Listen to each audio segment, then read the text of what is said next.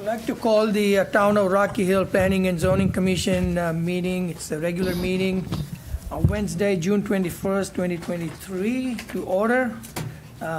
First item on the agenda is the public hearing. It's continued from May 17, 2023.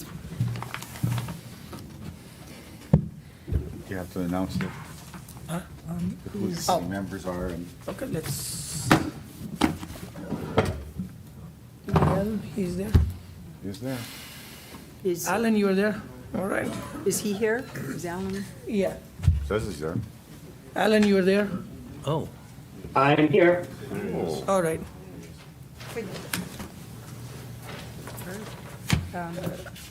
So, Alan, could we have the visual? Excuse me? Oh, is this?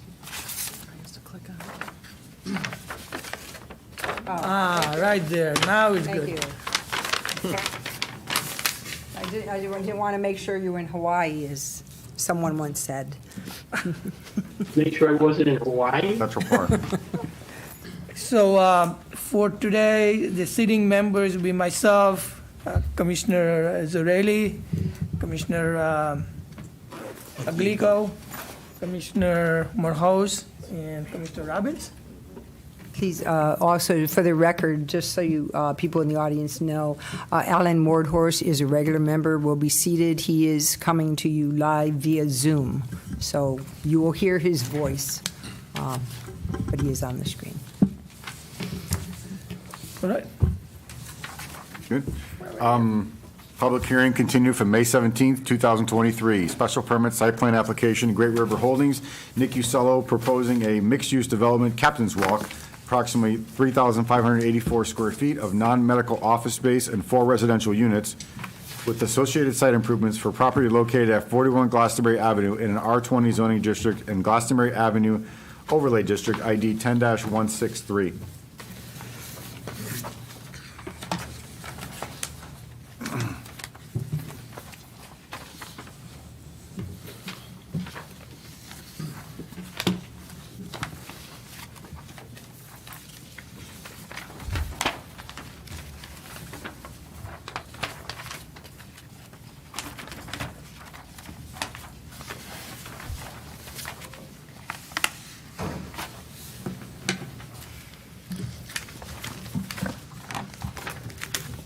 is this on? It's good?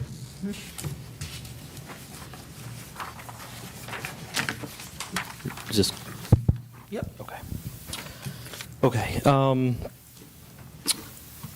Again, I'm back from our May meeting. We had a lot of comments from the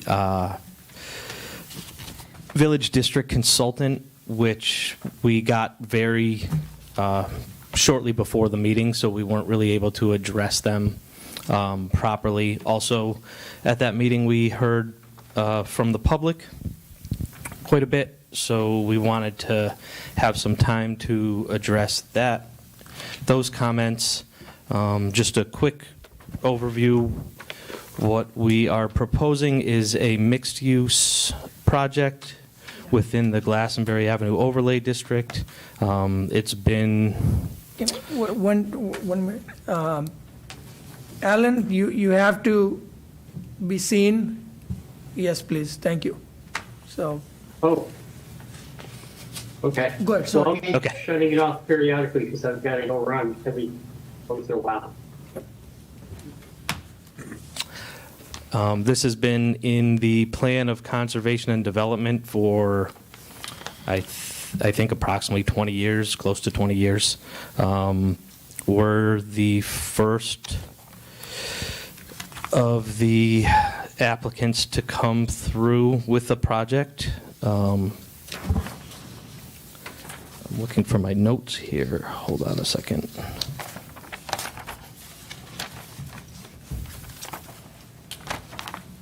Just bear with me for 1 second.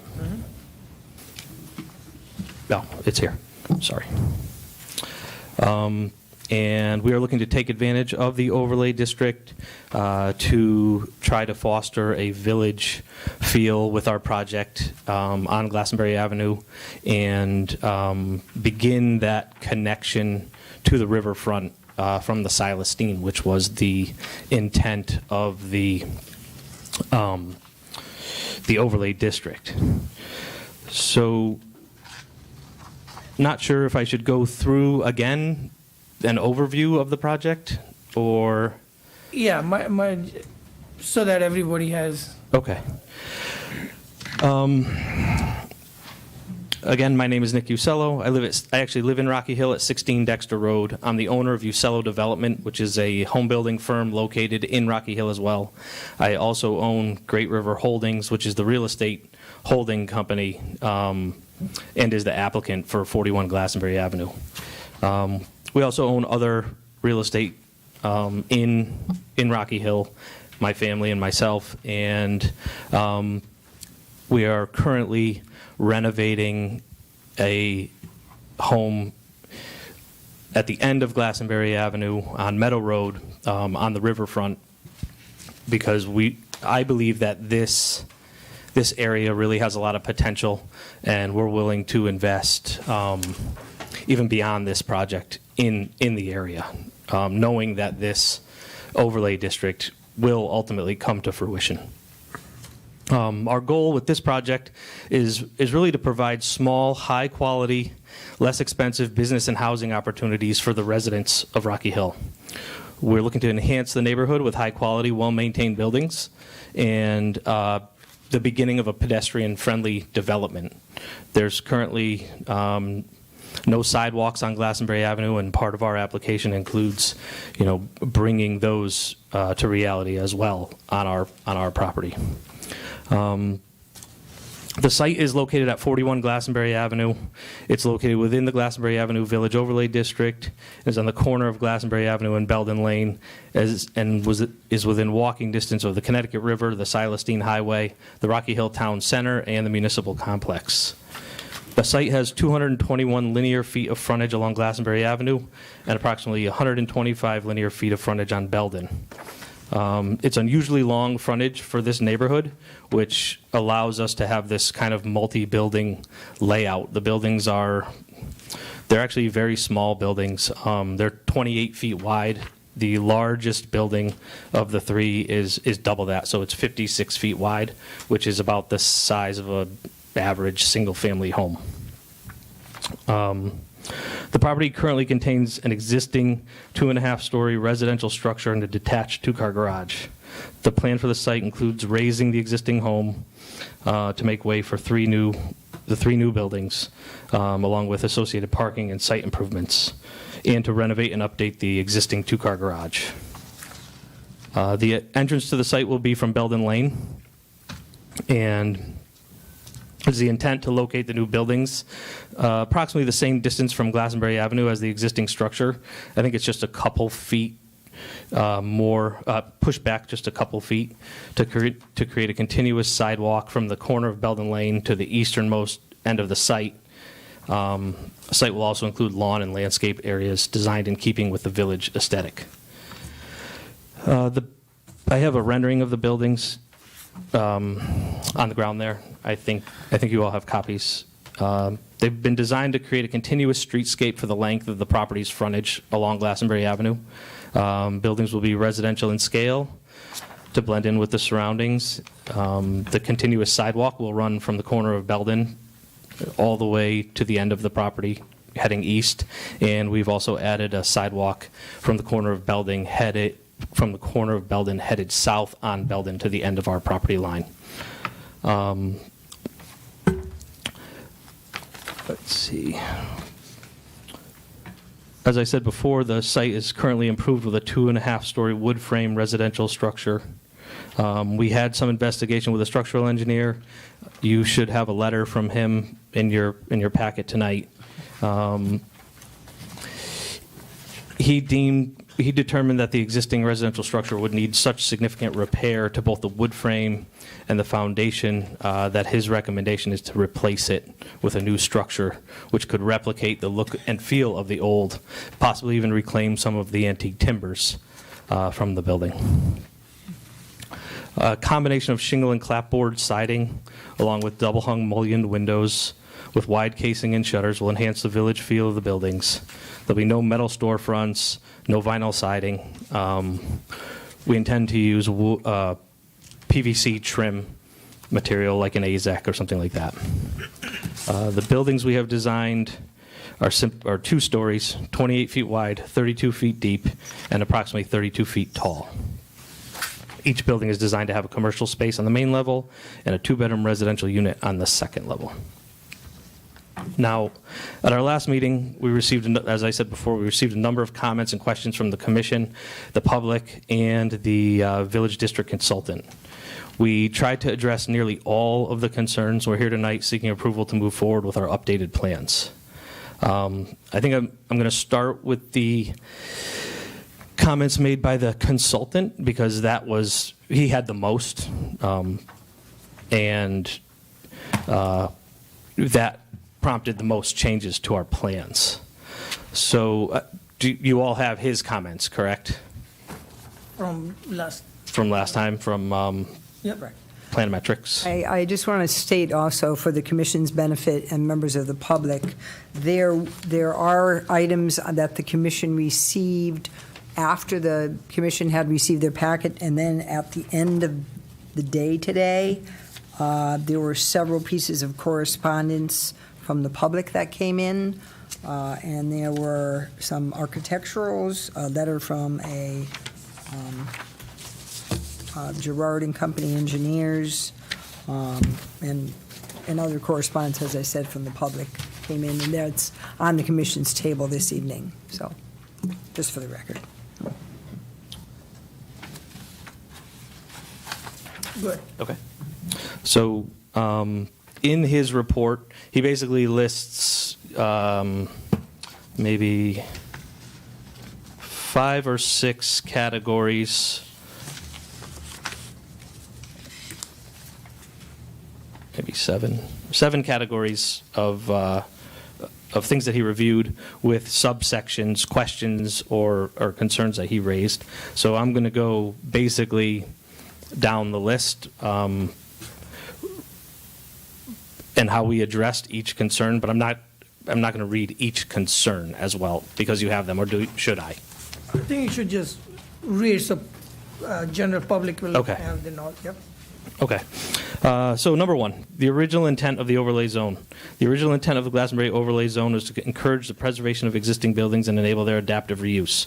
While the recent regulation amendment now allows for new construction, there should be an even higher standard for new buildings to ensure that any new buildings are compatible with characteristics of the neighborhood declared to be the village district as provided in section of the zoning. I agree with that statement wholeheartedly. Our buildings, while new, should and will exceed basically the quality of all of the buildings in the area because they are all old. Our buildings will be built to the most recent energy code, the most recent building code. They'll be built with high-quality materials. We're proposing hardy siding, AZEK trim, and wood shingle siding, as opposed to less expensive materials like vinyl siding, which is prevalent in the area. The buildings are small. Smaller than actually most of the buildings on the street from a footprint standpoint.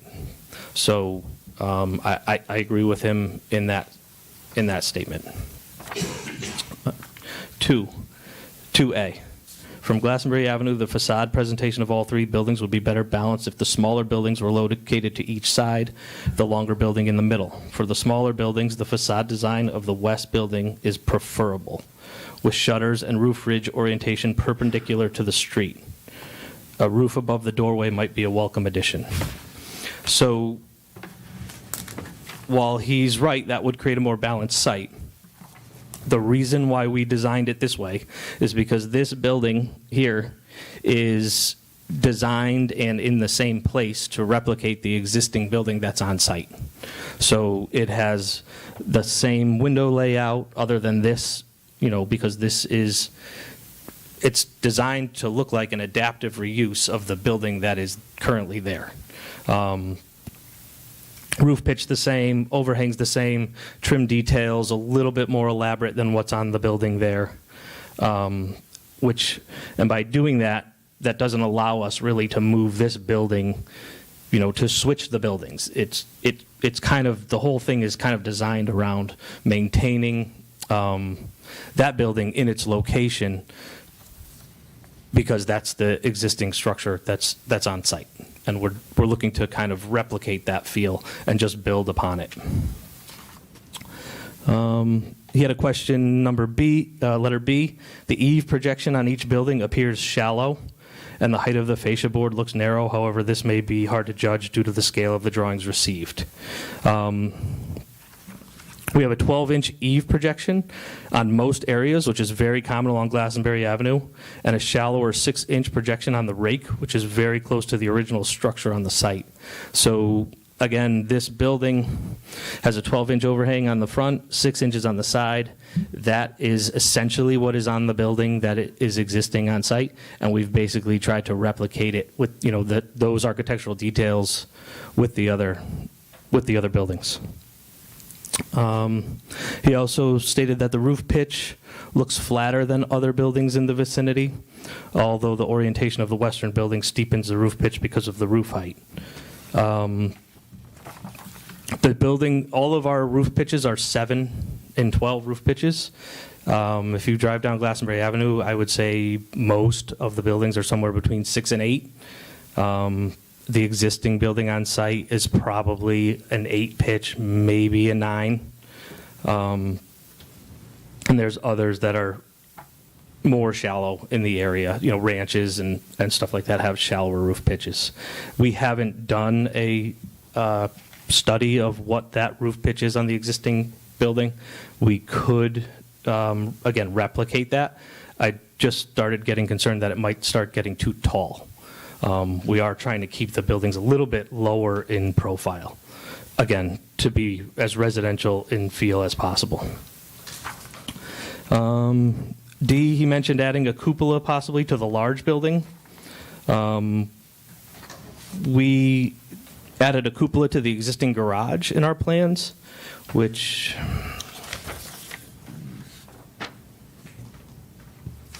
is shown here on page 2 of the architectural.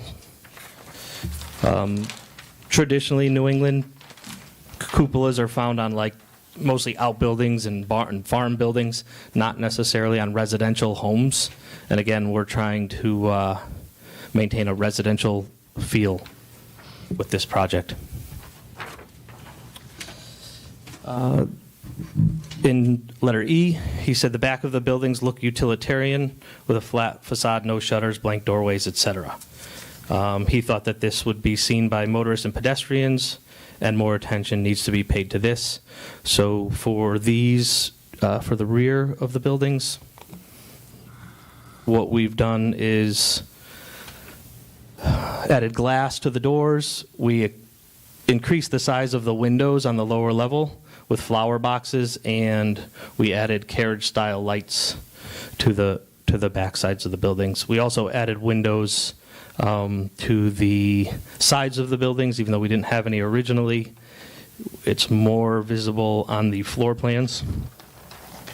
So we now have windows facing on the ends of each build, on the sides of each building, facing into the courtyards and out toward Belden Lane, and then toward the neighbor to the east.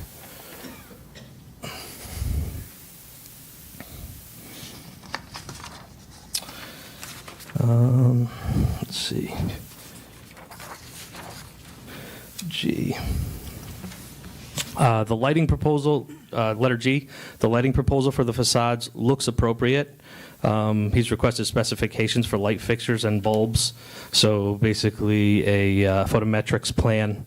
We're working on one now. We're happy to make that a condition of approval. and present that whenever we have it completed. Then on the exterior, Section 3, exterior materials and elevations. The consultant stated the architectural renderings show siding on some elevations and shingles on others, and one building with both on the same facade. A quick Google Street View tour of the area did not show this mixed materials approach to be prevalent element in the neighborhood. Compatibility with the neighborhood would suggest that siding be provided on all sides. The applicant should provide additional information as to why the mixed materials approach was proposed. We proposed this just because it was a very common practice in the 1700s and 1800s throughout New England. Because paint was so expensive, it was reserved for the fronts of the buildings, and cedar shingles, which were plentiful and cheap, were put on the utility sides of the buildings. Even though the opposite is actually now true, but it's still a pretty historic New England look seen in a lot of nautical locations. The middle building, which again represents the existing building, we've actually decided to do that as entirely clapboard, again because that building currently is clapboard and it looks to be originally clapboard. If we build a replica of the building in that spot, we'd be looking to the Historic Society to provide us with old photos of the building to see if we can replicate how that building looked, siding, exterior details, etc.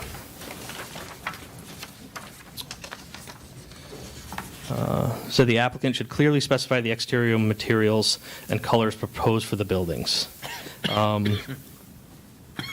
The exterior materials will be a combination of PVC trim, which is like an AZEK material, a solid material, cementitious clapboard, so hardy plank is most commonly known, and white cedar shingles, which will be left natural to weather.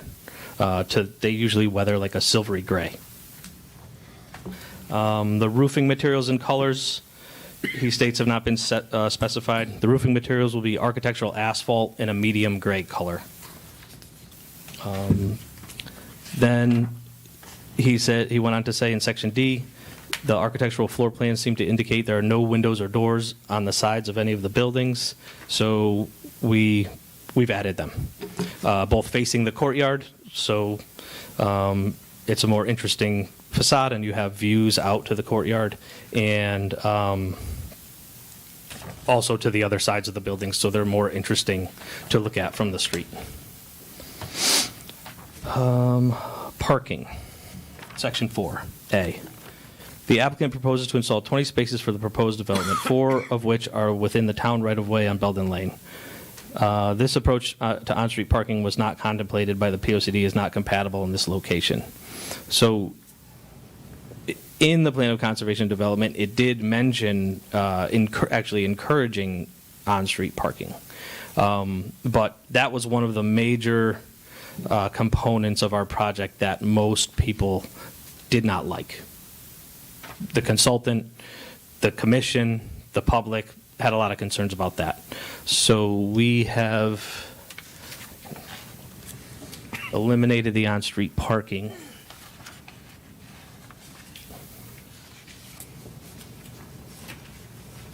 Just see here.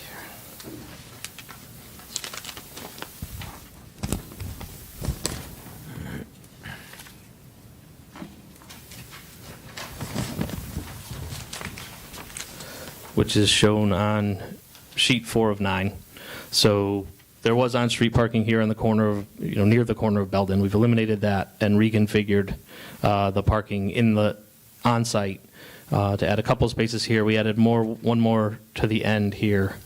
And in addition, we added he mentioned that we should have sidewalks connecting the parking where we can. So we have a sidewalk that connects. We added a sidewalk on Belden and then have a sidewalk that connects from Belden to our main sidewalk at the rear of the buildings with a crosswalk across the parking.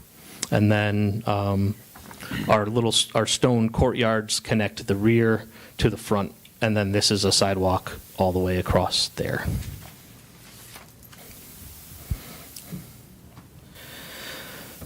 Let's see. So item B is a moot point since we've eliminated that. Question number C, the applicant states they're proposing to retain and renovate a two-car garage on the property and count the parking spaces, but comparison of the architectural drawings in a Google Street View suggests that the existing garage is being replaced with a new structure with a different roof and a cupola. In any event, the garage reduces the number of parking spaces which can be provided on site. It's not a new garage. I think the architect maybe didn't draw it clearly, but we did add a cupola because that was one of his suggestions, and the garage will be used as parking for the tenants on site. And then D, wherever the parking spaces are located, there should be a pedestrian walkway, so pedestrians would not be forced to walk on the street or in the parking aisle. So we did that as shown on that sheet. And he's asked for a justification of the reduction in parking spaces. So it is, I spoke with my engineer about this, and he said, it is in the regulations for mixed use, and the justification, and the reason it's there is because the assumption is that the residential tenants are generally there in the evening and at night and leave to go to work in the morning, which is when the commercial tenants arrive. Number 5, the Glastonbury Avenue sidewalk. The question that he raised was, should the sidewalk be provided at street curb grade or building grade? Because currently the site, as you head east from Belden and approach where the existing house is, which is about in the middle of the site, there's like a knoll in the site. So the property is actually raised above Glastonbury Avenue significantly as it sits right now. What we've done is, and his concern was safety, having the sidewalk elevated over Glastonbury Ave by that much. And I think the intent is to have the sidewalk at building grade, because that's how a village retail district would be. You would want to be walking along the storefronts and not have to go up steps to enter them. So what you can see on this page is we've lowered the grade of the entire site toward the front. So it will essentially be kind of sloping from the very back. The garage stays as it is and sloping toward the front. Our edge of sidewalk grade is now 84.4, and it's approximately, 10-ish feet from the curb line. The gutter line on Glastonbury Avenue at the center building is elevation 83. So we're about, and that's the gutter line. So we're about, you add 6 inches for the curb, we're about a foot in grade change from the top of the curb to the edge of our sidewalk. At this end of the site, it's essentially flat. As we go, further this way, it does increase, I think, at the very end by another foot. So we're now 2 feet, 1 foot, and almost 0. Whereas currently, the way it looks, it's probably a 3 to 4 foot elevation change. And with that being said, he brought up that a easement guaranteeing perpetual public use should be provided to the town to use that sidewalk both as a town walk and to access the stores. Let's see here. We can't write that up now to provide that, but we're willing to make that a condition of approval. If this gets approved, we will provide that that easement to the town for perpetual use.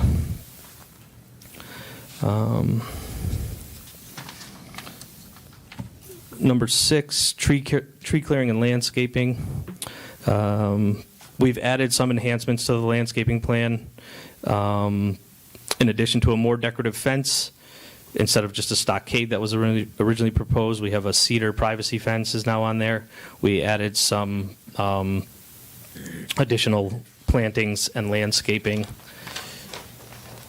to enhance the site a bit, shown on sheet 7. Section 7, additional comments. A, exterior lighting. He's looking for lighting details. As I mentioned before, we can certainly provide a photometrics plan and make that a condition of approval for further review by the commission or staff. B, the electrical transformer. He says it's been placed in a very visible location on Glastonbury Ave, has not been screened or shielded. So we moved it back and then provided landscape plantings around the transformer to hide it from view. C, question about the retaining wall. We have a retaining wall at the corner of the parking over here. So it would be just a segmented concrete block retaining wall, like a Teco block type of product. D, the trash and recycling receptacles. We didn't have a dedicated spot for that, so that was added as well, shown here, fenced with a pea gravel base to it that would match our pea stone courtyards as well. And then drainage. He indicated it's not clear that the applicant has made any attempt to implement LID drainage techniques. So part of this is all of our pea stone. Our courtyards are pervious. They're, again, pea gravel, mulch planting beds. This is pea gravel, so this would be pervious. This turnaround here we've done in like a pervious cobblestone. And we are also under the maximum allowable pervious for the site. Then for the comments from the public that we saw last time, there were two main issues. One was the on-street parking and pedestrian access on Belden. People were concerned about walking on Belden as they approached the site. So again, we eliminated the on-street parking, added a sidewalk. There's also been discussion that the driveway shouldn't be on Belden because Belden Lane isn't part of the overlay district. It just talks about Glastonbury Avenue. However, it's a corner lot. So, if you go down the Silestine Highway has a commercial zoning. The side streets do not. Parsonage Street doesn't on either side. Maybe Elm Street does, but Pratt Street doesn't. So there are entrances. Marshall Road doesn't, but there are entrances on Marshall Road on Parsonage Street because they're corner lots. So this kind of falls under the same purview there. Then the other main issue was the demolition of the existing building. So I know there's a lot of concern about that, and there's been a lot of discussion, and I just want to make it. I just want the commission to understand what actually that building is at this time. There's a letter there from a structural engineer whose office is in Rocky Hill. He took a look at it, and he has his opinion. The concern is that there's nothing left of the building other than the shell. So I just have some pictures. If you guys want to just take a quick look and pass them down.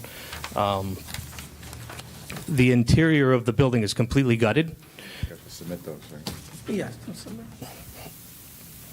There's no hardware in it. There's no doors. There's no flooring. There's no mechanicals. The second floor system is completely removed from the building. There is the old timber frame is there. It is not in good condition. It has termite damage. It's broken in a number of places. It's rotted in a number of places. And with the amount of work that's been done in the building to make it habitable, again, at this point, it has to be brought up to current building code. So, you know, to rebuild that building correctly, we would be removing and replacing the siding, removing and replacing the windows, removing and replacing the bulk of the sheathing, removing and replacing the frame. Part of the basement has already been removed and replaced, as has some of the first floor system with just 2x10s and joist hangers, and a concrete block section of foundation is now replacing the what was the original foundation at the rear of the house. So the question that he raised when I first brought him there, and I thought we were going to renovate it, is we're essentially demolishing it anyway. We're just doing it piece by piece, and replacing piece by piece. So he was questioning the validity of that process. And after really looking at it, I tend to agree with him. So that's there as well. And again, building a new building in its place, in its style, maybe working with the Historic Society to provide some type of monument or plaque identifying the location of the house. I think that was something that was brought up by the commission as a possibility. Seems to be maybe a more viable solution for that spot. That's the end of my presentation. Do we have questions from the commission now? Is that how it? No, so first we'll take questions from the public. Okay, And then commission, and then you can come back. that sounds good. Thank you. Do we have the photos? The photos will become part of the file. Yeah, so there'll be.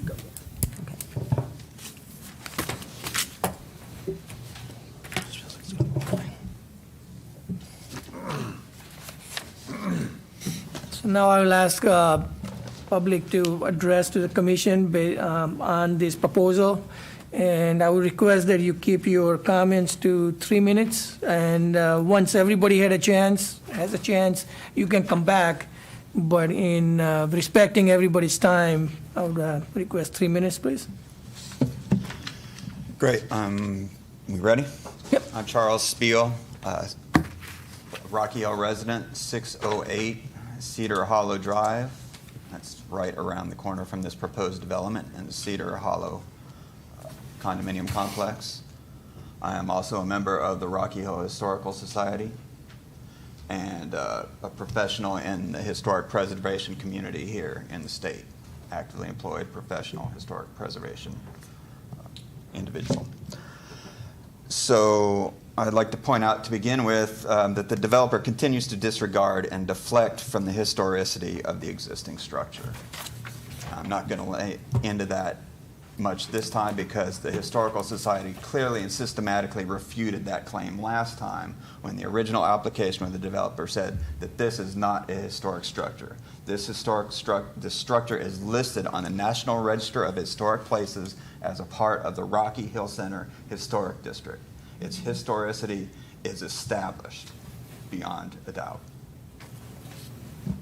So I'd like to point out again that this overlay district that they're debating on clearly specifies that the historic structure of existing fabric are to be taken into account in determinations and accepting new permits, and mandates adaptive reuse of the building as part of any impacts to its existing structures, which the developer clearly recognizes and made and stated in his presentation, adaptive reuse. That's important. That is a technical term that the developer does not appear to understand. Adaptive reuse of an existing structure is not demolish it and replace it with something that looks like it. That is not historical. That is not authentic. That does not fool anyone. That is destroying a piece of established property. Historical, predating this country. This house predates the country. I've had, in response to the claim that this building is not salvageable, is another non-factual statement that is being advanced as part of this claim. I've had multiple architectural historians take a look at this structure, and it is 100% restorable, 100% salvageable. We were promised a structural evaluation as part of this application when it came back, not a letter from his engineer, his personal engineer that wants to establish and back him on this job. We have consulted multiple people at the State Historic Preservation Office who understand the technical aspects of rehabilitation and adaptive reuse. I present to you, and I'd like to turn in as evidence here. This is the National Park Service Secretary Interior Standards for preservation of rehabilitation, treatment of If you can historic use properties. the mic, please, if you, yeah, Apologies. thank you. Which one? All right, sorry. Either one. Either Now you I- can. Now I can't see you. Use the handheld. All right, I'll hold it up over here. just This move is the national, We can, Let's move that pedestal. we can move, yeah. actually, there's a lot of stuff on it, it's gonna fall. You'll just have to Would picture you my mind please beauty moving? otherwise and listen to my voice. Yeah. Thank you. So, like I said, Secretary Interior of Standards for Treatment of Historic Properties very clearly specifies adaptive reuse and as rehabilitation of an existing structure. This is what adaptive reuse is. Rehabilitation allows for a lot of leeway in what you need to do with the building. It assumes, for instance, the interior is irrelevant. That is the purpose of rehabilitation. Presumably, the developer is going to turn it inside into exactly what he wants. He can remove and change every piece of that interior, and it makes no difference. It is still rehabilitation. Rehabilitation provides for changes to the exterior. If stuff cannot be replaced, then new materials can be provided. However, it clearly specifies that you can remove every piece of material of which the building is constructed and replace it in kind with similar wood. And it is 100% still historic and still eligible for the National Register. That is what adaptive reuse is. That is what rehabilitation provides for under Secretary of Interior standards, which defines in this country what historic is in terms of structures. That can all be replaced. And if he uses all new wood, that's great. It can be done that way. It's still historic and it's still the same structure. You got 1 minute, please. Okay. And so continuing on, I think that's the key points for here. We have not seen a structural report. We would like to see that. Whatever letter came in very late, and the rest of us have not had the opportunity to review this, so I can't speak to it. But I know that multiple members of the commission requested that in advance, and that should be adhered to. A letter is not a structural report or structural evaluation. Now, I really hope that the commission will do the right thing and reject this application as it presently stands, because it is not adaptive reuse, and it is not consistent with the aspects of this historic and residential neighborhood.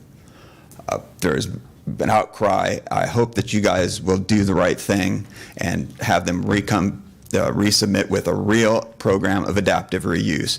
But if you do not, I wanted to let you know right now we've been in contact with the State Historic Preservation Office and Preservation Connecticut, and we will seek to stop this project cold under the Connecticut Environmental Protections Act with the support of the State Attorney General acting in the public interest. We have a petition already going at approaching 300 signatures and a letter writing campaign going. I hope we don't have to resort to that. We would like to work with that. The best thing for this building is for it to be developed as part of a plan. But what is planned here is not authentic historic preservation in any manner. Time is up, please. And it's not consistent Yep. with Showed there, we get. the Yeah, district's I think we rules. should get the, yep, thank you. I flagged the pages, you can go right to it. Yep, you can. Thank you. Charlie Wisnowski, 670 Old Main Street. In the interest of time, Mr. Chairman, I have provided to each of you on the table this evening some of the more detailed things that I would say if I had the time.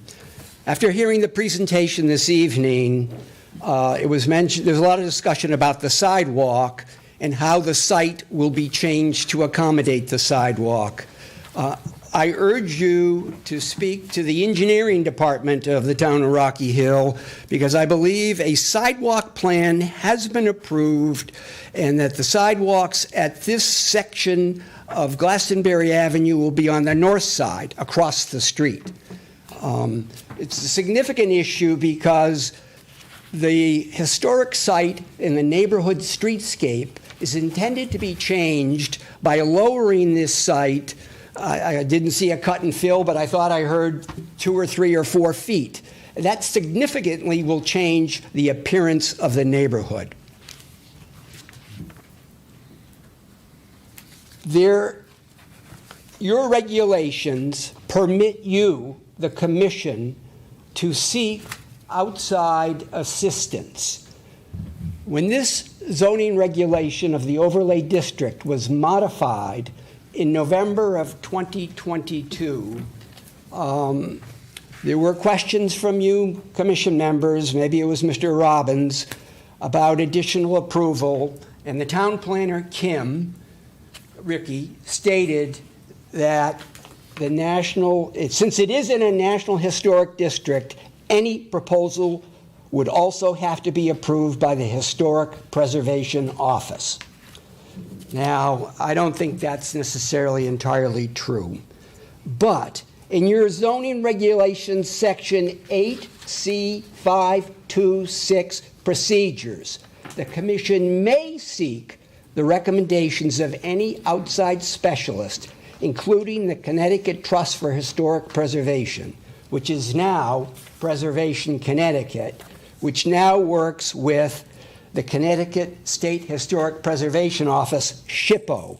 I ask that you consider strongly asking SHPO to do the structural review. There's been mention of a petition. You have it in front of you. So far, 300 people have signed it in support. We'll give it to you later on when we hopefully have a greater number. Finally, when the Glastonbury Avenue Overlay District was amended formally on 12/8/2022 under purpose, it says the Glastonbury Avenue Overlay District is intended to encourage the preservation of existing buildings along Glastonbury Avenue and enable the adaptive reuse of existing buildings and new construction. But it says, and new construction in order to support establishment of mixed-use, pedestrian-friendly areas as recommended in the Plan of Conservation and Development. The massive intensity of what this developer wants to do, he wants to clear-cut all trees, demolish the principal structure, lower the site 3 or 4 feet, will leave nothing. It'll not look like it ever was before. It will significantly change Glastonbury Avenue and Belden Lane and the rest of the neighborhood where Washington Street comes in. It's too much. It's in an R20 district where one structure is permitted. He wants to demolish it, put 3 in. An R20 permits 1 residential unit. He wants 4 residential units and 4 commercial units. It's too much. It's insane. Thank you. Thank you. Anyone else who would like to address the commission? Yes, ma'am.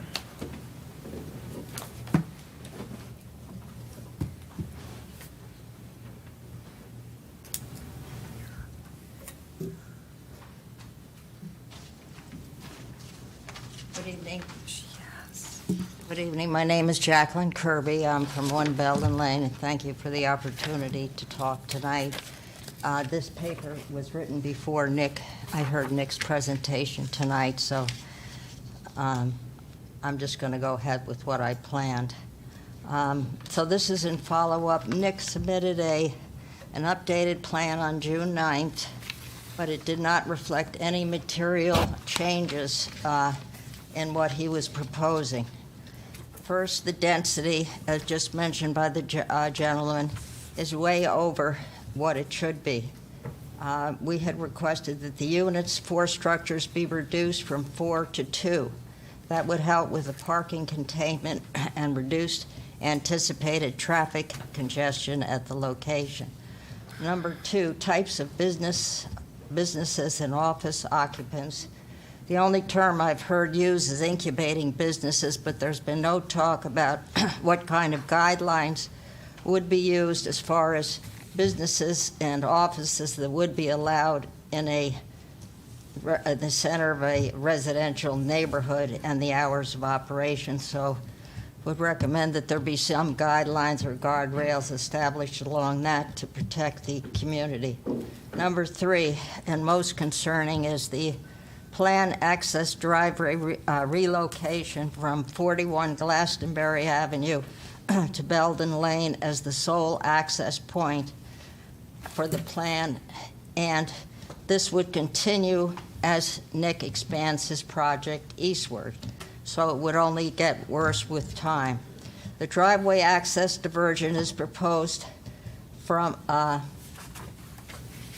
its existing site on Glastonbury Avenue, as mentioned, to Belden Lane as, quote, a safer and easier alternative, but it is not true.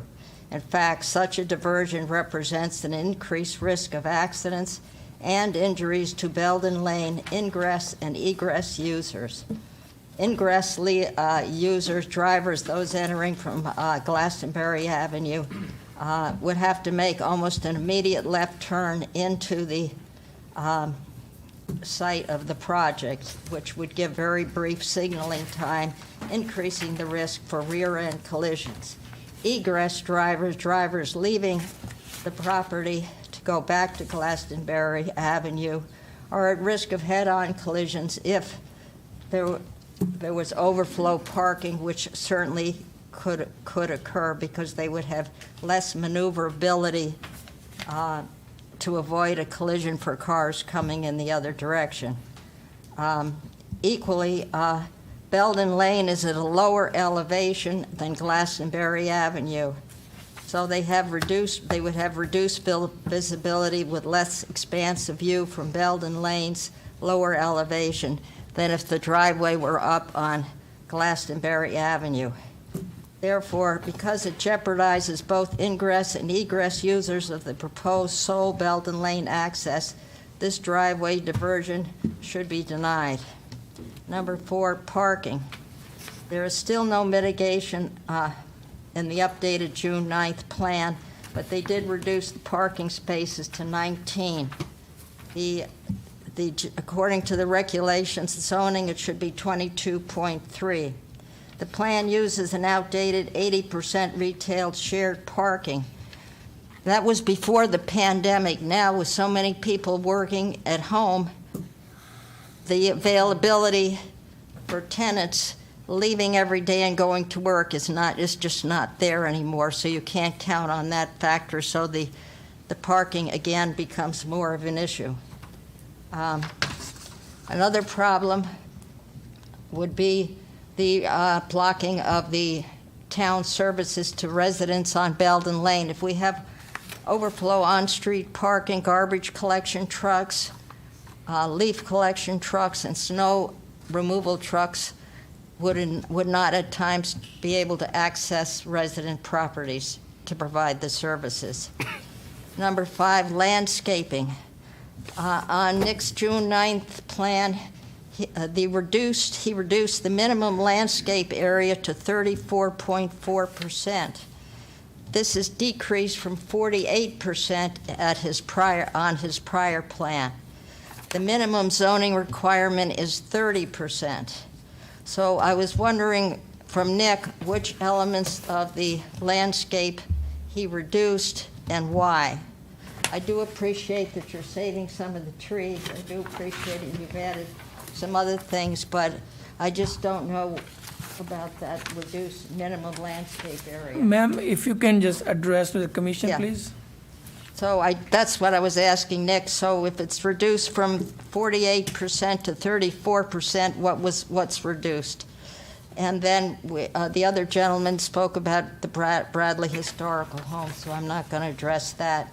And the only other general thing I would say as a newcomer to the planning and zoning process, I feel it's kind of a David and Goliath situation. Residents are kind of overwhelmed by the power of the contractors, and there appears to be no attempt at planned compromise. I think really much more could be done along that line with more success if there was more willingness to compromise and avoid and minimize, reduce the impact of the negative aspects of a plan which the residents are well aware of. Thank you. Thank Thanks you. for the opportunity. Anyone else who'd like to address the commission on this application? Anyone else? Seeing none, I'll move to the commission members. Commissioner Zarelli? I was wondering if you could talk about if you have actually spoken to any of these historical state agencies. In our regulations, we have 8C 526, 8C 514, and hold on, 8C. And 8C 526 and 8C 514, which basically say that we should probably have some reinforcement from Historical Preservation, Connecticut Trust. It was mentioned by the public. I had it in my notes. Have you spoken to any state agencies about this historical place? I have not yet, no. So that's kind of one of the things that we have to do as part of our review as a village center. So that's personally, I would expect that to come back for review, since it is a historical place. The only other questions on the site plan I have is trash. Are we considering this a private pickup? Yeah. No, it's bins, like, I don't know if that's private pickup or not. Well, I mean, Just the someone's normal not going to bins, put like- them, so the town is going to pick up your garbage? Yes. Okay, that's, all right.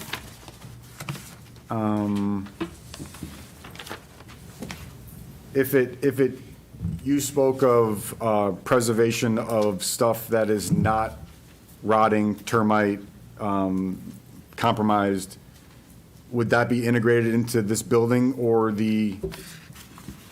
like you said, okay, if we were a timber is good in Yeah. there, you would take it down, kind of like, an HGTV thing and. Use it as a decorative element somewhere preferably in that building that's the replica of the existing building.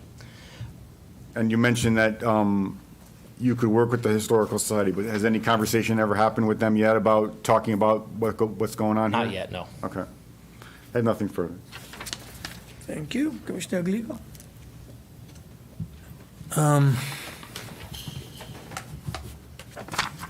Couple questions. You stated egress, and you referenced other side streets in town with businesses. Is there another business that you referenced that has an egress and only from a side street, or do they actually have an entrance from the main highway? I think the ones that I know of have both.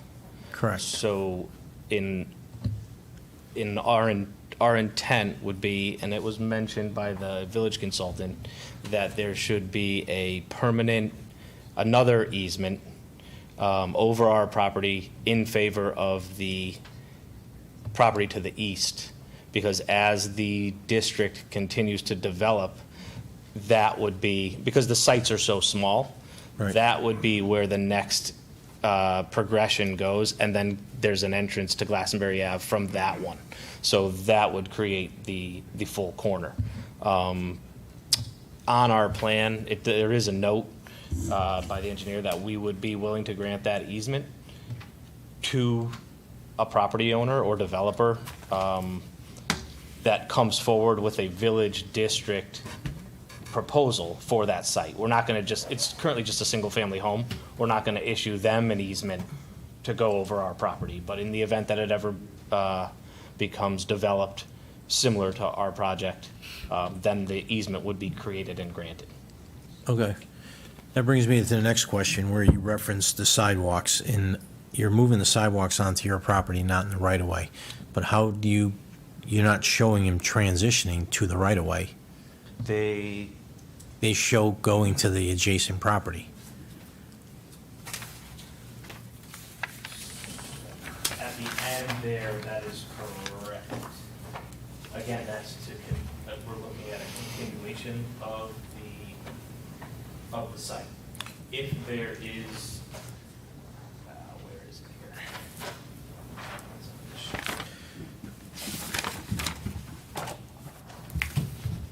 So at this end, it goes to the right. This sidewalk is in the right of way. Here's the ramp that would go to connect to whatever sidewalk may occur in the future, either on the other side of Eldon or, across to, if the sidewalks get built on the opposite side. We can do the same thing at this end if, in fact, there's going to be sidewalks here, and this makes sense, within the town believes this makes for a good crossing, we can add a handicap at that end. That's all. So the concern would be, how would you do that with the grade being what it is? At this end, we'd have to look at it. I'm not sure. I don't know. I'd have to talk to my engineer about it. Okay. And then the last question I have, you referenced that these buildings are going to be further away from the property line, but the original building was 8 feet 4 inches according to this detail, and you're showing the new ones at 8 feet. So they're actually 4 inches closer to the street.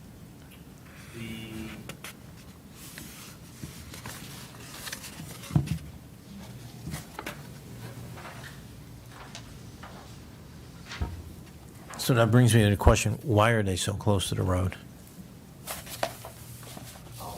You're right. I was basing it on the roof overhang, because in order to have that village feel with most village districts like this, like Essex, Chester, they all have the buildings are close to the street, the sidewalks are close to the street, so it encourages a slowing of the traffic, pedestrian activity. I was thinking the portico and the front porch is only like 3 feet from the property. Right. So that's what I was basing it on. That's all I got. Commissioner Hussey? Nick, I'm going to kind of piggyback on Commissioner Zarilli and Commissioner Aglico a little bit. So the first thing, obviously, would be prudent to have a structural analysis of the building in conjunction with Historical Commission. Just based on the pictures, from my professional opinion, being a builder and developer, I've seen far worse structures being rehabilitated. So I think something can be done in order to preserve the character of the building. And kind of in conjunction with what Commissioner Glico was getting to, as far as proximity to the Glastonbury Ave, 41 appears to be the closest to the street. When you go down, if you head east, if you head down Belden, everyone seems to be distanced back from the street. Seeing as though it's an R20, they are kind of abiding by setbacks. I know there's grandfathered cases, such as 41, it's within that 40-foot boundary line, but now you're talking about 3 structures that are going to be in quote-unquote non-conformance, being so close to the road, whereas all the other buildings or houses are set back, and I just didn't know, it kind of is in conjunction with density. It just seems like it's pretty close. So the reason is, if we push the buildings back to be in conformance with the R20, then the parking goes in front. So that defeats the entire purpose of having the village district feel. In the regulation, it allows for the commission to go to 0 lot line in the village district to encourage pushing the buildings closer to the street. Most village districts have like a build to line as opposed to a set back line. So they want you to build to the street, build to the sidewalk so that it has that village feel. Thank you. No further questions. Commissioner Leco? One question about the sidewalk. You said the sidewalk is going to be 1 to 2 feet higher than the elevation of the road. Correct. What is the distance between the sidewalk and the street and the curb?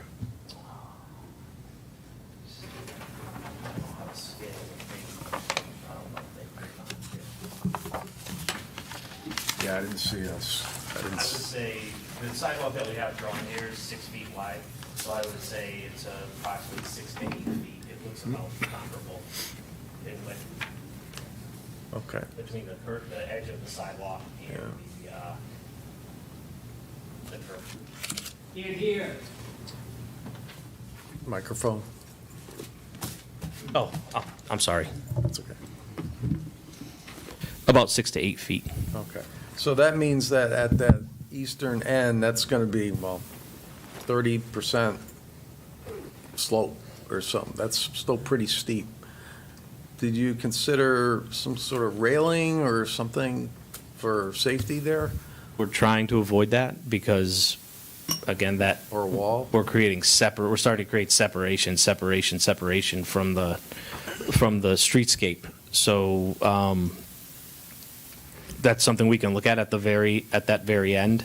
The land does start to go back down again when you start to get to this property line here. But I do think it's still about 2 feet difference.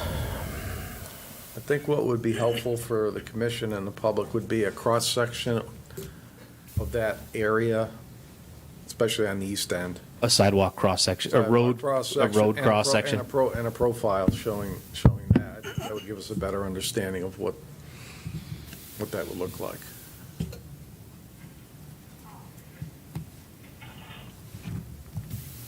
No? Okay. Commissioner Robbins, I'll, What about Alan? yeah, I'll go back to. Oh, okay. I'm trying to wrap my arms around the density on this part. What's the total acreage on the property? I think it's a little over half acre, like 0.51. The whole property is just a half acre? I think so. So even in your zoning table for maximum density, you're showing 1.4 units per acre of buildable land allowed in R20. But the proposal here is 4 units in plus or minus a half an acre. So the density here is let's see, 200 or 300% more than what's allowed in R20. So what's the thought about how that is workable even from where we sit? The village district, the commission has leeway with the village district in order to create more density to give it the village feel. I know we have leeway with a clause to modify setbacks that are justifiable to allow for the effective development, but I don't believe density was part of that, was it? You'll just cite the regulations. Do you have this? I don't have the citation, no. So we just got to confirm that citation. Okay. I don't think density was,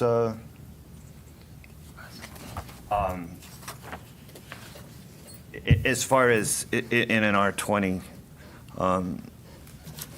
So that's one question. And then the other questions are, and we're back to what the fellow commissioners here have stated already, is that we just really need to know more about what the possibilities are with preserving what's on this property. No matter what happens, we can't recreate what exists and have it have the same feel, touch, and experience, or measurable importance to the community. And as our regulations state, when we're allowing for new construction, if we're going to modify a decision, there's got to be 100% focus on preserving those historic structures first, which is where I'm seeing the focus of the attention at this point. You know, what else can be done to maintain what exists? Before we go to the next step of changing setbacks or increasing density for whatever reason, assuming that we can even allow for an increased density. And then lastly, just to reinforce what's been said, that new construction, we added new construction recently to the regulations in an amendment, but we did it with the intent to enable or support applicants' ability to help with preserving those existing structures. And in this case, it's going in reverse. So we need to flip that back to what the intent of that regulation was, which is, you know, if we could find a way to preserve that structure, there's a trade-off that that opens the door to possibly allowing for another structure to go on the property, again, pending the technicalities here. But if we're going to lose the whole structure, we're not. The whole concept of new construction is like we were shooting ourselves in the foot, which was not the intent, and which is why we wrote in support of. So I just offer that as and emphasize the importance of maintaining that structure. And as you can see, it's probably not going to, if something happened to that effect, the issue is just going to become exasperated. So anyways, again, we just focus on getting more information, structural analysis, third-party opinions, which we're entitled to do, which we have already been told includes the Rocky Hill Historical District, and we've heard from them already. And their opinion counters what we've heard from you today. So we have to contend with that. And then, of course, it also refers to the Connecticut Trust for Historic Preservation as options available to this commission. Because if we make a mistake, we can't go back and fix it later. We got one shot at this, and this is it. So we got to get it right. So with that, I turn it back to the chairman. Commissioner Morhos? I don't really have any specific questions, but some of the responses from the developer are still somewhat informal. I'd like to see, I don't know, Kim, was the consultant's report in our package, or was that just something that's on the table tonight? When you say the consultant's report, are you referring to the village district consultant's report? The village district, right. Because that was in an earlier packet that the commission received during the first public hearing, first portion of the public hearing. There were items that came in between, I think it was around 4:25 today. Mr. Usello came in the town hall with some items that may not have gotten to you. And that was a revised architectural plan and a letter from the engineer, as well as some correspondence that came through from the public, from land use commissions at rockyhillct.gov, which I have on the commission's table this evening. And before the commission wraps up and before the applicant answers any more questions, I need to get these into the record. So there were some things that came in at the very end of the day today. But the village consultant report was given to the commission early on in the process. Okay. I guess the only thing I would like to see would be a little bit more formal responses to what we heard tonight. A lot of the questions that I might have had have already been asked and answered or will be answered in the future. So I'm all set. All right, thank you. Yeah, I think looking at the structure itself, and I know we got the structural engineer's report, but, usually what will happen is they will look at every element of your structure. They'll be looking at columns, beams, trusses, those kinds of things, and say, the beam is shot. So if you have to remove that particular beam, what may happen, right? The columns, I do see columns, they were patched and, by 2x4s and things like that. So I think when you look at those, the structural engineer will say, well, this has to go because that's not a, load-bearing column, right? So it has to come down. And if you do this can happen, right? So I think we need that kind of report where, the structural engineer will go review each element of this house and say, what is salvageable, what is not, and at the end, they will compile the whole summary and say, if you do this, you may not have a roof, for example, because, once you start taking the beams or columns or whatever, it will fold in or whatever that might be, right? So I think that kind of information is needed, and that's what I see from the pictures. I see the damage, I see,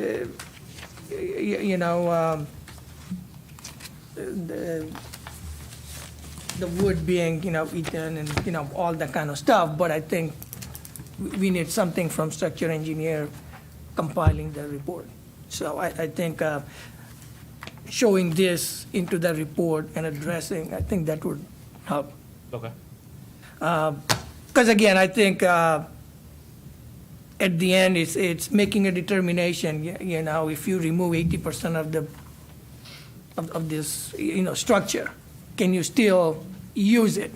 Can you, have another wall or this or that, and, I guess the thing that I don't understand, and maybe I need to understand this, I need to have it explained to me, or I need to learn this on my own, is how, if we replace 80 to 90% of the structure, how it's still how it's still historic. I guess that's where I'm lost on it.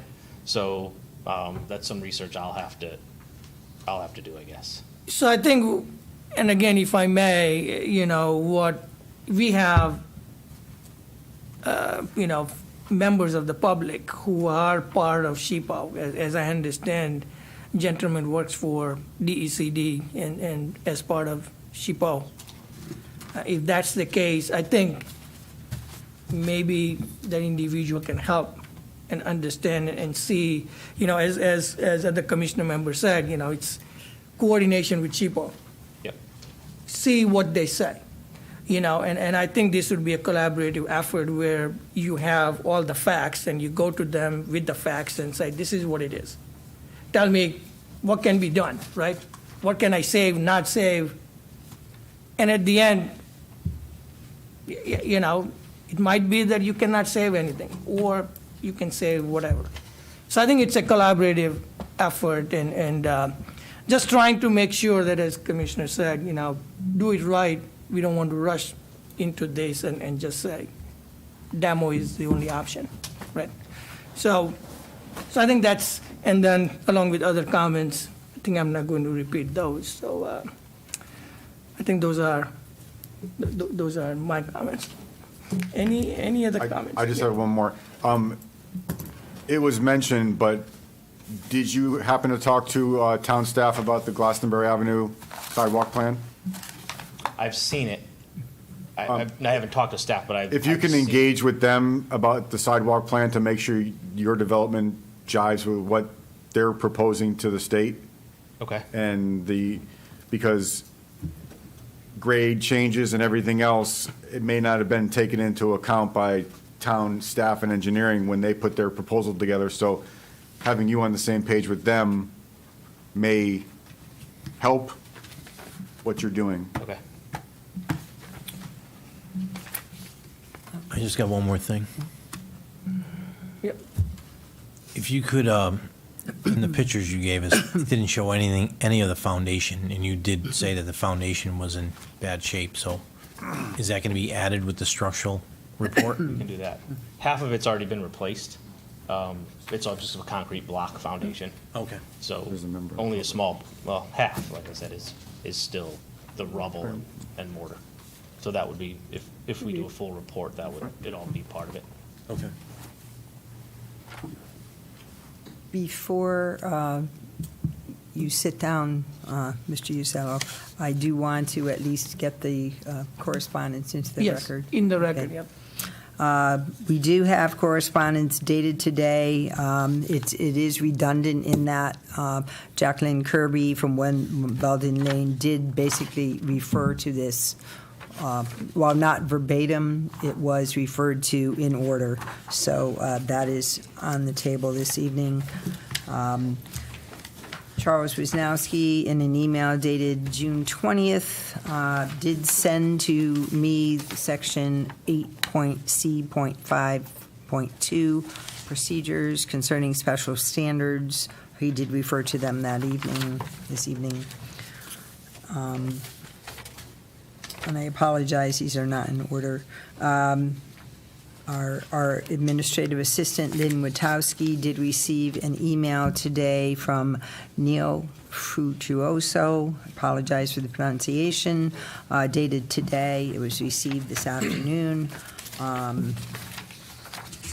I know the commission has it. It's a 3-page letter with photographs. Would you wish me to read it into the record?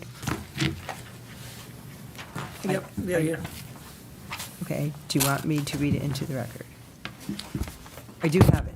Do you want me to read it into the record? Yeah, Okay. And I do believe I did give I a have- copy to the applicant as well. My name is Neil Frutuoso, 10 Belden Lane. Would like to read this into the record in my absence. Okay. Most of my concerns shared at the initial meeting all stand outside the on-street parking on Belden Lane being removed. I've also have some additional concerns since the last meeting. The applicant states that the entrance on Belden Lane provides a safer, easier access point for vehicular traffic and no need to access the state road directly with a car. As a resident of Belden Lane who walks the street multiple times a day with a dog and a toddler, this is a public safety issue for the following reasons. A, the developer has stated Belden Lane is wider than Glastonbury Avenue. Is this true? Using town mapping tools, while not 100% accurate in total feet, the relativity between the two measurements should be consistent. The tools show Belden Lane near the proposed driveway at roughly 12 feet 5 inches, and Glastonbury Avenue from the current drive at 15 feet 3 inches. Even if these measurements are off, I question if Belden Lane is wider, and if it is, in parts, it is likely negligible. B, Glastonbury Avenue Overlay District does not extend onto Belden Lane, which is an R20, and as such, driveway to this development, including the construction entrance, should not be on Belden Lane. It's a public safety issue. The mixed-use development of this intensity and its entrance-exit should be contained to Glastonbury Avenue. C, the application also states that most traffic will come from Glastonbury Avenue and not Belden Lane with no actual traffic study completed. This is a false assumption based upon current traffic patterns. Many vehicles coming from Route 99 south of Pratt Street, vehicles from Dividend Road, as well as residents on Pratt Street, including the two condominium complexes, Cedar Hollow and Brookwood Village, use Pratt Street to Belden Lane as a cut-through so as to avoid two traffic lights, one in front of the Cowson Road project, and one is at the intersection of Elm and Silas Steen. This will only get worse once Cowson Row is built, as it will create more traffic at those lights, and it will also create more traffic on Belden Lane with residents along Pratt Street exit of the Cowson Row property to avoid these same traffic lights. A traffic study should be completed considering the adding traffic from Kelston Road to evaluate the true impact of the R20 road of Belden Lane and understanding speeding and traffic is already an issue on Belden Lane. D, the distance from the proposed driveway from the corner of Belden Lane and Glastonbury Avenue is another safety concern with the rate of speed and the wide turn that many drivers take when completing a right-hand turn off Glastonbury Avenue to Belden Lane. Most drivers take a wider turn onto Belden Lane due to the placement of the current catch basin at the corner of Glastonbury Avenue and Belden Lane. With the added in and out traffic on the proposed Belden Lane driveway, this is a hazard. Here is a picture with the catch basin highlighted in yellow and the common path of traffic which onto Belden Lane, which comes very close to the proposed driveway as most drivers end up on the wrong side of the road. Spend an hour here during the afternoon commute and you will see this happen time and time again. 2, the intensity of this project is too high. There are too many buildings and parking spaces for such a small lot. A, there are not enough parking spaces for this development and intensity. This development should not receive any special parking requirement reductions since the development is not designed and built in a walkable, pedestrian-friendly configuration since Glastonbury Avenue is not walkable or pedestrian-friendly, and there is no guarantee for sidewalks to this property from Silas Dean or Meadow Road. B, overflow parking would end up on Belden Lane, furthering public safety concerns as it is a narrow street and due to the issues highlighted above as it relates to the driveway on Belden Lane. C, some additional parking questions. Subsection I. The already low parking count includes 2 garage spaces. How and who will these be allocated to? Does the parking configuration leave enough room for delivery trucks and vans and emergency vehicles to turn around? Large vans or trucks needing to back out of this lot onto Belden Lane or Glastonbury Avenue would be an additional public safety issue. 3, the developer has previously stated that its mixed use would be initially offices instead of retail, since there is no other retail in the area. We know there are several vacant retail and office spaces in the immediate area already. What makes this the developer and P&Z believe this development would be more attractive than those? Couple that with the fact that Kelston Road developer has went on record stating that the storefront retail would be difficult to support in this area. The last thing this area needs is a stalled project or another empty storefront. Has the developer received any interest from possible tenants? Have the studies been done to show that this area can support this type of mixed use? Does it make sense to start mixed use in the middle of Glastonbury Avenue versus working to the middle of the Celestine and Riverfront? 4, in the November 16, 2022 meeting, it was stated by a commissioner, and I quote, "Part of the character is that you have single lots and that you have one structure on a single lot, and that the kind of character we want to preserve rather than someone coming in, taking 4 lots and making something completely different than what we currently have." End of quote. This site plan application is against the stated character that you are already trying to preserve, having 3 buildings on a single lot. 5, preservation of existing home or facades should be prioritized. 6, is the vision of the Glastonbury Avenue overlay truly feasible? A, there are 28 residential properties, including this one of which the majority would need to be sold and converted to mixed use to bring the vision to life. Are there any forecasts or studies that outline how long this type of turnover would take? 20 years, 30 years, 40 years, 50 years? B, the developer continues to say that the entrance on Belden Lane is safer than the on Glastonbury Avenue due to, quote-unquote, sight lines and how, quote, narrow, end of quote, Glastonbury Avenue is. How will the vision of the overlay district be brought to life with increased intensity and density of buildings and increased vehicular and pedestrian traffic when it is, quote unquote, unsafe for the driveways of the buildings to be on Glastonbury Avenue? There is only one Belden Lane, Washington Street, and Riverview Road where this configuration would be possible, leaving most of the road, quote unquote, unsafe for driveways and entrances. If this is true, this is a major problem for the vision as a whole. Thank you. We have additional correspondence. Yeah, I mean, Did Victor want to read some? We have a letter from Marjorie Rochelle. I don't have an address other than Rocky Hill. It was in an email dated May 24th of 2023. In reference to the plan for 41 Glastonbury Avenue, I'm against this plan because, one, it is the middle of a neighborhood of single-family homes, not a place for offices. Two, both Glastonbury Avenue and Belden Lane are narrow roads with no shoulders. Traffic is already heavy on Glastonbury Avenue with the people going to and from Ferry Landing. The road cannot handle more.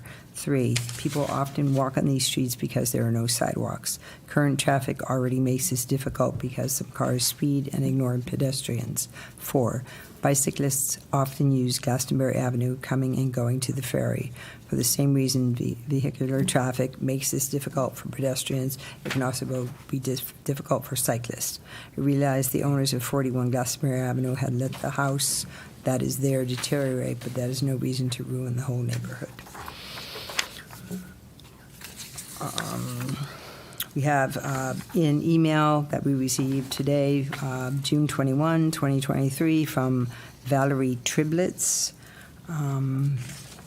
She lives at 2 Belden Lane, which borders the proposed development of 41 Glastonbury Avenue. Your decision on this proposal directly impacts my family and my property. I'm very motivated to find a compromise that honors the history of Rocky Hill, the residential neighborhood of Belden Lane, and the need to clean up and improve 41 Glastonbury Avenue. My current concerns about the proposed development are, while I agree the home on the property is in desperately poor condition, the information provided by the town historian and other community members regarding the history of the building is valuable.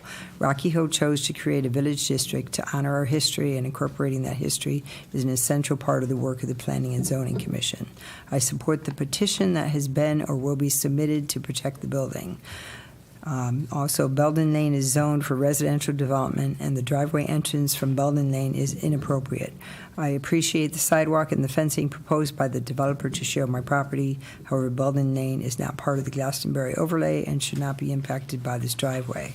The existing driveway on Glastonbury Avenue will be safer than most other driveways on Glastonbury Avenue, as it will allow users to exit without backing up onto the road. I urge you to require the driveway to remain on Glastonbury Avenue to protect the Belden Lane neighborhood. Also, the proposal is too dense. While the 2 smaller buildings are reasonable, the third larger building does not have the neighborhood charm or size I believe the village district concept intended. Downsizing to 2 buildings, or even 3 of the same smaller scale, reflecting the colonial style presented, is acceptable to me. Please keep this development consistent with the vision and avoid setting a precedent for large buildings that don't meet the scale or style of the village concept. Also, is there a plan to restrict the type of business or hours kept in the lower professional commercial spaces? Is there a means of ensuring daytime hours? Thank you for your time.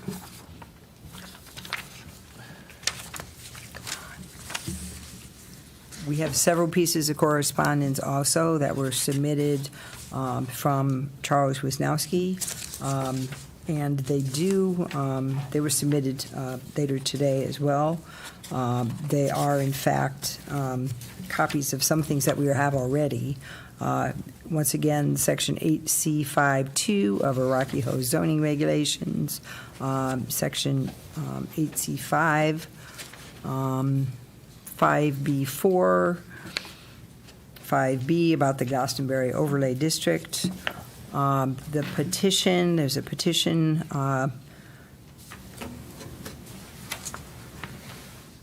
it doesn't have signatures. It started by Shauna Wisnowski. There are no signatures on this particular page, but it's from change.org. There is a Preservation Connecticut. It appears to be a part of a web page about the Preservation Connecticut and SHPO office. And then copies of minutes from November 16, 2022, Planning and Zoning Commission meeting. And draft minutes from Planning and Zoning Commission meeting this year, April 19, 2023. And there is correspondence, it's a letter, I believe, that was written by Charles Wisniewski also, and did speak to that. And then we have an email that this commission may have received before, and I don't know why it's in the packet, because it's from May 2. So I don't know if you had received this or not. It was from Bill Backus. It's dated May 2 of 2023. We got it, I think we got it last time. Okay. Okay. That's it. That's it. Commissioner Morhos, if you can come back, we can see you. Okay. If you can keep moving that little mouse.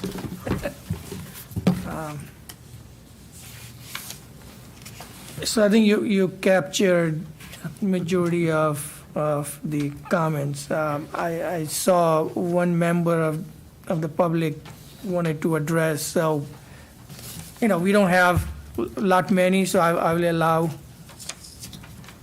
one comment. Okay.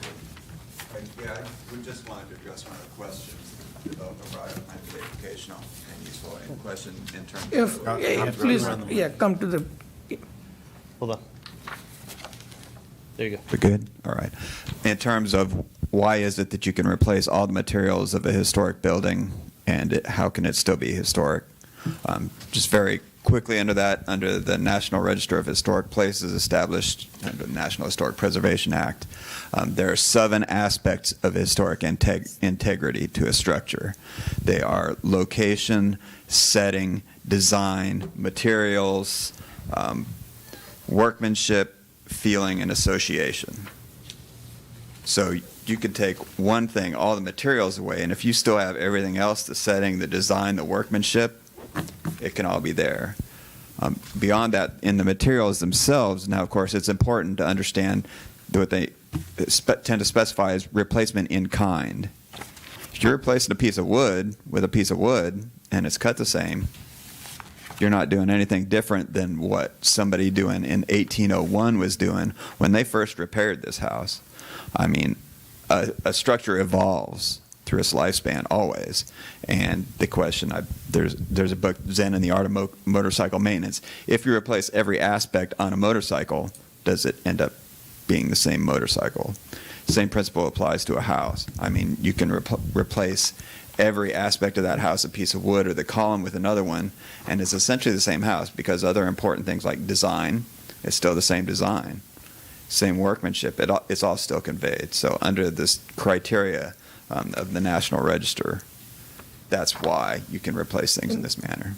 Thank you. I think, as I said, I'm hoping you will work with SHPO and maybe something can work out and they can explain you more and, whatever. So I think, so thank you. Thanks. Any other questions before? So I think can I have a, Well, what action can we take here? Because what is the time frame? We've had an extension on the hearing, so the hearing needs to be closed this evening. They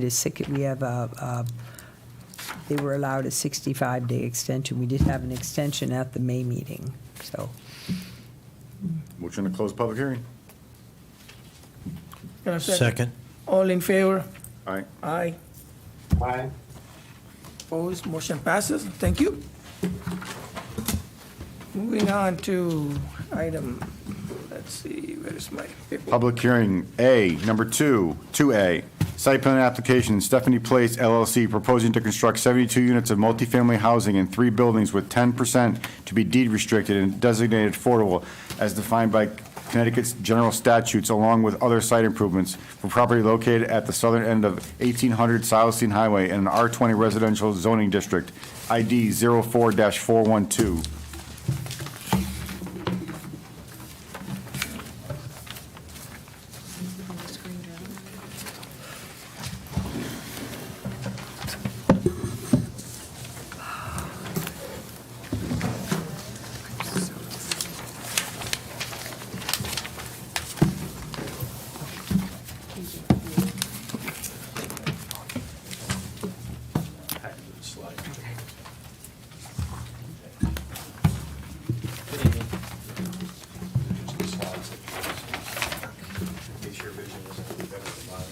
Hello.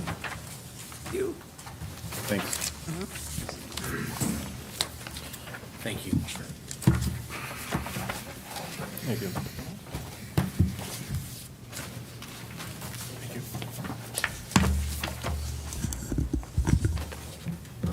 Yep. Good evening, Mr. Chairman, members of the commission. My name is Robin Pearson. I'm an attorney with the law firm of Alter and Pearson in Glastonbury, Connecticut, and I'm pleased to be here on behalf of the applicant. The applicant is Stepney Place LLC. That entity owns the existing Stepney Place apartments at 1800 Silas Deane Highway.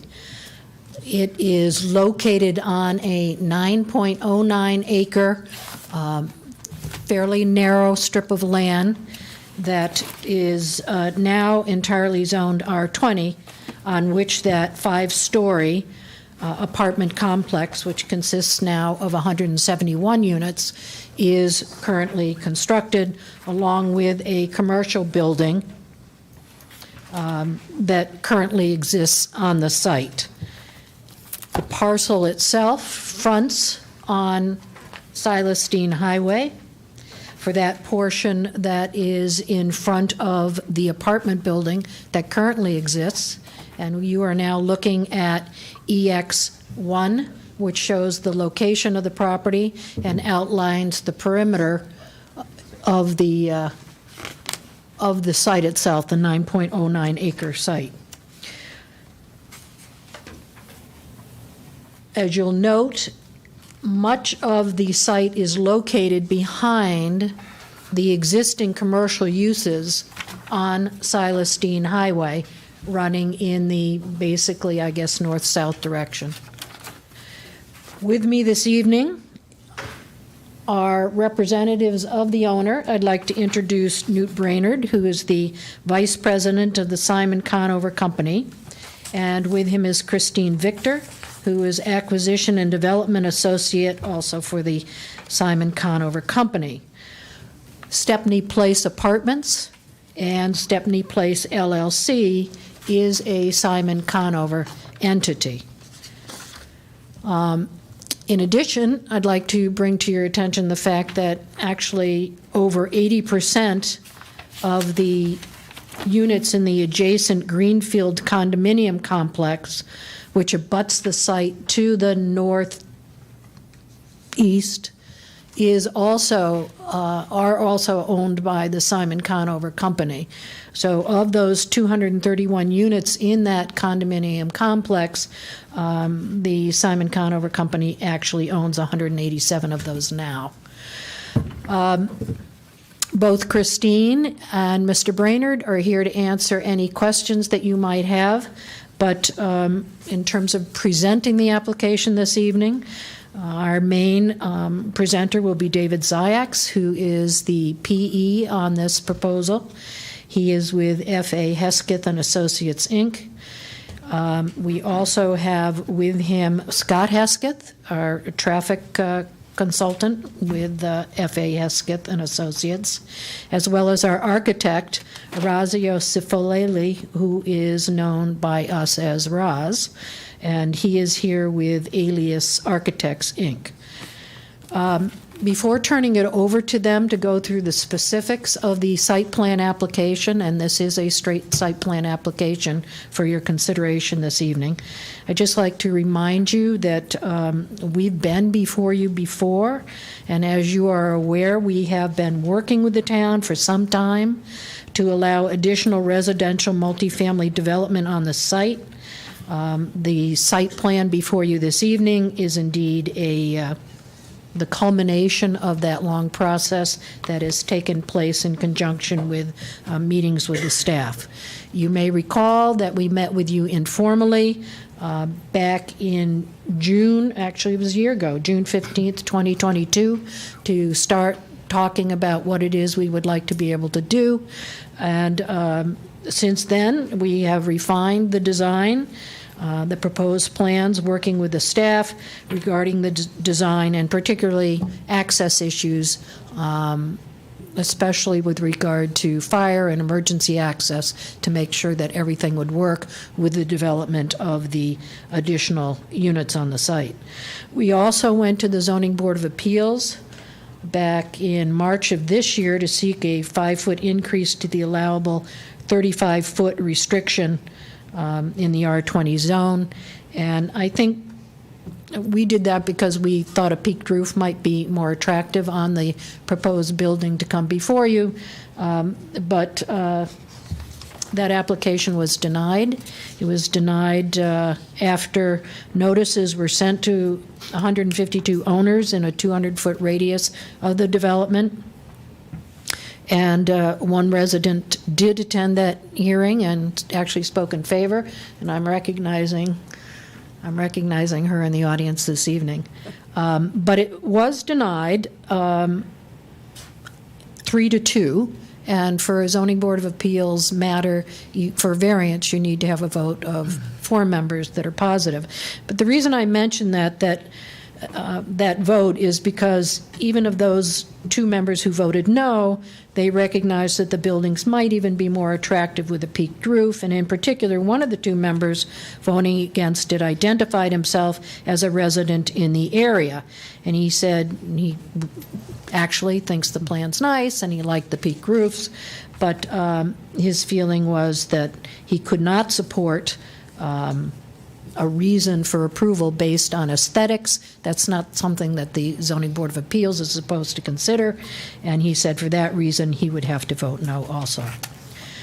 More recently, on April 19th, 2023, you approved unanimously a change of zone to R20 for the 2.3 acres of the Stepney Place site that were then zoned regional commercial. You recognized that in doing so, I believe, that residential use would be certainly more appropriate than commercial use on the site.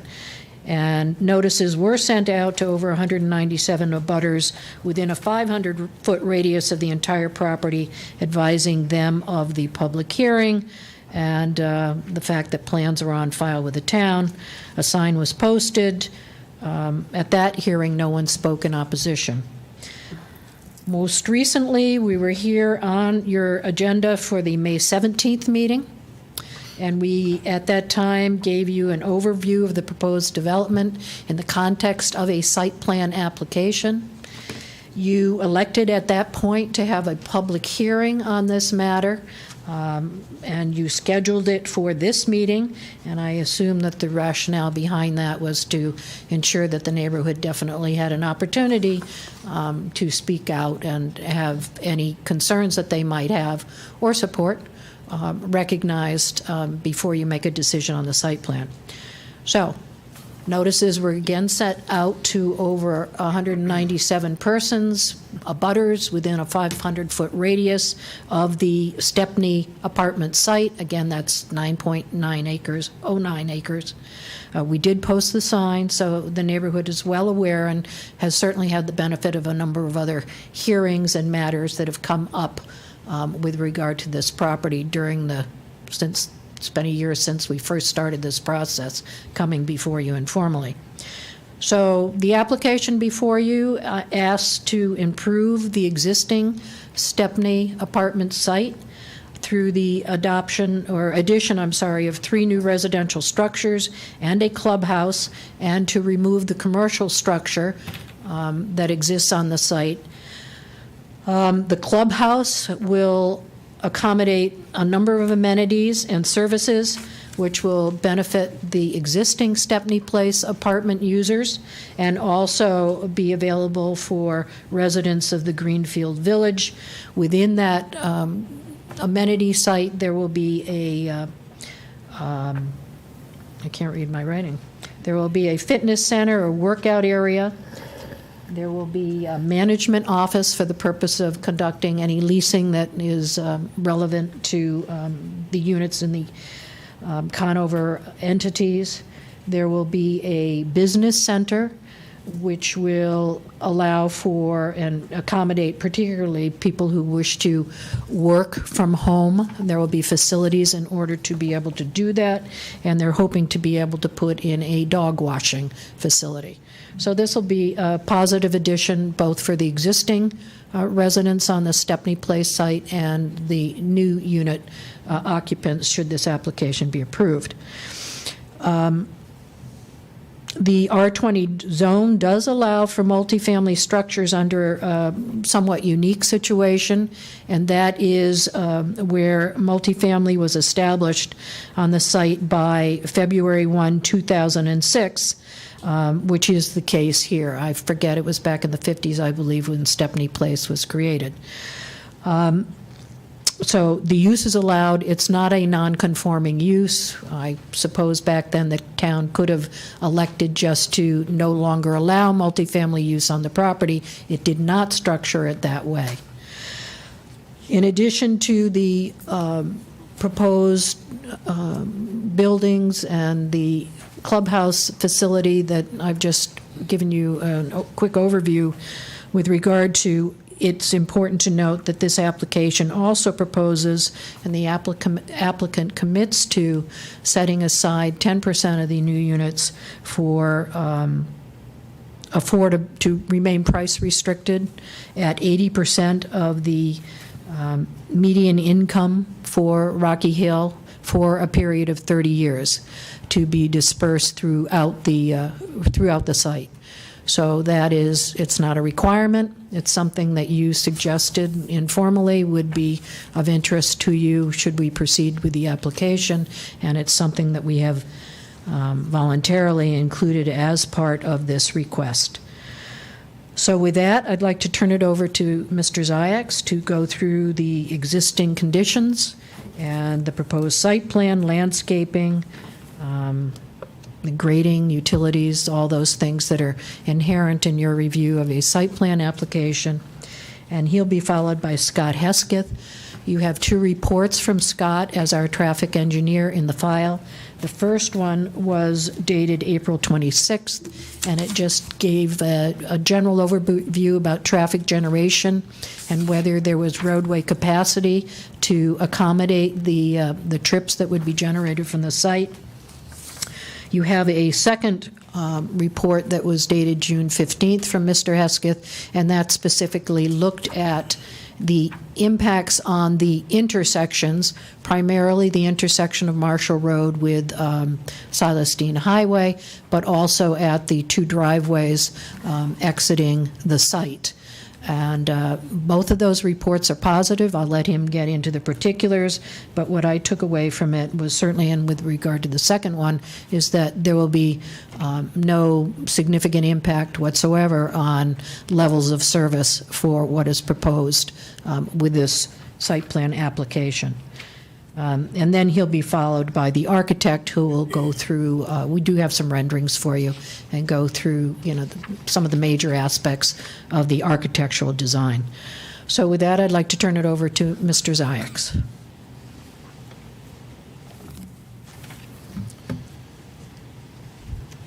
Good evening, Mr. Chairman, members of the commission. My name is Dave Ziyax. I'm a professional engineer with F.A. Hesketh Associates. We're located up in East Granby. It's a pleasure to be here this evening. As Robin was pointing out, the first slide we have up for you tonight is a slide we made up called EX1, which is existing conditions. It gives you a good aerial view of what the site looks like. Presently, there is the large, what we call the tower building, which is the real Stepney Place apartments. It's shaped sort of like an H, I guess you can call it. It's on the left-hand side of all of our drawings. All of these drawings are oriented generally so that north is up and to the left and south is down to the right, because where we are skewed to north-south at this particular place along the Silas Deane Highway. And the Silas Deane Highway is at the bottom of the drawings, and then the Greenfield Village Apartments condominiums is located to the top of all these drawings. Presently, there's 171 units in that single building, and there are 233 parking spaces on the property. There are two driveways that lead to Stepney Place now. The main driveway which is in front of the tower down to the Silas Deane Highway. And then there's a secondary drive over on the left-hand side of the drawings that goes over to Marshall Road, and it is a shared driveway with a small office building that's located that fronts on Marshall Road as well. Moving on, this is the title page to the set of plans that have been submitted with the application. There's 31 sheets. They include all of the layout plans, the landscape plans, grading plans, erosion and sedimentation control, utility, and so on, details, the property survey, and the architectural renderings. Those have been revised through June 14th, and that was the last set of plans that the staff had an opportunity to review, and it's the set of plans that was included in your package. The next one is actually from this set. It's MA1 drawing. On that MA drawing, we've superimposed the 3 new apartment buildings and the new clubhouse located over onto the right-hand side of the drawings. That drawing includes the detailed zoning data table that illustrates that we meet all the various zoning requirements, such as setbacks, building coverages, parking, et cetera. There's a detailed parking tabulation on that drawing for you to see how we broke it down based upon not only the unit sizes and types, but the community building clubhouse has a slightly different parking requirement, and then there's a little bit of commercial space actually within the tower that requires its own parking calculation. So you can see there that with the calculations, we are required to have, I believe it's 388 spaces total on the site, and we have 406. Again, with the layout, we have the 3 new 3-story buildings with 24 units in each building. That would add 72 new units to the property, which would bring us to 243 units. And that community building, our clubhouse community building, would be 4,410 square feet. We've colored up that site plan, that MA plan, so you can see better exactly what we're talking about. We would also have 2 new enclosed garage buildings in our layout, which will provide 15 enclosed parking spaces for tenants that wish to rent a garage space. As part of the 406 parking spaces, we have a mixture of standard paved parking spaces. We have 19 reserved ADA, sometimes called handicap parking spaces. We have the 15 garage spaces. We have provided 14 EV, electric vehicle charging station spaces. And what's interesting in that, this is the first design that we've incorporated, is that we are providing 3 EV ADA spaces. That's a new category that we all have to think about. It's nice to have all these electric charging vehicle stations all over the property, but people who need to park in an ADA parking space may also need a charging station. So that's sort of a new category for everybody to think about. What we're finding out, I think everybody knows, is that the need for electric charging stations and mixing that in with the building requirements, practical requirements, is a challenge and is evolving literally every day. So generally what happens is we provide what we think is necessary and to meet the current standard, which is, basically now the state has proposed or regulated that 10% of all new parking has to be EV stations as a sort of a down payment. But we're setting these sites up so that can be expanded as time goes on. As those cars get more popular and tenants request them, there'll be an opportunity in the on-site electrical system to expand that as time goes on. As you look at, just as we enter into the colored portion of the rendering, you'll see that there will be a turnaround in front, drop-off area in front of what would be the community building. The clubhouse will be the first building as we go left to right. Behind that building, there'll be a nice outdoor patio area constructed of about 3,200 to 3,500 square feet, which will be a nice tenant space. There'll be furniture there, nice plantings. There may or may not be a fire pit. We haven't decided on that yet. And some other amenities associated with your typical kind of tenant outdoor patio area, but that'll be a nice area. And if you see, it's actually protected to just to the right of that by the backside of one of our garages, which will be nicely landscaped. So it'll have a nice quiet area between the community building, clubhouse, and the backside of that garage. There will be a new fire lane constructed that's way over on the right-hand side, near where sort of the little point in the triangle is. We'll be connecting over to an existing lane that is on the Greenfield Village site, so that there'll be an entire fire loop in both directions, should that be necessary for emergency access. That's been proposed as requested by the fire department. Looking at a little bit more detail into the drawings, these are sheets that you may have had an opportunity to review. They're sheets LA1 and LA2. And again, you can see the blow up of starting from left to right. We have the circular drop off, the community building, our first garage, our first building number 1, associated parking around it. And just as you come in, directly across from the community building on the bottom side of the drawing, you'll see we have a large package area, mail drop-off area. This has become very popular now in the rental communities, where the tenants can come and pick up their packages and their mail at that location. And it allows for the parcel trucks and things like that and the mail trucks to go offline and then make a turn to go back, to the Silas Dean. We also have, just a little bit further from that, there'll be a central dumpster location, which will be all heavily screened and fenced in for the dumpsters necessary for the facility.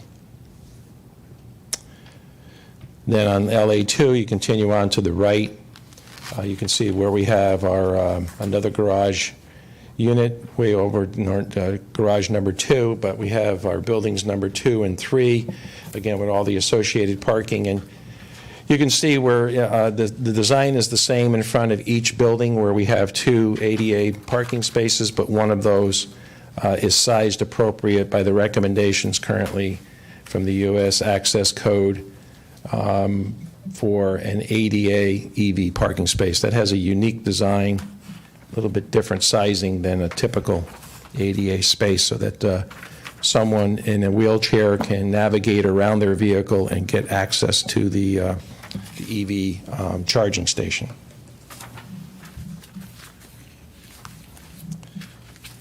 The next slide is the beginning of the landscaping plan. That goes from LS1 through LS4.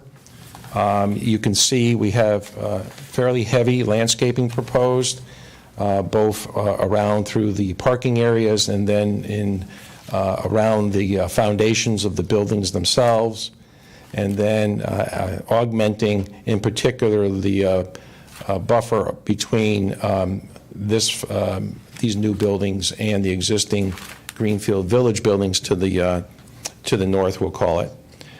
There is actually a fairly extensive, further on LS2, there's a fairly extensive existing evergreen buffer between the 2 parcels.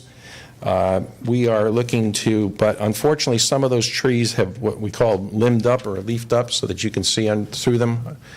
So we are providing the type of buffering that will fill in that gap, keep those trees in place, but fill in the gap below that, so that we just have some separation between the 2 facilities. And then again, you can see lots of foundation landscaping. It should be very attractive, a lot of canopy trees throughout the parking lot. So I think you'll see this will be a very attractive facility. And then there is also a fairly decent vegetation row between our proposed parking areas and the backside of all of the commercial entities along the Silas Dean. I was actually looking at that tonight as I was coming over to the town hall, And it's now, everything is in full growth. So you can see that there is a fairly substantial natural buffer between the two properties. But again, we're going to augment that a bit to improve upon that. On sheet LS4 is where the table is that shows all of the planting and quantities and types of plants that are proposed. I want to point out that, with this change, with this construction of these new buildings, there won't be any change to the access drives, the two, one down at the Silestein and one over on Marshall. That will remain as they currently are. Again, here's LS3. You can see rather extensive landscape plantings around the buildings. Just moving on quickly, this is just to show you our grading plan. The site plan set includes a full set of grading and erosion control plans and utility plans. The site is entirely graded to meet the ADA access requirements. There are no stairs or ramps proposed, so anyone who needs the benefit of ADA access will be able to walk around this site, gain access to any of the garages or down to the patio area or down to the community center. They will be walking on sidewalks that are full compliant.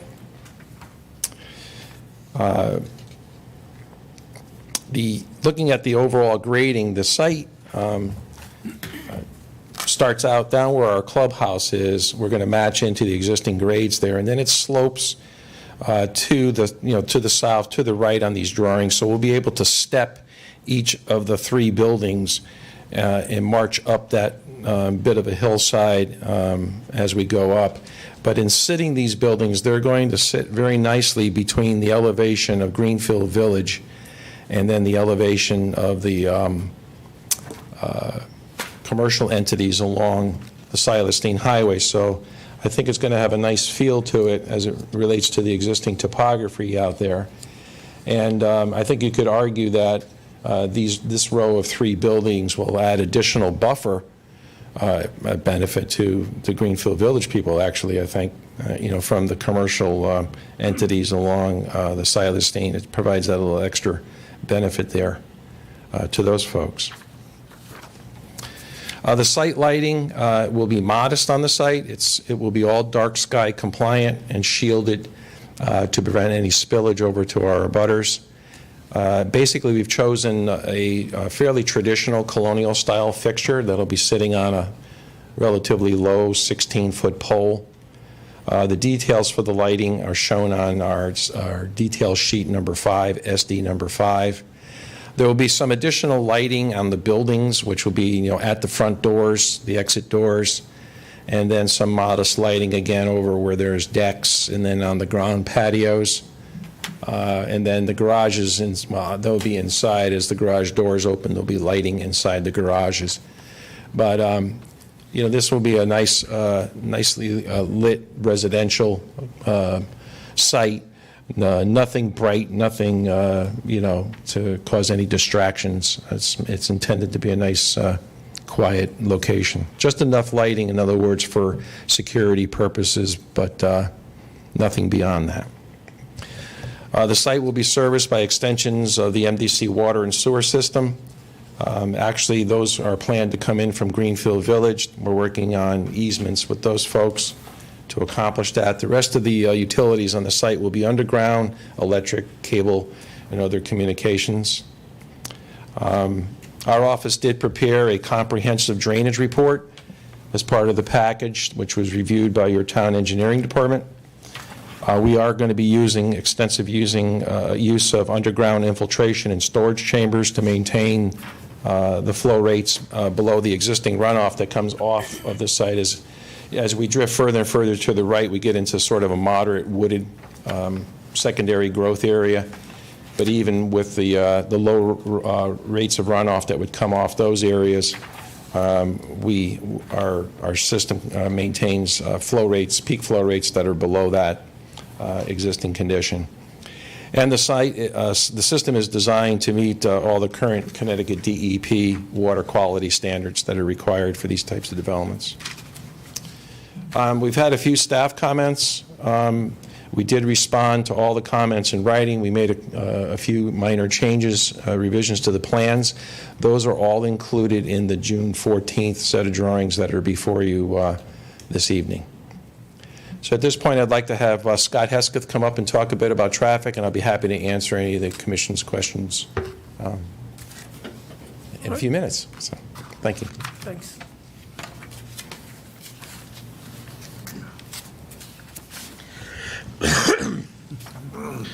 Thank you, David. For the record, my name is Scott Hesketh.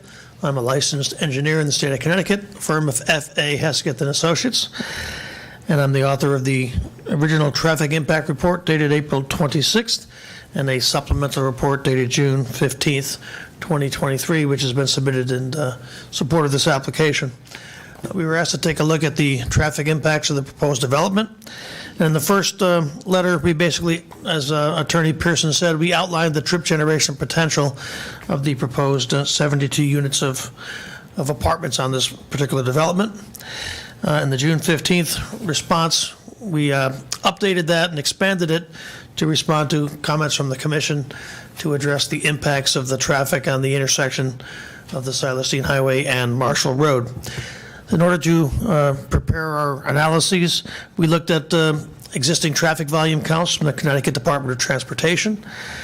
Connecticut DOT had counts from November of 2018 on the Silas Deane Highway, just south of Marshall Road. Those counts indicated an average daily traffic volume of about 22,100 vehicles, with a morning peak hour of about 1,500 vehicles and an afternoon peak hour of about 2,000 vehicles. ConnDOT counts on a 3-year cycle, so they should have counted in 2021, but they've yet to put that information up on the website. And I expect if they counted early in 2021 due to COVID, the traffic volumes would be lower. In addition, we, in order to get the traffic volumes for the signalized intersection and the existing site, our office took the traffic volumes from the recently reviewed and approved Taco Bell development. We had prepared that report. We used the traffic volumes from that report, which had been reviewed and approved by town staff.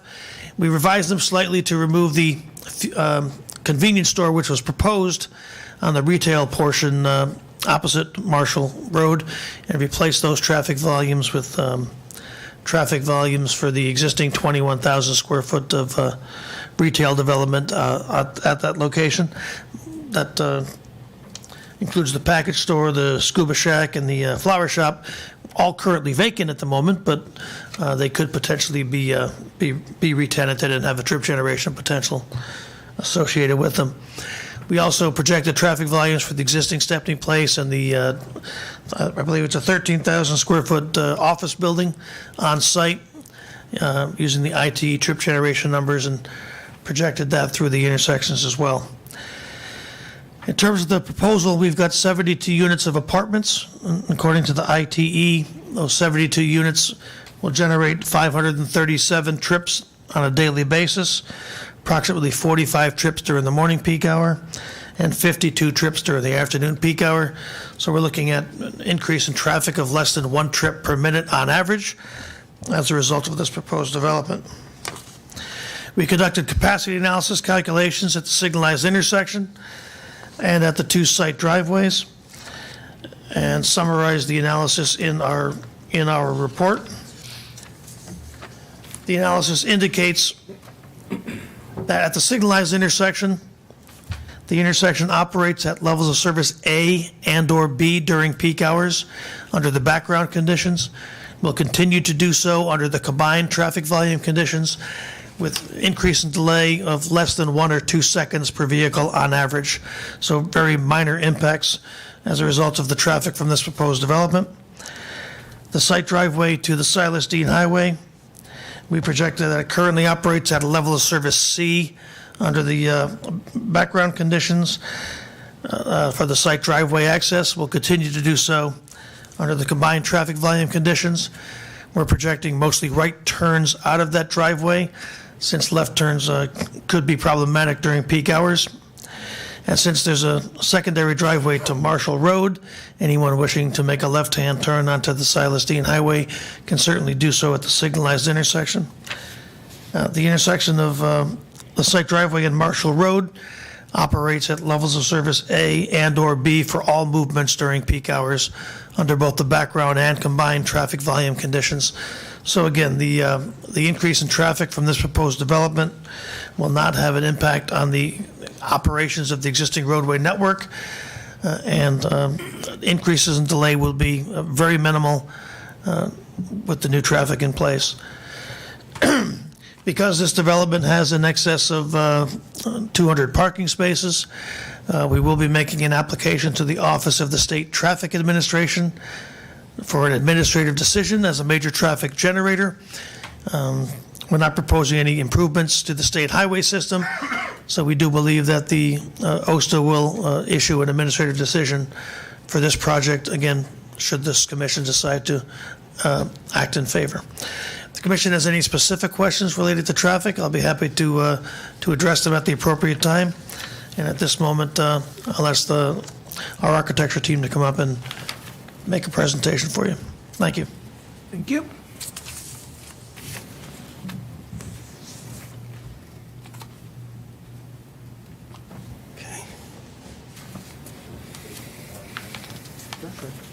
Hi, my name is Orazio Ciffalelli. I'm a licensed architect. I'm the founder of Allies Architecture, Inc. And I guess we'll get started. So essentially what we have here are 3 garden-style apartments, a clubhouse, 2 garage structures, a mail kiosk, and a trash enclosure. So that's pretty much what we have on site for structure. The buildings, the 3 buildings are similar. Each of the buildings have 24 dwelling units in them. The apartment buildings are just under 35 feet, which is in compliance with the zoning ordinance. The buildings have a flat roof with a sloped roof around the perimeter of the building. This will allow us to get some roof shingles on there, kind of scale it down a little bit. The exterior of the building is basically horizontal and vertical siding, cultured stone veneer, PVC panels, PVC trim boards, and vinyl windows. In an effort to scale down the appearance of the building, we like to put a few bumps and jogs along the length of the building. This will create shadows, which help break down the length of the building. And then we play a little game with the materials of the building where we'll manipulate the exterior finishes, moving them up and down the facade, maybe adding a few horizontal bands, and that helps to reduce the perceived height of the building. This here is the front of the building, and we'll break down the building a little further in a minute. The next slide shows you the side elevations and the rear, and we continue that bumps and jogs to break it down a little bit. Okay? The building. Okay, so essentially the buildings are 24 units each. What they actually are 2 12-unit apartment structures separated by a 2-hour firewall in the center there. Okay? The apartment structure is a 3-story building, wood framed. It'll have 4 units per floor for each of the 12-unit cubes. So we'll talk about 1/2 of the building. So we have 4 units with a common stair. The units will stack. There's 3 stories of them. And on the first floor at this common stair, that's where we have our building entrance.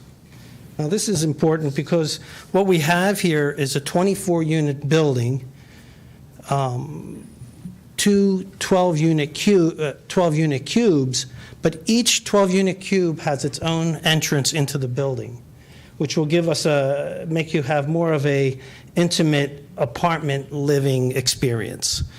We don't have a connecting corridor through the building, so you're walking to one of the cubes, if you will. The second floor, we take advantage of stacking the units. We may even pick up a little more space by the stairwells, perhaps a den. But essentially what we have here are studios, 1 bedrooms, 2 bedrooms, and 3 bedrooms. The units, they vary in size. Like I said, studios and 1 bedrooms, 2 and 3. The sizes will vary anywhere from 700 square feet to somewhere around 1,300 square feet. These here are the studio and the 1 bedrooms. And the next slide. Here we go. Yep. There's our 2 bedroom and 3 bedroom. Now, the units have 9-foot ceilings. We have washers and dryer in each unit, in all of the units. We like to try to provide a sizable living space and a full kitchen. So. Moving on to the clubhouse. The clubhouse is a 1-story wood frame structure built slab on grade, roughly 4,400 square feet for the clubhouse, the area of the clubhouse. The building will house, as stated before, a leasing office, a business center, a fitness with a yoga and aerobics room, and also a small dog wash in the upper left-hand corner there for the tenants. As far as the finishes, we have a sloped roof. So we have asphalt roof, 3-dimensional asphalt roof shingles. We will have vertical and horizontal siding. We will still have the PVC panel and trim boards, and we'll also have some cultured stone, much like the residential buildings. And then there's the garages. There's only 2 garage structures on this site. They're both very similar.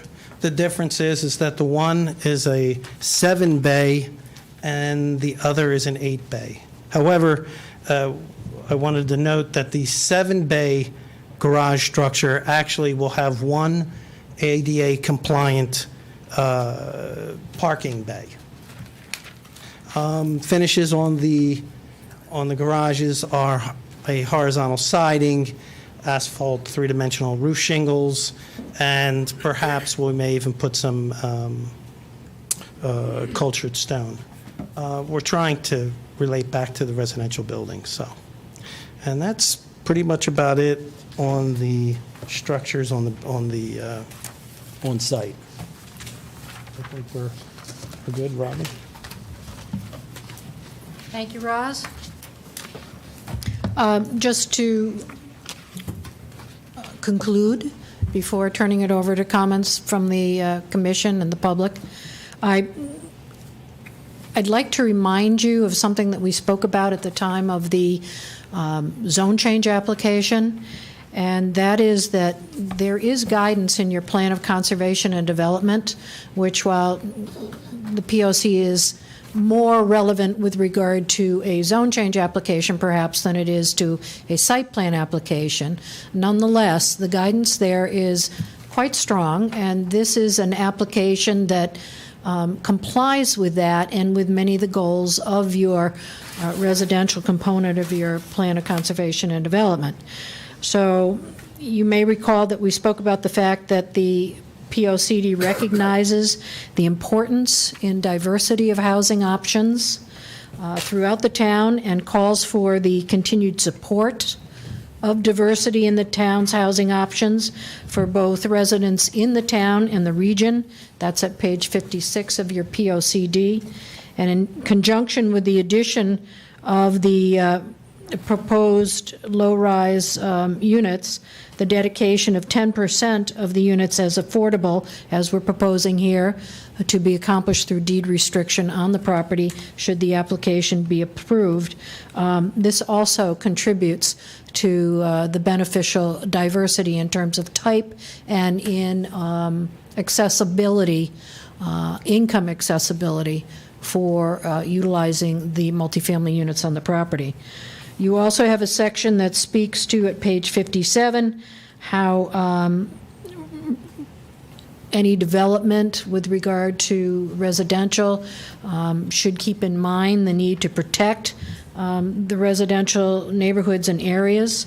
It notes that Rocky Hill is primarily a residential community, and the POCD recommends that the town continue to protect the integrity of residential neighborhoods from encroachment by business activities, and that appropriate buffers and transitions be provided between business uses and residential areas. And we would suggest to you that these new structures indeed do just that.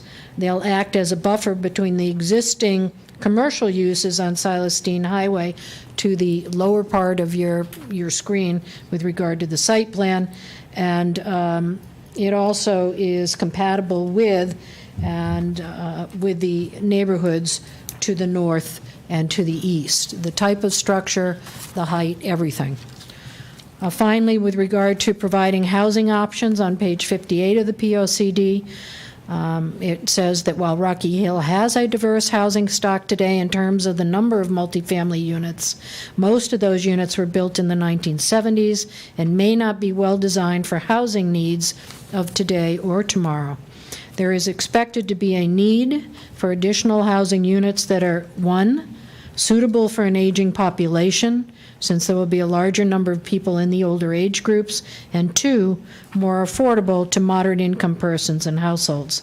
And this guideline recognizes that multifamily units are desirable because they are typically smaller than single-family homes, they require less maintenance by the resident, they have shared services such as recreational amenities, and are typically a less expensive housing choice than single-family homes, all positive considerations listed in this guideline as reasons to encourage construction of additional multifamily housing. So we would state for you on the record that this site plan application responds to those goals on all counts.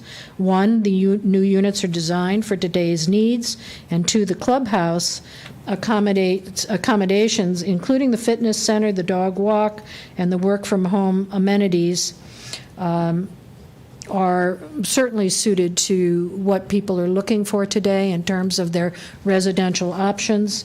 And the management services that would be provided by this being a multifamily development in conjunction with the existing Stepney Place apartments will certainly allow for people living there, especially those that might be older, to have a fairly effortless place in which to reside. All of the services with keeping up the residential unit would be handled by management. The price restriction that we are suggesting will also be beneficial in terms of people that are looking for something that they can afford once they leave their single-family housing and would like to stay in Rocky Hill. So in summary, we think we meet the guidelines. We've worked with town staff, including the fire marshal, to be sure that the evolution of the design of this site plan from the time we first came before you a year ago is indeed acceptable, and all staff concerns that we have received have been met with the redesign of the plans as you have before you. So we hope that you can see fit to approve the application tonight, and I know my client is very interested in proceeding to start development of this proposed addition to the Stepney site. Thank you. Thank you. I will open up the floor for the public comment, and if you can roll up the, okay, thank you. Anyone in the public who would like to address the commission on this proposal? Anyone? All right.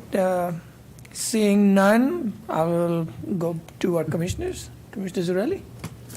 You mentioned that you are going to do 10% affordable housing. What exactly is that number? You have 171 units on site now, you're adding 72, so that's 243 units. Are you basing your 10% on 72 units or 10% on 243 units? Knowing that it's the same owner, same property, same deed, sharing resources from the old building to new building. I was wondering if you could just clarify that. Yes, the proposal is based on the 10% of new units on the site. So seven units? 8 units. 8 units? Yes, you round up. Would you Dispersed would you throughout the consider site. more? It's the mission of this commission to support our affordable housing plan. So I'll end my comments with, would you consider more, knowing that it is our task to do so for this town? I have nothing further. Thank you.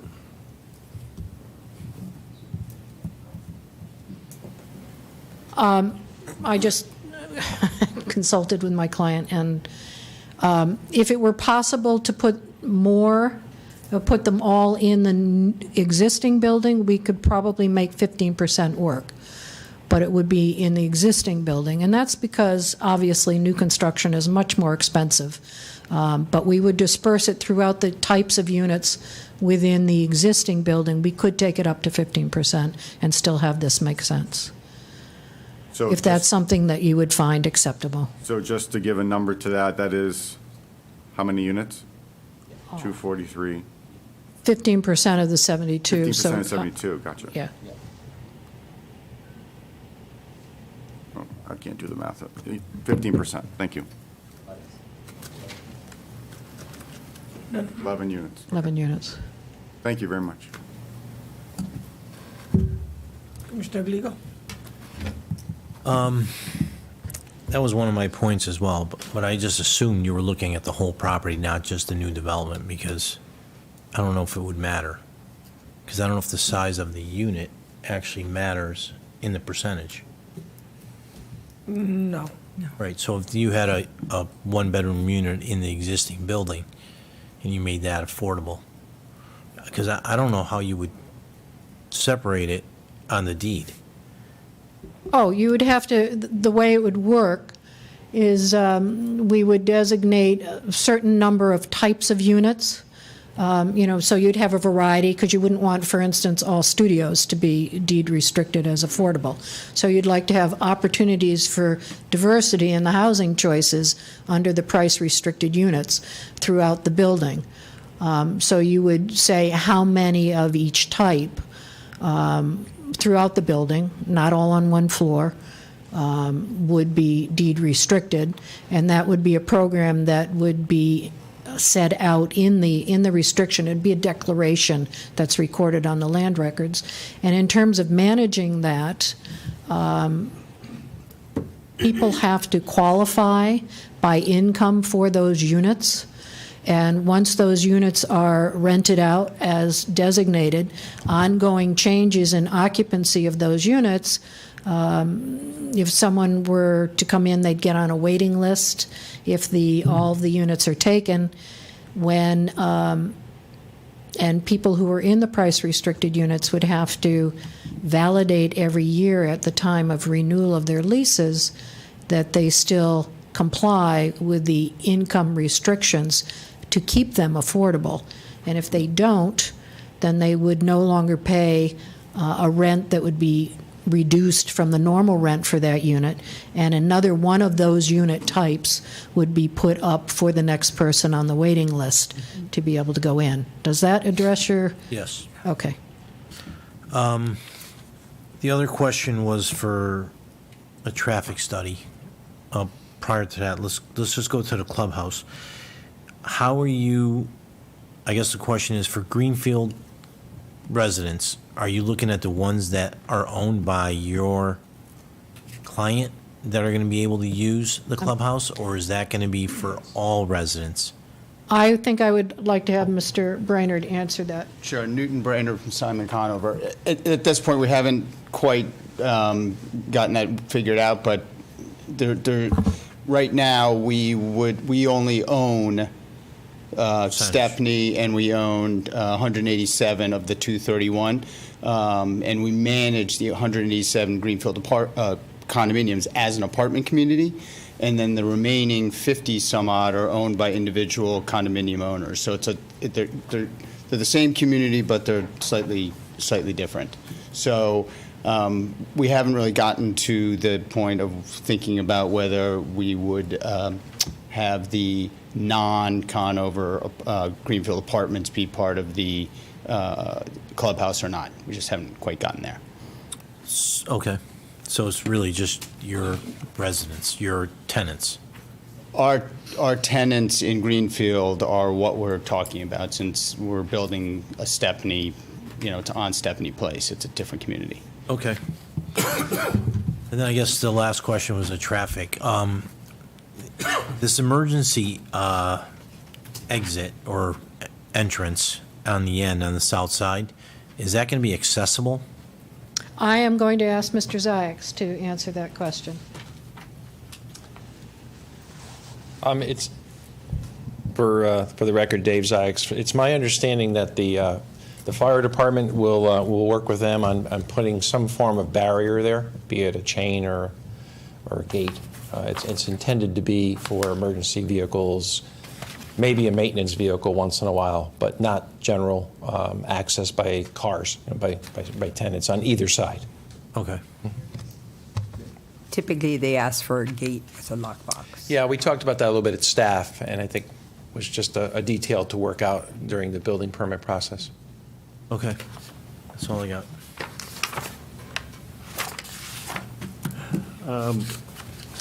I just have one question pertaining to traffic on site. Might be Scott, maybe you might help me out with this one. Looking at the traffic report, it was actually surprising to me to see how much traffic actually went out to the north onto Marshall Road. And the parking spaces, I think, were roughly doubling existing to proposed new. So can you take me through one of the pictures, EX-1, really doesn't show the integration of the driveway from this site onto Marshall Road. And I know it's shared with a retail business, so do you anticipate any queuing problems with that volume going there? Does it impact the retail business that you're in conjunction with, or how does that work?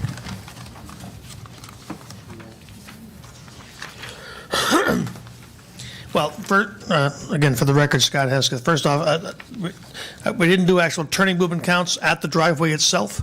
The traffic volumes which we're showing on the driveway are traffic volumes we projected based on the ITE trip generation and based on where we assume people will be destined to and coming from.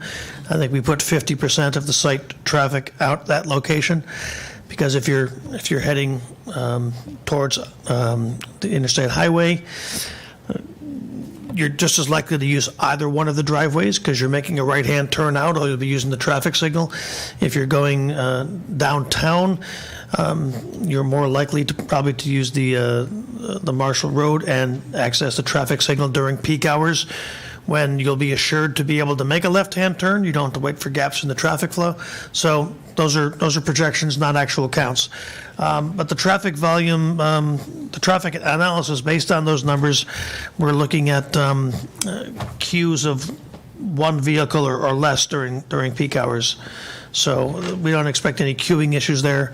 Queuing at the light, Marshall Road coming out to the light, we are looking at, let's see, that would be a westbound queue.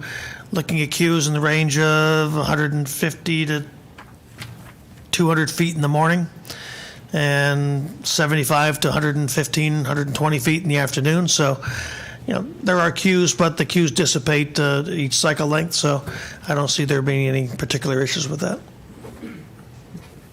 Okay. No further questions. Thank you. Mr. Blacko? Yeah, I just have one question related to the community building, and that being available to the folks at Greenfield Village. I know you haven't worked out the details on the emergency access road, but whatever you can do to encourage people to walk from Greenfield Village to the community building would be appreciated. I'm sure they would appreciate it, and I'm sure it would cut down a little bit on traffic as well. So when you get to designing the, is there another access point that you could add between Greenfield and the community building to make that more inviting for those folks to get right to that facility? Actually, there's a number of connections now. Like, for instance, where the existing building that's going to be demolished is, there's a walkway that connects to Greenfield Village now.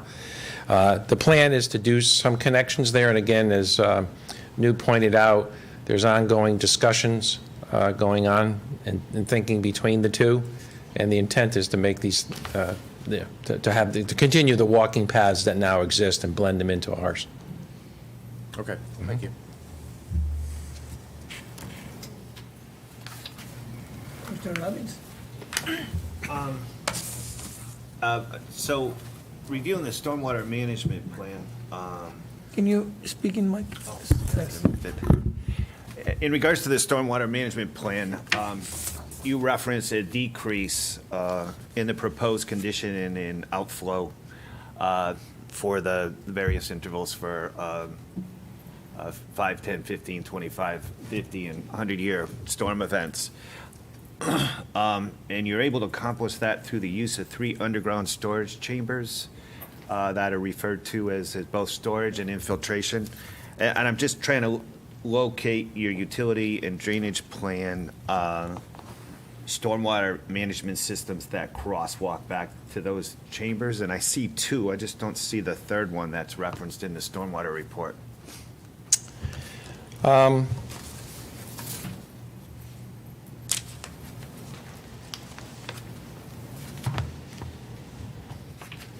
Unfortunately, I don't have a slide for that, but we can look at it. Do you have the plan set in front of you? Yeah, it's utility and drainage plan, UT-1. Yeah. So basically what we have is the systems are hiding in the parking, under the parking area between where the garages are. So if you come up a utility UT1, just to the right-hand side of the first bay of garages, under that parking area, there is what we're calling stormwater system number 2. So the chambers are hiding under there. And what happens is in that area of the site, the catch basins that are from the parking lots and from the roof areas for the buildings, all the roof areas are connected into that chamber. And then there's another outlet pipe that goes through an outlet control structure that is actually hiding under the painted crosswalk there. And there's a separate system that goes down and connects into the existing drainage system over where the circular driveway is, in front of the new community building. So so if you go on to UT2, there's another system that is, I think the problem what you're seeing is that because of the PDF situation, you can't quite see the pipes turned on in the connection pipes. I actually see it now. Yeah, I see that. it's a PDF problem, It's because you split. Yeah, them it's up a split to fit system. them up. So the question I had in regards to those chambers, so they have a pervious bottom? Yeah, what we do is, when we design these sites, these systems, we don't assume any infiltration in the calculations. We just assume they act like storage chambers, which is a very conservative way, because we know they're going to infiltrate some water, because that's what they are. They sit in stone. Yeah. And so we're going to get infiltration from these units, which makes the numbers even that much more conservative. Yeah, I would just, it's value added to have some additional groundwater recharge in the immediate area rather than to add to the stormwater system. Yeah. But all right, so That pretty much answers that question. The other thing I noticed on the conformance table, you had no requirements for impervious area, but under R20, I believe the max is 70%, right? So R20 I thought was 70%. You're at 71.2%, and I believe minimum landscaped area is 30%. And Kim, correct me if I'm wrong, but and you're very, very close. I'm just something to look at with staff to see if that requirement applies to this specific development. I believe it's generic for R20. I don't know if there's any grandfathered considerations here or not because of the current situation, but we should try to keep it in conformance with that, and you probably just tweak a few things. Yeah, I'll be honest with you, our planners had it as no requirement in that zone, so I'm not 100% sure whether it does apply, but we're so close that if it did, we can work it out with staff Yeah, and make change it a happen. couple parking spaces to Or impervious. there's other little clever ways to do that too, so. And the only other question I had was because of the increased number, or because the number of 2- and 3-bedroom units, you have any idea what the projected impact on, or projected number of additional school children that town might have to accommodate with your proposed development? I'll turn that over to someone else. I don't know the numbers right now, but I don't have the numbers. Okay. I know we have not looked at that specifically, that issue. Typically, a multifamily has a fairly low level of students per unit. Newton Brainerd again. I mean, typically in our new properties, we built up several in Connecticut. I think it's 10% of our units are three bedroom, and really what I see more of in terms of children is younger children. I mean, and people choose not to raise the kids in these apartments because they're, as they're a growing family, they tend to move out and buy a house, quite honestly. So you see a lot of newborns and 1- and 2-year-old, not a lot, but the children of that age, and less of 12 and 13 and 14-year-old school-age kids. But we do have those statistics for our new developments, and I can get that if you're interested. It's much lower than you'd think it would be.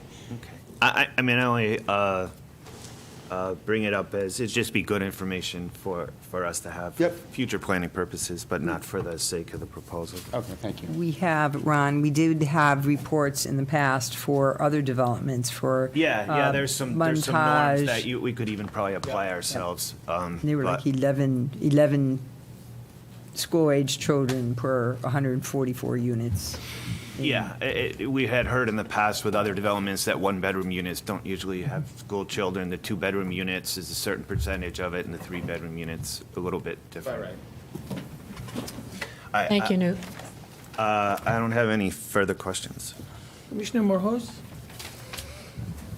One of my questions was answered in the discussion. I was wondering about that building that's located at the clubhouse right now, and you mentioned that it will be demolished. The other question was, do we need, I know the fire department asked to have that extra exit going out. Actually, it goes through parking lot onto Robbins Road. Do we need to get any town approval for an additional road or something like that? Or is that just something that happens in the course of the year? It's very hard to hear you. We can barely You can't hear make out, so I don't know if you Very can faint. get closer to the mic or something. I'm sorry. We need any special approval for that fireway leading out onto Robbins Road, actually leading into a parking lot and then out to Robbins Road. Mr. Chairman, could you Hear that? repeat the question for us? I think the question I'm was, sorry. did we need approval do we need further approval for the emergency driveway? But I think that was requested by the fire department. Oh, yes, that, indeed, we worked through that whole design with the fire department, and it satisfies exactly what they were looking for. They wanted to make sure that we would put it in the way it would be designed, and we did that, and We're going to have the agreement. We have an easement. yes, but the issue is the fire department. He's asking whether we need any additional approvals from fire to be able to make that connection, if I understand the question. I think, Alan, they said that they're going to have an easement in place. Well, there is an They have existing easement. easement, is there not? Not for the fire lane, but there will be, okay. Did that Well, answer? will it be an approved, I mean, will it be something that the town has to approve through the town council when there's a new road or a new? No, it's private. That's, okay, that's fine. Yeah, so all of that is Because- within our control. We can make that happen through the, we already know that the fire department wants it designed this way. They asked for it, and we are able to provide the ability to do that and the easement to make it happen, given that Conover has, the 80% of the units are within their control on the Greenfield side. So it's all very doable. We will do it if it is approved, and the development would not be able to go forward unless that is achieved. So the easement would be in place, and fire marshal is fine. But we already know the fire marshal is fine. Okay, it's not important, but I was just wondering if that might delay any construction or overall approvals for the entire site. No, it should not. That's it for me. It should not. Okay, thank you. Thank you. Right. I had a follow-up question on the affordable housing. And, you rightly cited a lot of POCD requirements, one of them to provide housing options, which is affordable to moderate income persons and households. And as you are aware, lately, last couple of years, the legislature has imposed affordable housing requirements on the towns. And that is one of the things that town of Rocky Hill and we as commission members take very seriously. And we have every expectation of increasing our affordable housing units. We had looked at how we can increase the affordable housing. We have a lot of apartments in this town, and we said, what are the options? I think one of the options was, when they come for expansion, right? Exactly like what this proposal is being proposed. We have to look at the overall, the entire 9-acre parcel and what it contains, right, in terms of looking at the units. So we are looking at total probably 242 units, and, if it's 10%, it's like 24 units. So I think what was proposed, 15%, which is 11 units, and then on top of that, it will all be old development. That's not fair. That's absolutely not fair, in my opinion. 3 more units and all 11 units in older development. It's absolutely no. So I think you have to come up and provide us some other options. As I said, we are looking at affordable housing. We have to increase it. We are below 10%, and this town is being punished because we don't have affordable housing. And having said that, I don't want to impose too much on the developer. I understand that. It's not fair to you guys as well. But I think you have to, please work with us.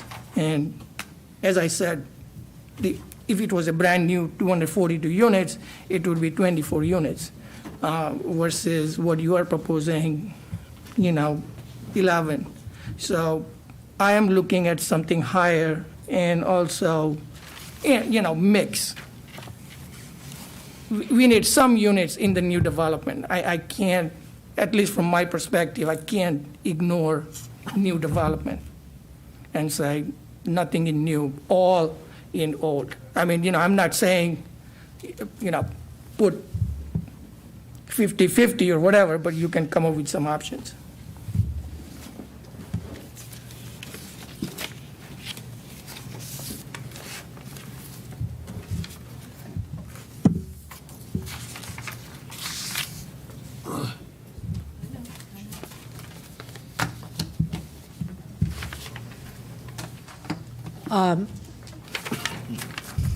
I understand what you are trying to achieve. We went into this with a desire to work with the town on this particular issue, and what we are building are 72 new units, and we were asked to take a look at what you required from Ames for that site, and we modeled our proposal after what they were required to do. This is a different situation from them because we do have existing units that have been in place. If we compare apples to apples with the Ames project, we'd be looking at 10% of the 72 units, which is what we are proposing to be deed restricted for 30 years. As you know, there's no requirement for this. That doesn't change the fact that it's what you would like. Yep. And we suggested the 15% as a possible way of getting a few more and still have it work for my client, because this has to be something that, if you talk to any developer, it's very difficult to design and have it work with deed-restricted units. It is, especially with construction costs. I understand, yes. Yep. So at this point, I'm being told that I can offer you the 15%. With, as we requested, to be able to have them, in the existing building. And unless Mr. Brainerd has anything else he would like to say at this point. Yeah, just one thing. I mean, I totally concur with what you're trying to do, and I get it. What we are playing with are the 72 units. That's the only thing we can kind of move. So if I came to it with 144 new units, I have to take my percentage off of that because I can't, deed restrict more than the 10% or just everything gets out of whack. So my pool for you to play with are the 72, and the 10% we've had in our development pro forma from the beginning. I was thinking, if your goal is to have more units, we can do something with the existing that gets you more units. And I understand that the percentages only get you 3 or 4 more, but it's more than just getting you the 7. So that's or 8. That I can kind of work with you that way. But to have more of the 72 restricted than the 10% is very difficult for us. I mean, so I understand you said 11 units in all old existing units. Any units? I can do 15 and put a couple in the new, which is a bit of a hybrid for us, and not just have them all in the existing 171. But I can't have 11 in the new out of the 72. I need to keep a maximum of the 10% in the new building, and otherwise I can give you some more units and keep a few in the 72. Yeah, I think what at least I would like to see, I don't know about the commissioners, but, have a mix of old and new units. Yep. And, We can do something like that. Yep. I would just say, from the developer's point of view, or from a developer, having certainty on that before we begin is a much better place for us to be than negotiating with you guys, because then it comes out of the landowner even though we're the landowner, from day one, the land gets priced in a way that can allow for 15 or 20% of the units to be affordable. And you don't even move forward, that, and there's no discussion. So it's a little difficult to be negotiating at this point right now. We own the land, we have we own the property, the 171, so we have some ability to work with you, but it's difficult if we get more of the 72 So what do you propose? So, I mean, I could do, what was the 15%, 11? 11. And put the, what were we suggesting? 3 in the existing, 2 or 3 in the existing, or in the new building, if that works for you? 7 in new and 4 in the old? That's 11. No, I was going the other way. The other way. 7 old and... 7 old, 4 Seven. new. 7, does that work? It'd be harder to ever 8 and 3. 3, yeah, so I was going 3 in the new and 8 in the old. 3 new, So you kind of get, 8 old. and we're doing the right math here? That gives you 11. That gives us 11? You essentially you're getting 3 additional. Which is, 35% more. I mean, I understand it's not ultimately that many more, but it's more. Okay. The commission needs to understand that when this applicant came in and sat with staff, as with anybody that comes in and sits with me, I always ask. And it was very nice of them to offer it up.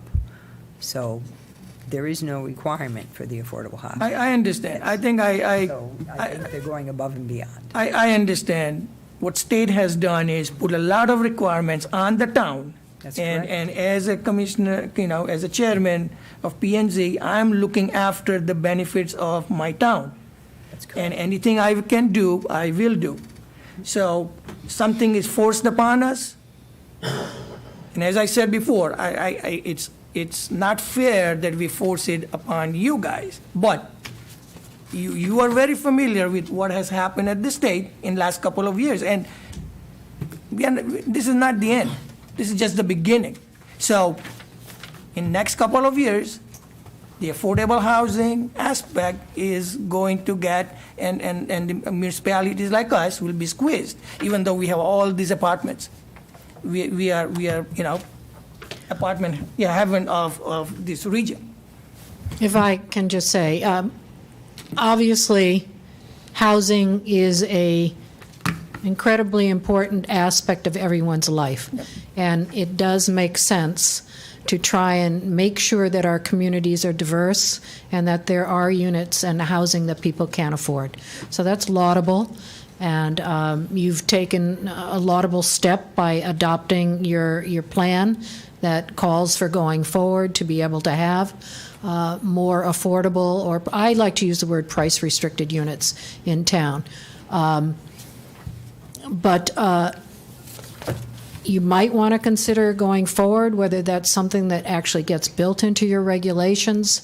It has to be, as Mr. Brainerd indicated, something that they designed for right from the beginning. Yep. I think that the fact that he was willing to offer what he has is a positive, and ultimately, the fact that you're getting, and some people may not like multifamily developments, but they're very popular right now. Many people are choosing that as a more desirable mode of living than single family. I mean, it's becoming something that young people want and older people want. So it's a positive. If you approve this, I think you're taking a positive step in advancing your housing diversity stock in the community. No, So that's another side of it, too. I applaud, your team, for bringing affordable housing units and Thank you. offering that to the town. I think it's not unnoticed. I recognize that I'm in this business. I understand funding aspect, providing affordable units versus, making up with the market rate units. I understand the whole math.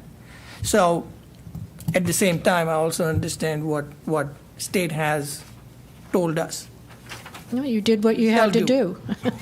So it's I'm just trying to get whatever I can, and I appreciate what that you have agreed to increase to 15%. Okay, thank you. Any other questions from anyone? Seeing none, can I have a Motion to close the public hearing. Can I have a second? Second. All in favor? Aye. Aye. Thank you. Thank you. Public hearing 2B, zone change application, Eric S. Parker representing ELF LLC, proposing to change the zoning from C commercial to R20 residential for approximately 2.84 acres of property located at 2094 Silestein Highway off Bel Air Circle, a private road ID 05-024.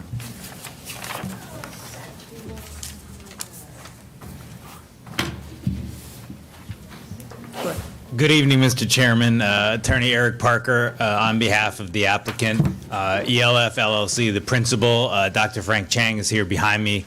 We have a pre-application review coming up later on in tonight's agenda. He'll be probably more likely to address you then, but if you have any questions on this piece of it, he's here as well. And let me just say, on the summer solstice, the longest day of the year, what more appropriate place to be than with you all? It struck me as I sat back there and listened to the earlier presentations. We'll send you the invite for next meetings too. Perfect. As you know, we're talking about 2094 Silestein Highway. You saw, hopefully, the application materials that we submitted.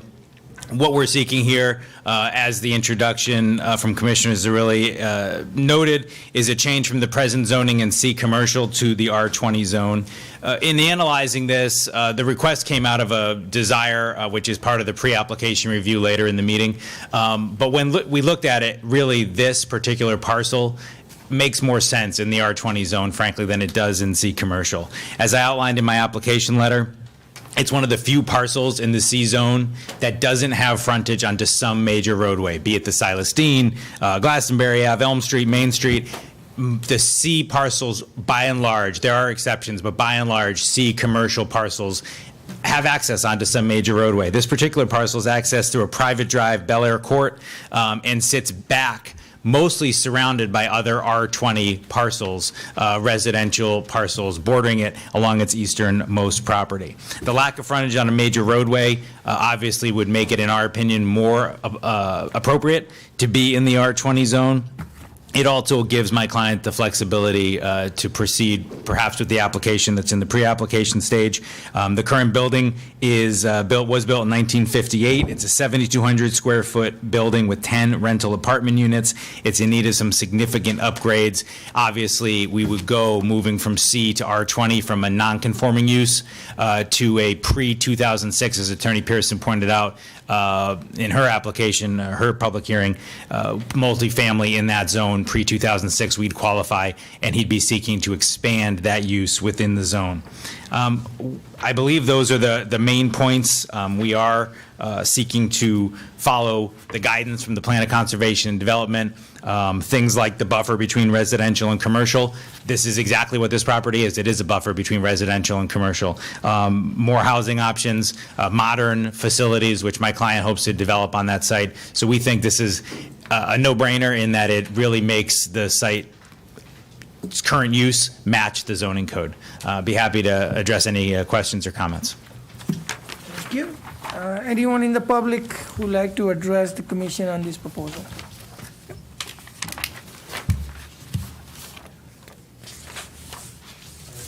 No, that's okay.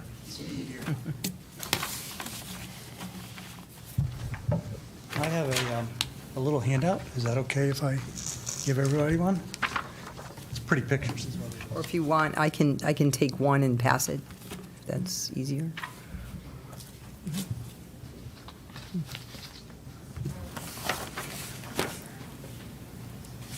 Okay.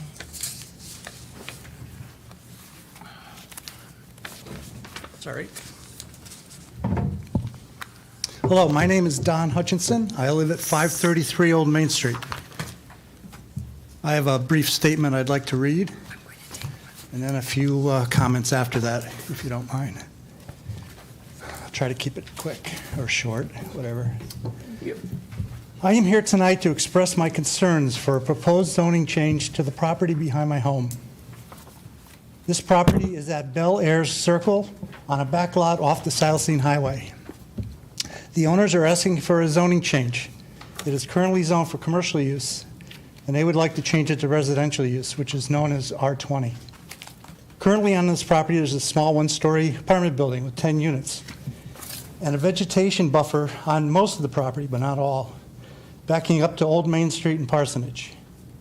The owners of this property are trying to change the zoning to build 3 buildings, 2-story apartment complex totaling 26 units with a covered parking area in the center, more than tripling the use of the current property.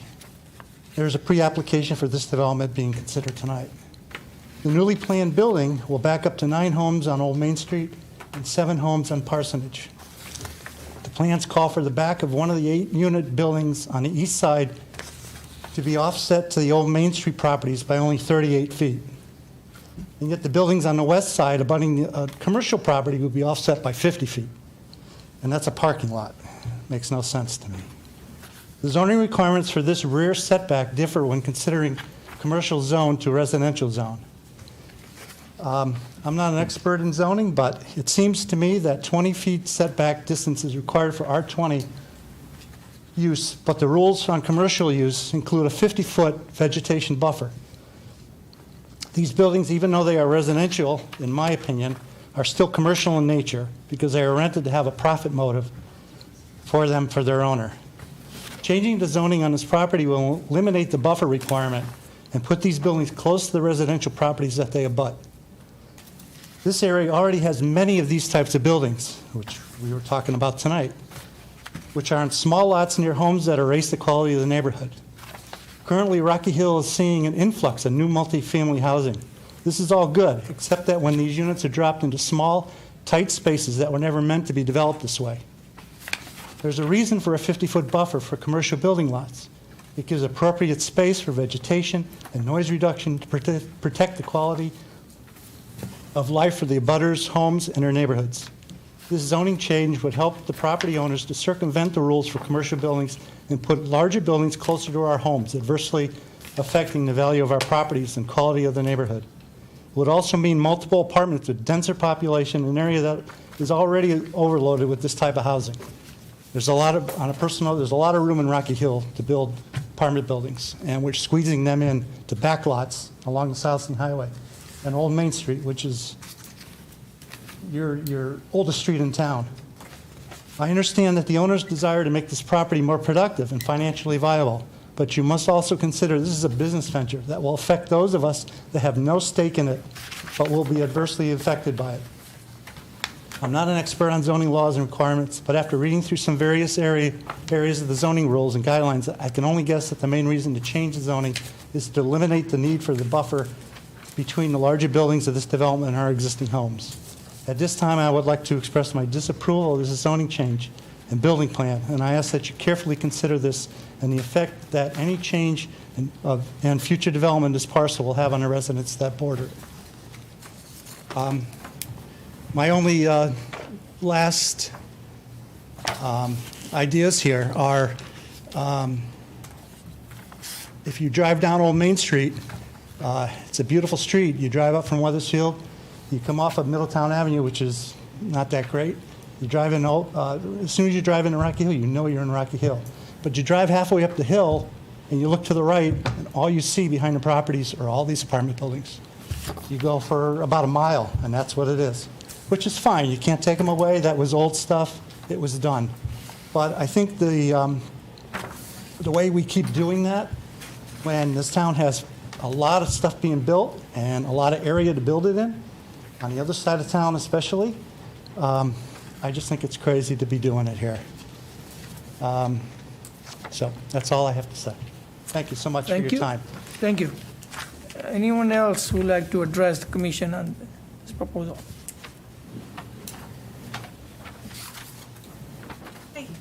Good evening. My name is Megan O'Brien McNamara. I live in one of the residences that abuts this property. I'm at 515 Old Main Street. So I appeal to the committee to vote no to updating the zone from commercial to residential. Making this change means squeezing an excessive number of units on less than 3 acres within up to 15 feet of my backyard and my neighbor's backyards. I'm asking that you consider the quality of life and practicality for the neighborhood, including paving what is open space and significantly increasing traffic. Saying yes to residential undermines the wildlife, the woodchucks, coyotes, foxes, family of hawks that enjoy this partially open space and woods today that will no longer exist. I'm asking that you honor our town's commitment to increasing open space and reducing residential sprawl. This request is residential sprawl. This is visual, sound, and light pollution for my family, my neighborhood, and our town. It will undermine our neighborhood and our property value. It will set a precedent for like overdevelopment, increased residential sprawl in the future. And it will be a detriment to our experience living in Rocky Hill, as well as for future generations. Lastly, to the earlier point, it will stand in the way of some really spectacular sunsets on my property. Don't take away my sunsets. Thank you. Thank you. Anyone else who would like to address the commission? Yeah.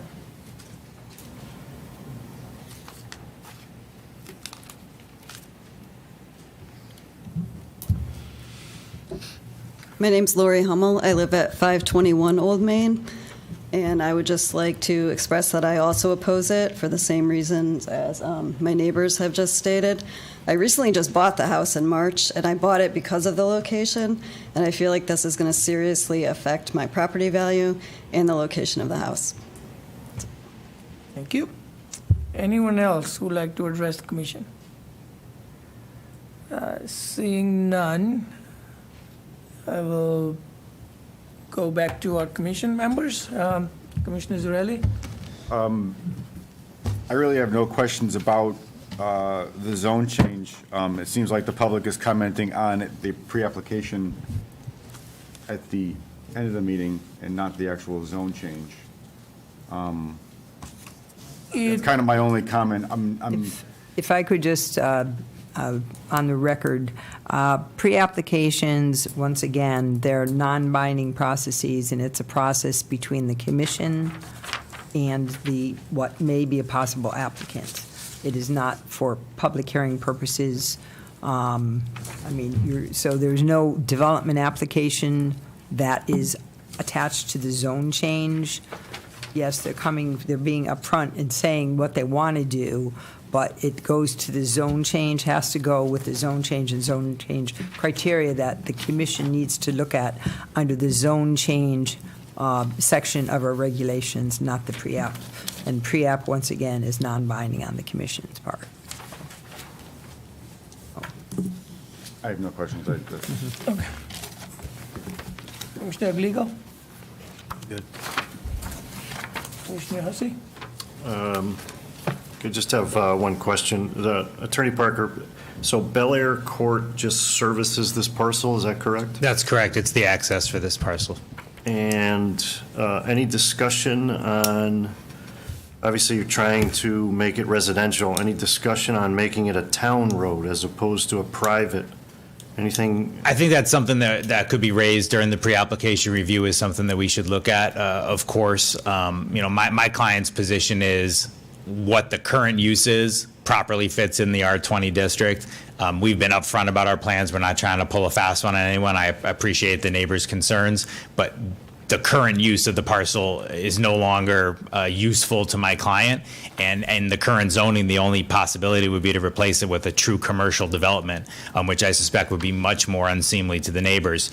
Leaving it as is not something he's considering. So we think that this is the proper use, and certainly that's something that could be considered as part of that pre-application, Commissioner Hussey. Okay, thank you. All set. Flacco? No questions. Commissioner? Do you have the history You of, can, do you have the history of what was and what is now? I'm going back in time. Was this ever R20? No, this is, as far as I can tell, it's a pre-existing non-conforming use. It's been commercial in that swath. If you looked at the map, it's a swath of commercial that comes down the Silas Dean in that area, and it abuts on the eastern end with R20 in the old Main Street neighborhood. Oh, okay.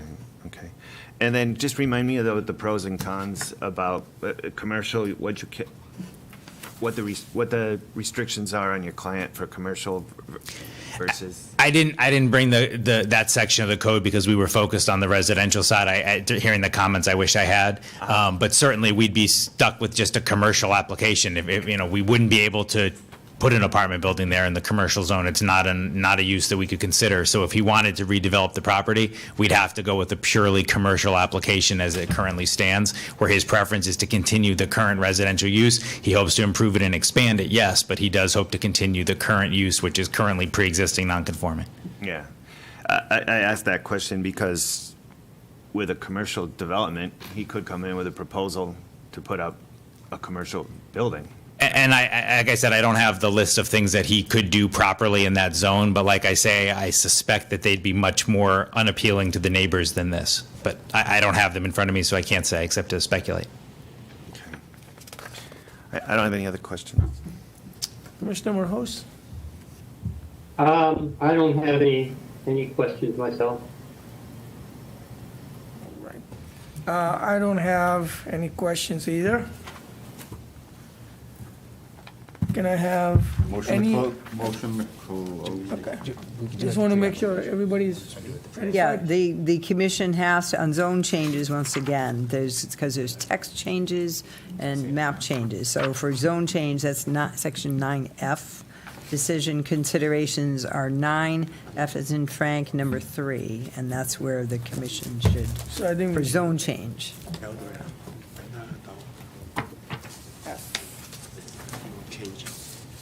But that's when you're deliberating. 9F3, is that right? Yeah, That's for zoning map changes. There's a separate section for zoning text changes.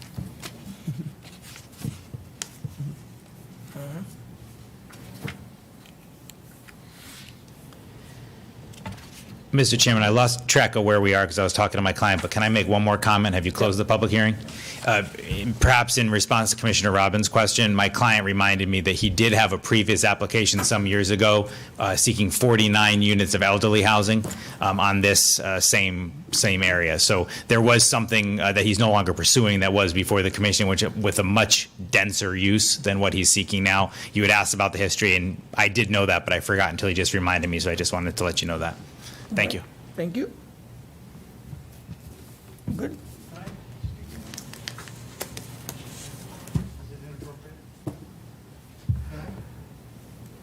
I'll give, yeah. Sorry. Making reference to that older claim, it was in 2006. They wanted to build a 3-story building that would have been 20 feet off my property line and all the back properties. They wanted to combine 2 or 3 properties in the back and reconfigure the whole back properties to build this building. And if I remember right, the council, your council, none of you, I mean, obviously were in it, approved it with a lesser design, and I'm assuming they dropped it because it just didn't work. So I want you to know that this is not the first time these back properties have been tried to be developed. And I have to tell you, we've been good neighbors. I know all my neighbors are. We don't complain about anything. There's light noise and truck noise that we get, and I don't complain about it. I guess I'm doing it right now, and I shouldn't. But we've been good neighbors, and all we ask for is to, just to hold on to, the neighborhood that we have, Old Main Street. It's your oldest street. And this property as it stands is very close to our backyards. The back ends of all these, I know you haven't seen it yet, but the back end of all these 8, 10 apartments on this one building back out into our backyard. And I just think it's positioned wrong. They could develop it if they want. I just think it needs to be reconfigured so that there's more of a buffer. And there is a difference between R20 and commercial as far as the buffer is concerned. When I read your zoning rules, so I'm sorry. Thank you. I didn't even mean to. All right. Motion, you're good? Yep. Motion to close the public hearing. We have second? Second. All in favor? Aye. Any opposed? Motion passes? Here, do we need to take a break? Yeah, I think Been we sitting here should for 4 hours take a break, yeah. before we go on to the next public meeting. We do have to finish the meeting on or before 11:59 Yep. PM today. Motion for a 5-minute recess. Can I have a second? Second. All in favor? Aye.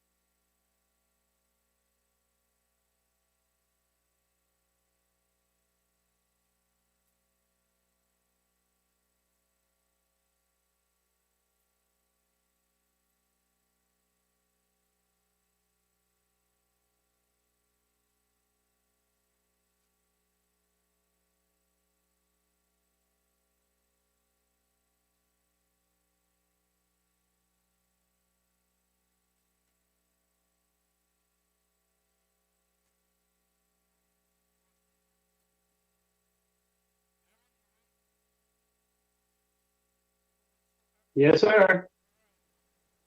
You gotta gavel it. Right, Hold on, they have to come out of recess. Motion to come out of recess? all in favor? Aye. Aye. Motion passes. Oh, I have to read this whole thing. Do I have to read this whole thing? Yeah. Quickly. Public hearing 2C, proposed zoning regulation amendment, Town of Rock Hill for proposed modifications to Rock Hill zoning regulations, sections 9C, 6, 3, and 4 concerning major and minor changes to approved plans. 9C, 6, 3, minor changes in approved and signed site plan may be approved by the town planner or other commission designee when in the discretion of the town planner or other designee. Such changes do not significantly affect the overall layout, design, density, impact, or nature of the approved site plan. The town planner or other designee shall report the approval of minor changes to an approved site plan to the commission at their next regularly scheduled meeting, and the modified plans shall be signed and filled in accordance with section 9C6. Minor changes shall include, but are not limited to, A, minor grading changes due to field conditions that do not significantly impact drainage patterns. B, minor changes in pavement or pavement markings. C, relocation of underground utilities. Proposal is scratching. D, location and screening of utility equipment. And the new D would be location of directional or informational signage. E, substitution of plant species due to availability or disease. And, suspenseful here. F, any other minor technical changes that do not materially detract from the original development concept, including not included in 9C64 below. Adding minor changes generally shall not include adding A, change in parking capacity, B, change in building height, footprint, location, or orientation, C, change in approved use of building or portion of a building, D, addition of any physical feature other than landscape. Each of the above is determined to be major changes and is subject to 9C64 below. 9C64, whenever a change to an approved site plan is determined to be a major change by the town planner or other designee in accordance with 9C63 above, a formal amendment shall be submitted by the applicant to the commission for its consideration for subsequent approval and signing. Major changes shall include, but are not limited to, A, change in use of any building or structure in whole or in part, increased number of parking spaces, location of parking, or dimensions of individual parking spaces. C, substantial reduction of landscaping or open space area. D, change in building height, number of stories, overall footprint, location, orientation, or internal density, i.e. reduction of apartment unit dimensions to increase the number of units. E, addition of any feature or facility not included in the original approved site plan, i.e. playground, swimming pool, etc. F, expansion, demolition, or reconstruction of any structure or building. G, additional signage other than directional or informational signs. H, significant changes in grading so to affect the drainage system. I, location of utility equipment, trash dumpsters, or any physical feature other than landscaping. Scratching current J and making a new J, any proposed change to a conditional of a commission approval.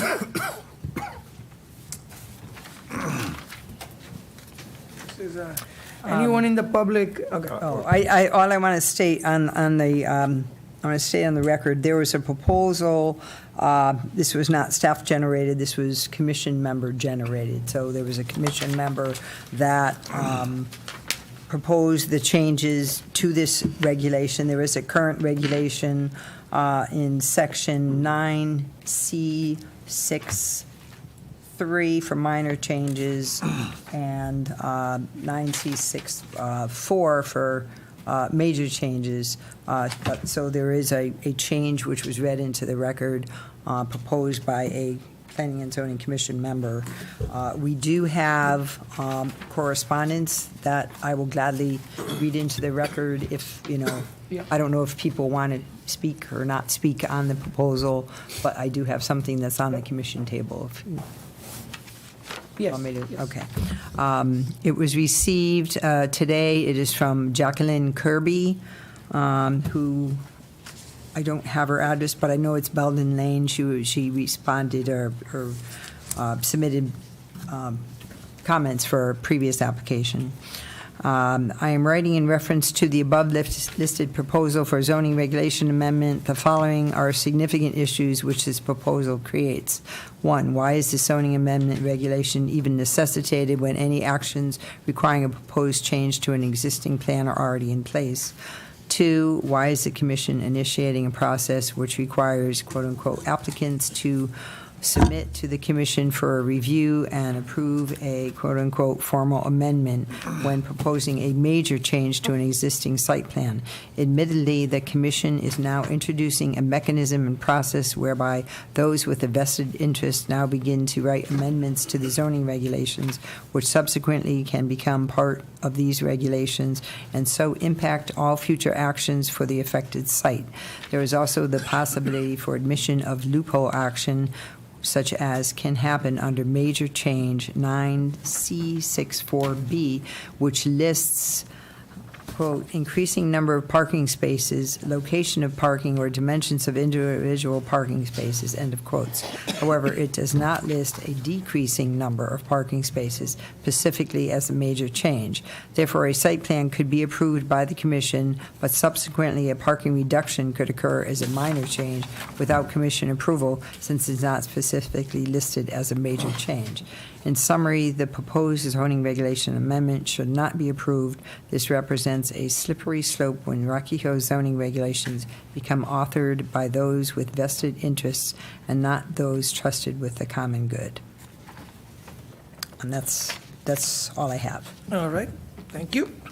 Anyone in the public who'd like to address commission on these proposed changes? Anyone? Seeing none, it's open for Commissioner Zarelli. The only comment that I would have is that any change that we try to do here shouldn't add, to be honest, more work to the commission and less work to staff. I think there should be, I like some of the changes that are done here, but like, I just don't think, I think that we just need more communication from staff about what is going on, because that was the, how this came to be. So if we're going to change something, I think we've already changed the methodology of how staff communicates to this commission with a working document of minor changes, blight, and those kind of things, so making it part of the public record. I'll let other commissioners speak, but overall, I believe that some of these changes will just make this commission meet more, because we'll stop. I mean, developers want to come in and do their thing with a minor change. And I think that it just, I look at this from the perspective of staff is there for a reason, and they're there to do their job. And yes, they need to communicate changes to us, but I don't know where the line is where we need to decide on minor changes that staff can just do for us, and we just get a report for it. So with that, I like you to go on. Thank you. Commissioner Glico. I concur with Victor. I think there was a good point brought up by the comments that were just read in the example of the increasing of the parking, because it's a good point if you decrease parking, so should that be reworded, or what are we doing? Like, if we're changing these, it's just going to add a lot of work. That's all I got. Commissioner Hussey. No comment. Commissioner Lecco. Well, I echo those two comments from the other commissioners. Just one thing in terms of how this is written. It can be kind of confusing the way it's written now, because we're defining what a minor change is, and then we're defining what major changes are. And there are things that could fall in between, and language can be conflicted between what the major change and the minor change are defined as. So I think in terms of if this gets adopted, the way it might want to be written is, these are minor changes, A, B, C, D, et cetera. Anything else is a major change. So I don't think you need to define what a major change is. You just define what a minor change is, and by default, everything else is major. So that's just the way things are written here, that might make it clearer if we decide to adopt such a thing. But I don't have any specific questions about any of the particular criteria. All right, thank you. Commissioner Robbins? Yeah, just for the record, this was. You can use your. This was something we did discuss at the last meeting, but you guys were. Were you at the No, last you- meeting? you- Oh, okay, all right. Yeah, I mean, I'm fine with it. The only thing based on that recent comment and to align with minor changes generally should not include change in parking capacity. That, if we make 9C64B align with that, it says the same, rather than making it just an increase. So yeah, that would be a change in number of parking spaces. And then that would address it, because if you go too low, you don't have enough spaces. If you go too high, you have increased impervious area. It affects the stormwater management. It affects the, so, so that's my comment. All right. Commissioner Morhos? Okay, well, I'm that unnamed person that brought this up. As far as the comment about creating more work for the commission, minor changes over the last 5 years, there have been 16 in 60 months, which is one every 4 months roughly. So it's not going to create a lot of work, a lot of additional work for the commission. The purpose of this was to clear up some of the language that could be interpreted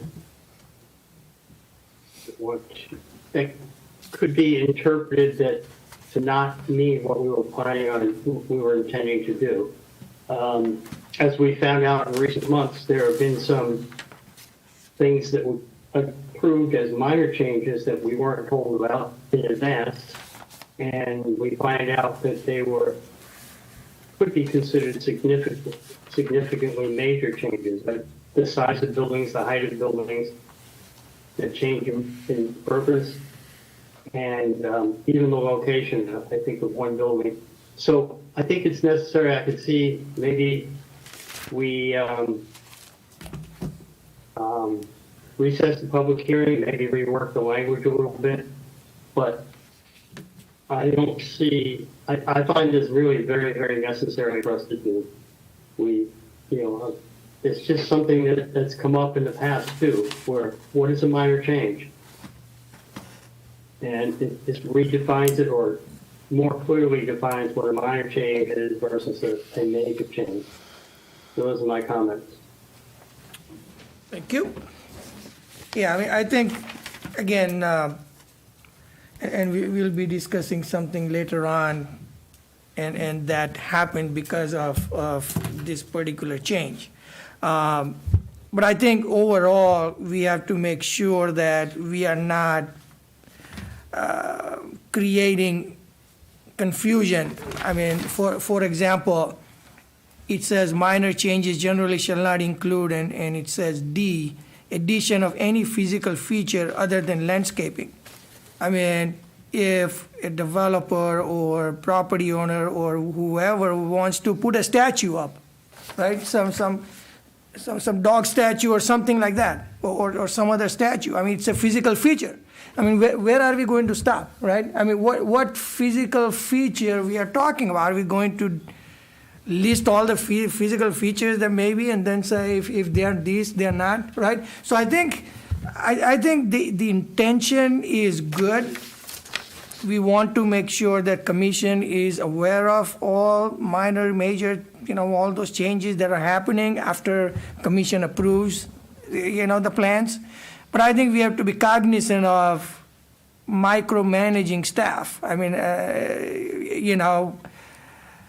we have qualified staff, they have responsibilities, they have job duties. I think we should give them enough guidance, and the guidance should be some definitive things. As I said, physical feature can be anything, right? So that's just one example, right? I think one of the other example, like any proposed change to a condition of a commission approval, that's great, right? I like it. I think that should be included. So I think we have to go through this with fine comb, and granted, we have not seen this more often, like the minor changes or whatever, but it does affect the applicants. I think if a minor changes or something that has to follow this regulation is stuck because the commission has to approve, it affects the developer. It affects the timeline. It affects everything. I think we have to look at and be cognizant of that as well. And I think, I think we don't have to decide all these things today because we have, I want to. I concur with Alan that we should just recess this thing Yeah. and focus. And Alan, would you say that we just need to focus on what is follow Commissioner Lecko's lead and say what is actually a minor change and not define major, because everything that's not a minor is a major? Would you say that is a good roadmap? Actually, no, because if you look at the major changes, there are now A, B, 5, 6, 7, 8, 9 major changes that are listed here. 1, 2, 3, I think 3 or 4 were already there as a major change. We already have wording covering major changes. This is just better defining what a major change should be. And it eliminates the, I don't want to say discretion because that makes it look like somebody's not Eliminates the paying ambiguity. attention. I It eliminates like the any ambiguity. possibility of confusion. Okay. So would you support a motion to recess the public meeting and rework these? Yes. Motion to recess the public meeting. Second. All in favor? Aye. Opposed? Motion passes. All right, I would like to call the regular meeting to order. Anyone in the public who would like to address the commission on items not on the agenda? Seeing none, I'll move on to consent agenda. Motion to adopt the consent agenda. Any discussion? Okay, can I? Or do we have to second it? Yeah, I need a second. Second. Yep. Discussion? No? All right. All in favor? Aye. Aye. Any opposed? Motion passes. Agenda item 5A, plan modifications, Belfonte Companies LLC for Kelson Row, Building 1, Clubhouse, and associated amenities with the pool located on property at 2418 Main Street in a town center zone, ID 10-184. Good evening, everyone. How are you tonight? Good, how are you? Great, thanks for having us. We're here tonight for a site plan modification for our project, Kelson Row. We want to change the clubhouse amenity space from a 6,800 square foot facility to an 8,600 square foot facility, making it larger, but putting it on 2 levels and making it more user-friendly. As you know, we closed the property about a year ago in 2022. We have subsequently demoed the Ames building, and we've remediated everything that needed to be cleaned up, including the asbestos from the building and the soil contamination. So today, we're here before you to talk about this site plan modification. Everything is on schedule at Kelson Row, and we expect to have the project completed in 24 months. I'm going to turn it over to David Dixon, our landscape architect from SLR, and our Director of Development, Mark Forlenza, of our company. Thank you very much, everybody. Thank you.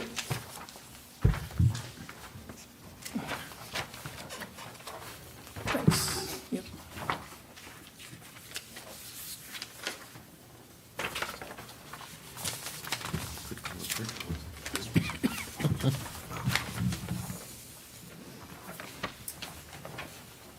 All yours.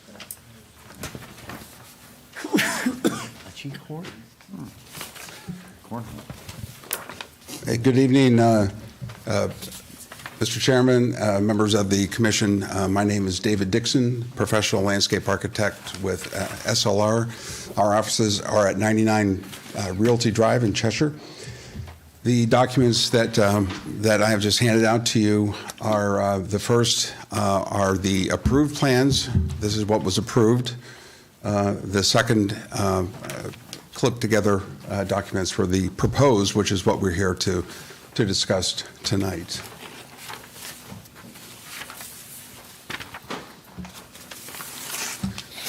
Get my bearings here on the computer.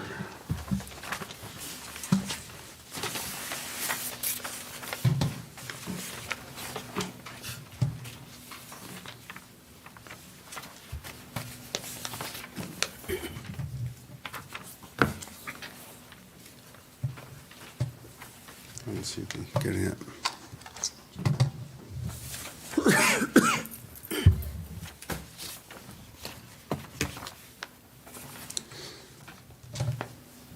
Can't get up there. Yeah.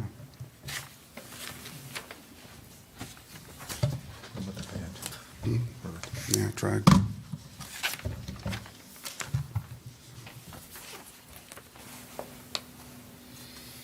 Not working? No, the mouse is moving. Doesn't seem to be, yeah.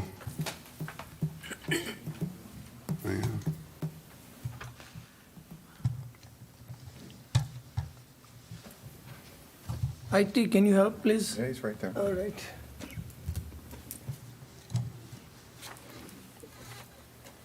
Here he comes.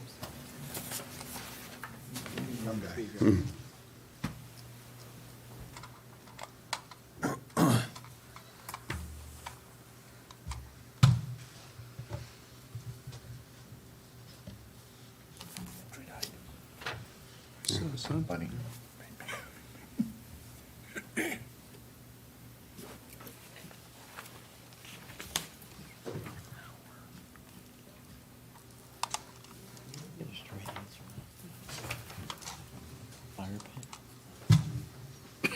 I was told last fire.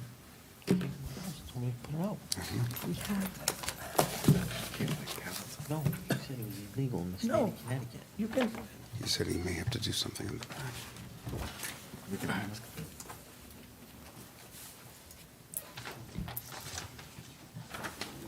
Okay. All right, let's go back to the first slide, please. Okay, the clubhouse and the pool, building number one, centrally located on the proposed development. You see the pool, you see the clubhouse, building one to the right, and we're now going to go through what was approved. We're going to zoom in a little bit now and take a look at what was approved. Let's go to the next slide. So there's the clubhouse. This is the landscape plan. The pool immediately behind the clubhouse. Clubhouse was a one-story building. There were two cabanas to the left. That would be plan, we'll call it plan left. We'll just call it left and right. So to the left of that, the cabanas. And around this facility, as with the clubhouse being a one-story, what was happening here is that we are up in elevation from the right-hand side of the clubhouse, just outside in the parking area, to all the way over to the parking lot to the left was approximately a grade change of almost 20 feet. All right. And so what we had done here, and we thought that this was probably going to be the most effective use of the property, was we proposed a single-story building and, of course, an immediate walkout behind the clubhouse onto the pool deck. The problem was, as we got into final design and really started to look at the grading more closely, we realized that there was and we knew that there was a wall around this facility. There was a retaining wall all the way around the pool deck. If you look to the top, or we say Plan North, that wall, the difference in grade elevation between where you see the chaise lounge chairs and the grade outside of the wall was 13 feet. So we were 13 feet higher at the pool deck than we were in the grade to the north. And if you go to the where it says the tot lot behind the cabanas, there was a 10-foot wall there.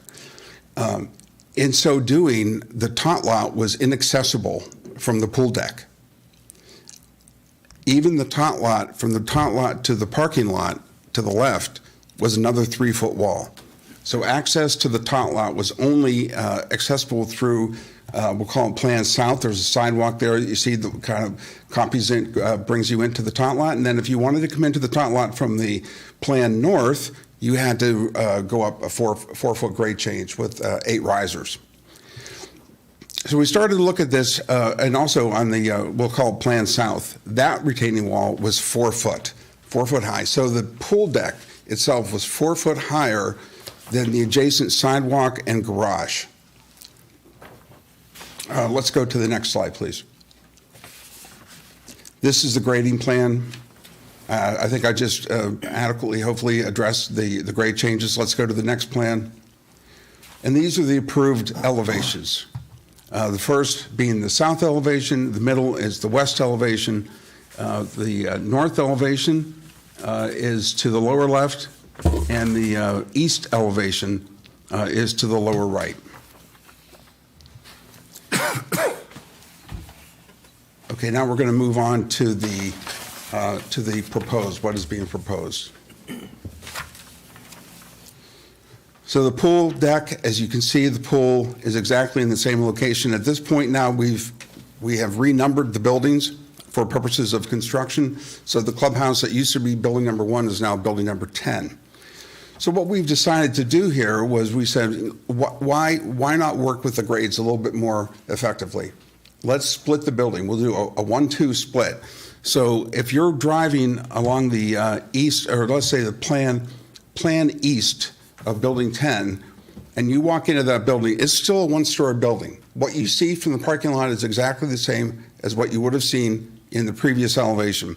The only difference is now on the back side is a 2-story. So now you have a deck outside at the upper level, and the walkout is below at the lower level. What this does, let's move to the next slide, please.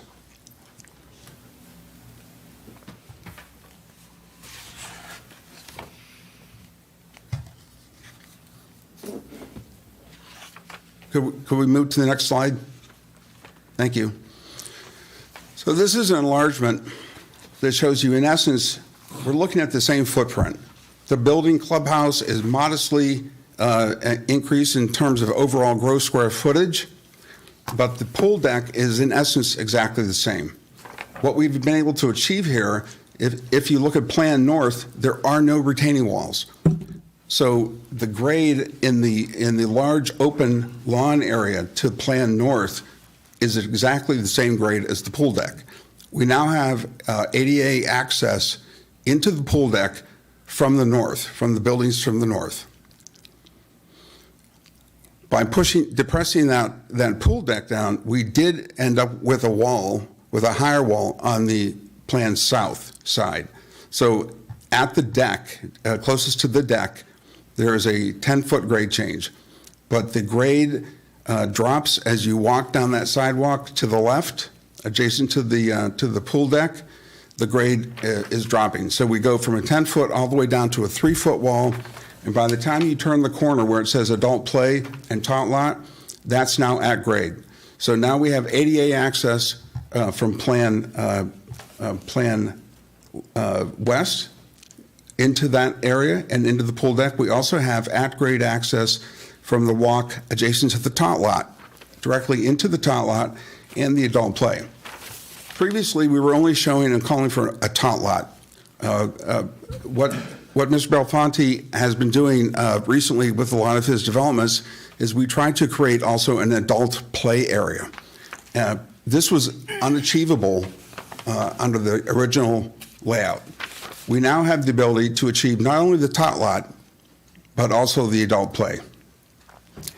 The pool deck and the areas around the pool deck have been enhanced. There are now outdoor rooms with furnishings.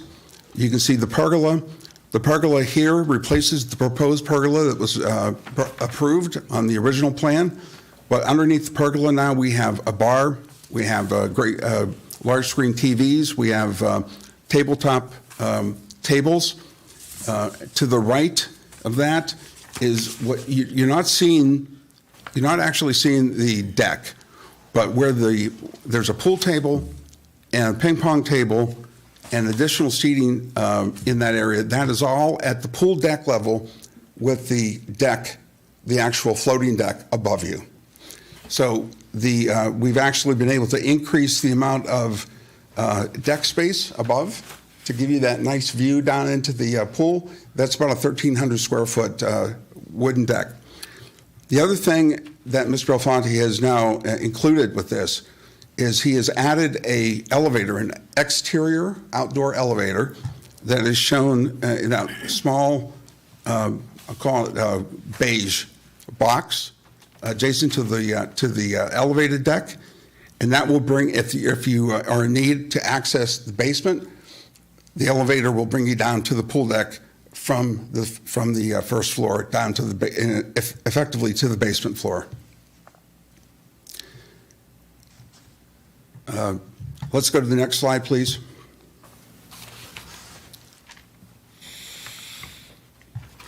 Let's go to the next slide. And this is just a black and white version of the landscape plan, which we just looked at in the rendered version. Mark or Michael, do you have anything to add? Just one other, just to mention also, we moved the cabanas, the bathrooms, into the main building, which makes it easier and more accessible to the people using the pool and people using the gym downstairs, as opposed to having to go out to the cabanas to change or whatever to use the pool. So, and showers are obviously available there as well.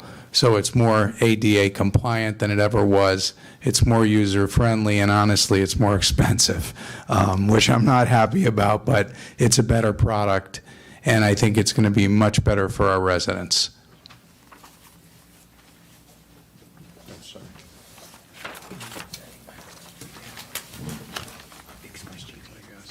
If you have any questions, we'd entertain them at this point. Thank you. All right. Any questions, Commissioner Zarello? I have no questions. Commissioner Glico? I'm good, thanks. Commissioner Hussie? All set, thank you. Commissioner Leckow? Questions? No. Just a question of curiosity. So are those hash marks on the end of the pool, does that represent a zero entry pool, or are those steps all the way across? Those are steps. Those are steps? Nothing else? All right. Commissioner Morehouse? Nothing. All right. I don't have anything either. I would love to see those big screen TVs that we just talked about. Motion to approve plan modifications, Belfonte Companies LLC for Kelson Road Building 1, clubhouse and associated amenities with the pool, located at properties 2418 Main Street in a town center zone. Can I have a second, please?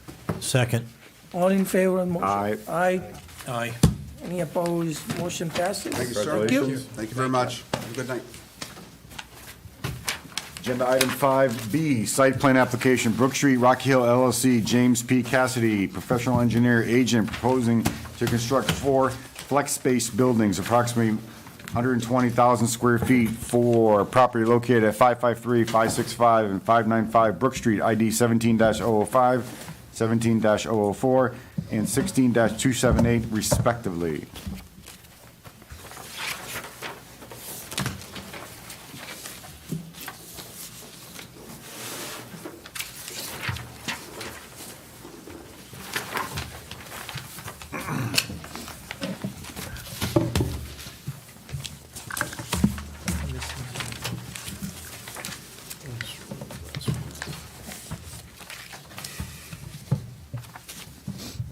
You do have just for the commission's information, you do have a traffic impact assessment memorandum on your table. It came in last week, it came in after the packet was distributed. So. All right.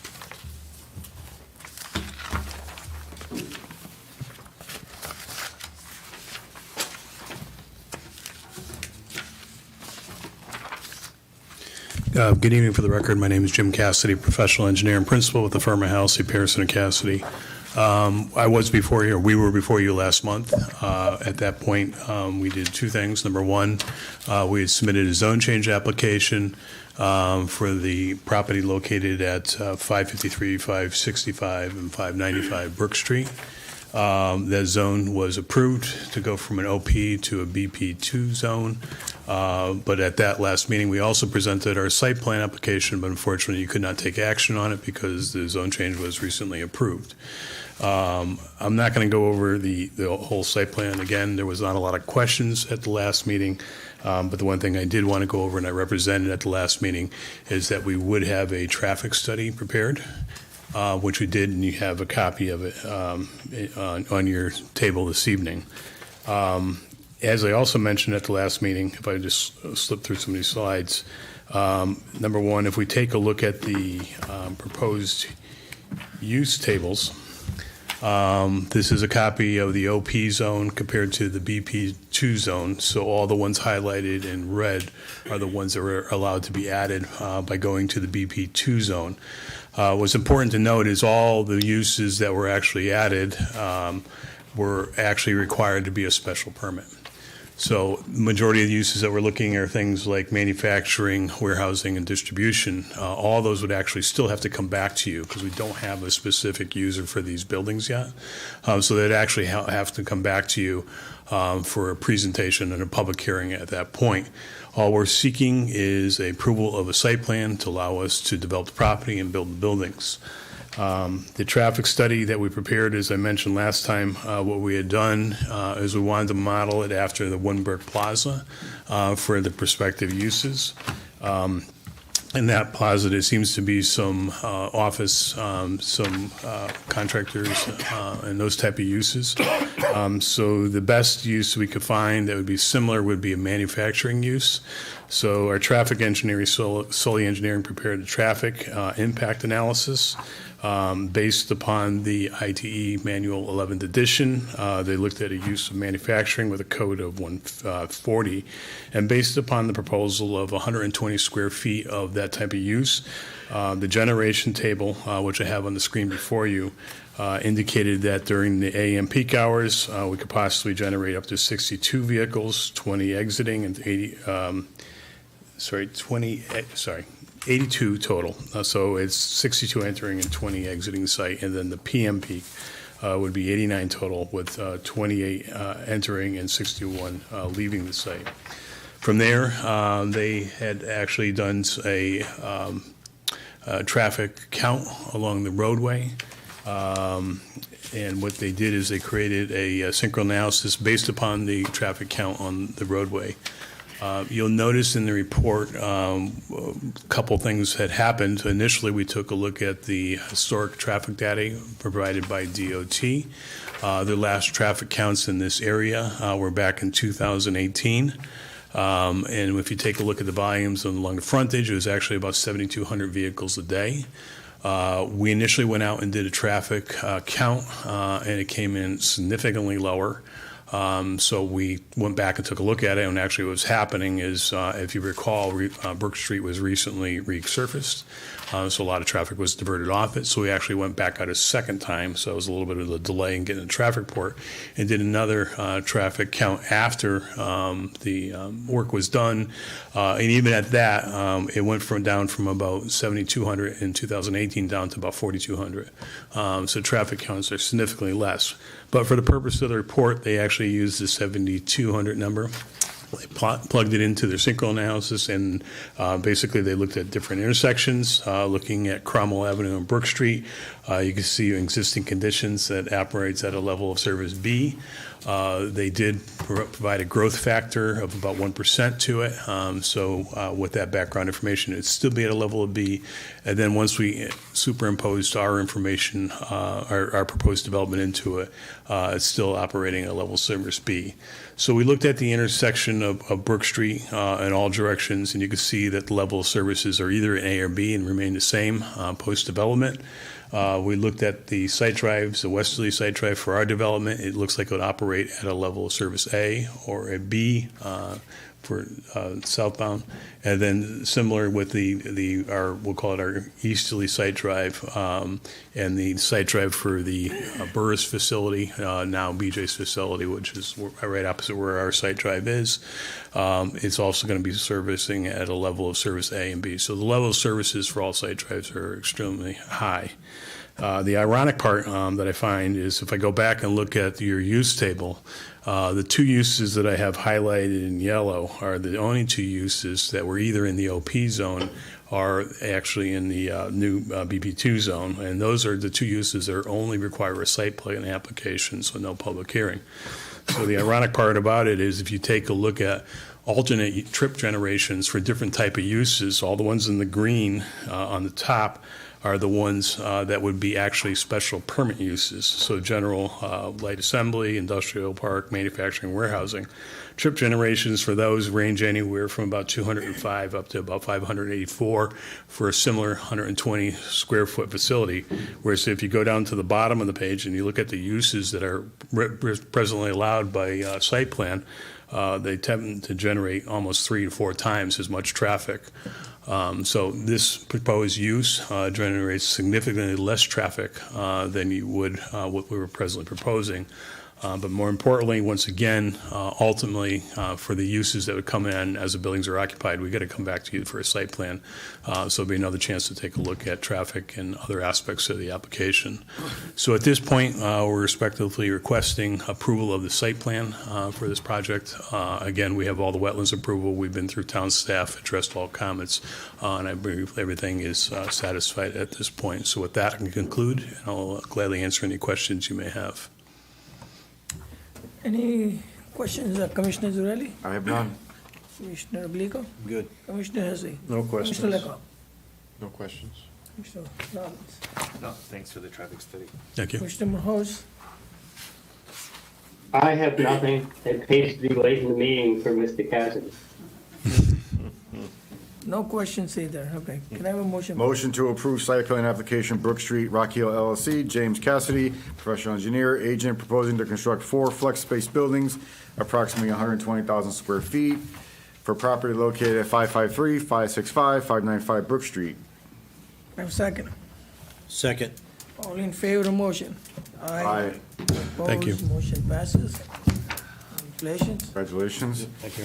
Agenda item C, special permit site plan application, Great River Holdings, Nick Usello, proposing a mixed-use development, Captain's Walk, approximately 3,584 square feet of non-medical office space and 4 residential units with associated site improvements for property located at 41 Glastonbury Avenue in an R20 zoning district in Glastonbury Avenue Overlay District ID 10-163. Can I have a motion, please?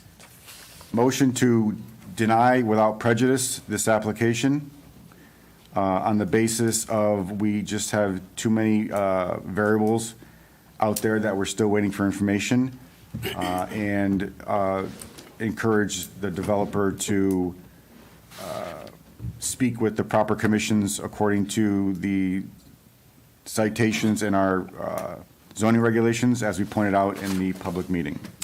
Can I have a second? Second. Discussion. I just think that this is just too much up in the air still. I think we heard a lot of testimony about historical and some of the people that the developer needs to speak to assure this commission and really the town that historical structure, it just needs more guidance on that historical structure as part of the development. Who was the second?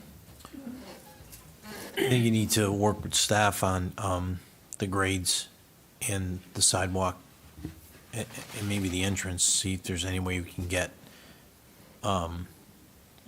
access through Glastonbury Ave. Comments? I just, earlier comment was just to verify that it's even within our scope of authority to modify, the density based on the village district regulations. Commissioner Morose? I agree. I'm just wondering if we would have to have another public hearing, or would this just be an agenda item at some point in the future? It's without prejudice, so he can come back at any time. But would there be a public hearing for it, though?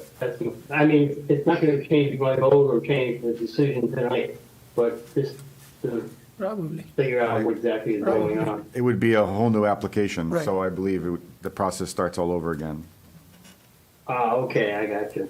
Okay. I believe because of That's it. the It's a new application. anomalies, yeah.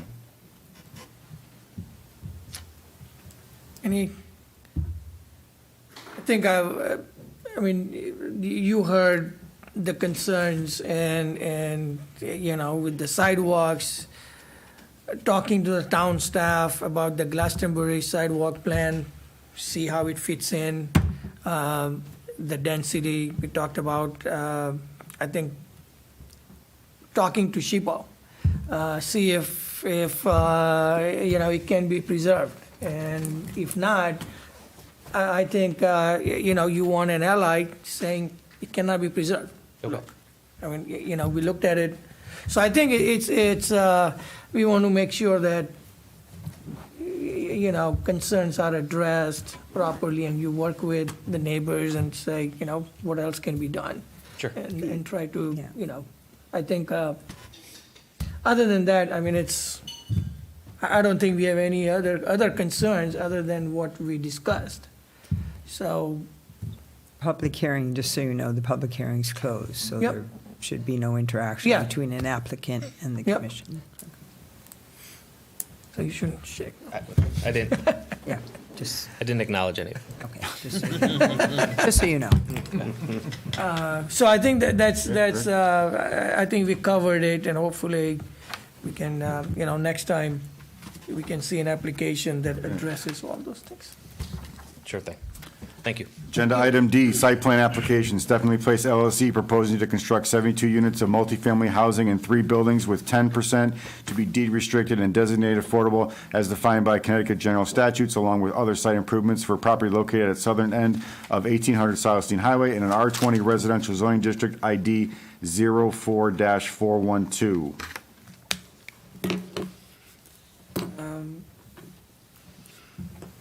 I would like to amend that.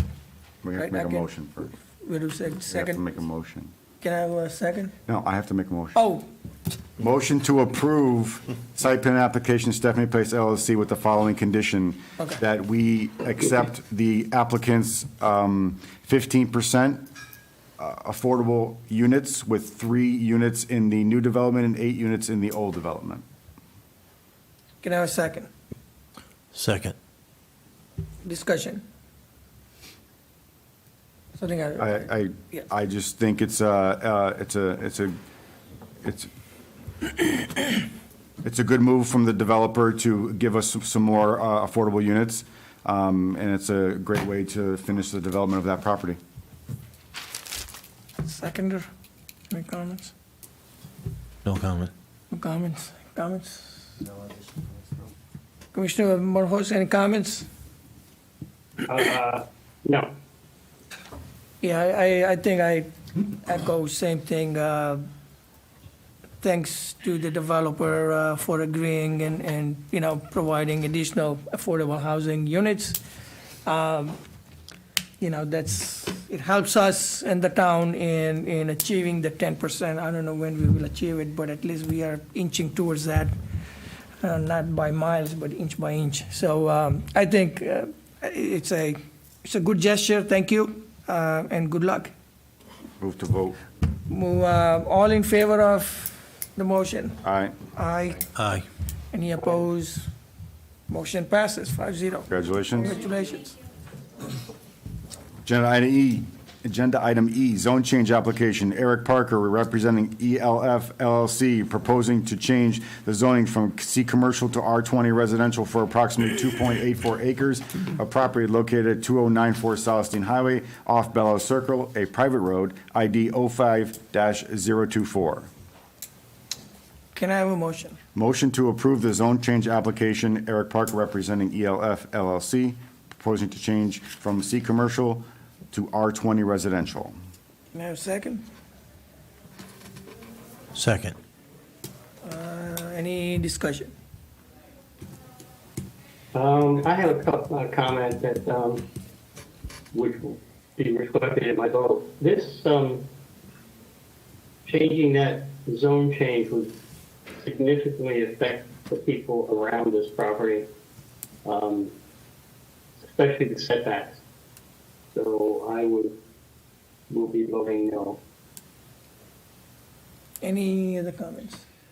I'm just wondering, even if it's a non-conforming commercial use, but if we change it to R20, then it's gonna be a non-conforming R20 use too, because it doesn't meet it doesn't have the frontage, it doesn't have it's non-conforming to the zoning requirements that exist now for R20. But wouldn't that be part of a site plan application? That's not part of a zone change, it's part of a site plan application. Right, but what I'm So- saying is, the existing use would be is non-conforming commercial, which was one of the reasons presented as to why the zone change was needed. Changing it to R20 it's just gonna switch it to a non-conforming R20 use in its existing condition. That's all I'm saying. So we're not achieving anything about conforming, if that's a reason for making the change.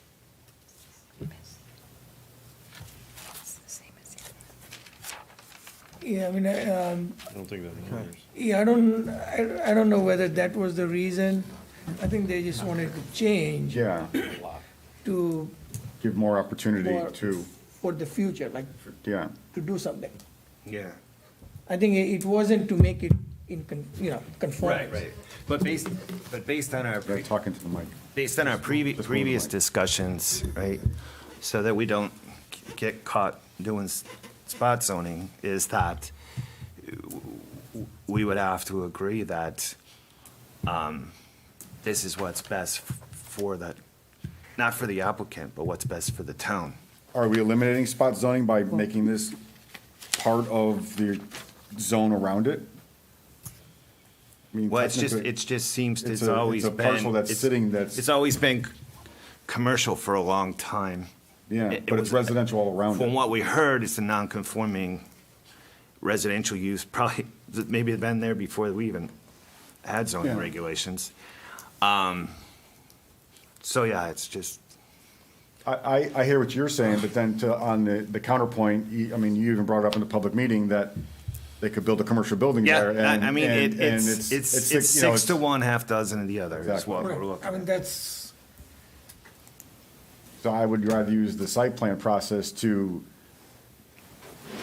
make the developer adhere to the zone than Yeah. come in with a albatross of a commercial building and then, I mean, personally, and back to what I said at the public meeting, I don't know that, probably the neighbors aren't going to agree with me, but I feel that worse things could happen by leaving it as commercial, because the height requirements go up, the density requirements go up, and then I concur with you. because you're only allowed 1.4 units per acre of land in an R20.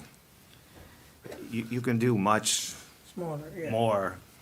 Much more damage. You can block out the sunset with an office building or in a parking lot that's backs up to their yards, And I so. think we were informed that that was proposed before.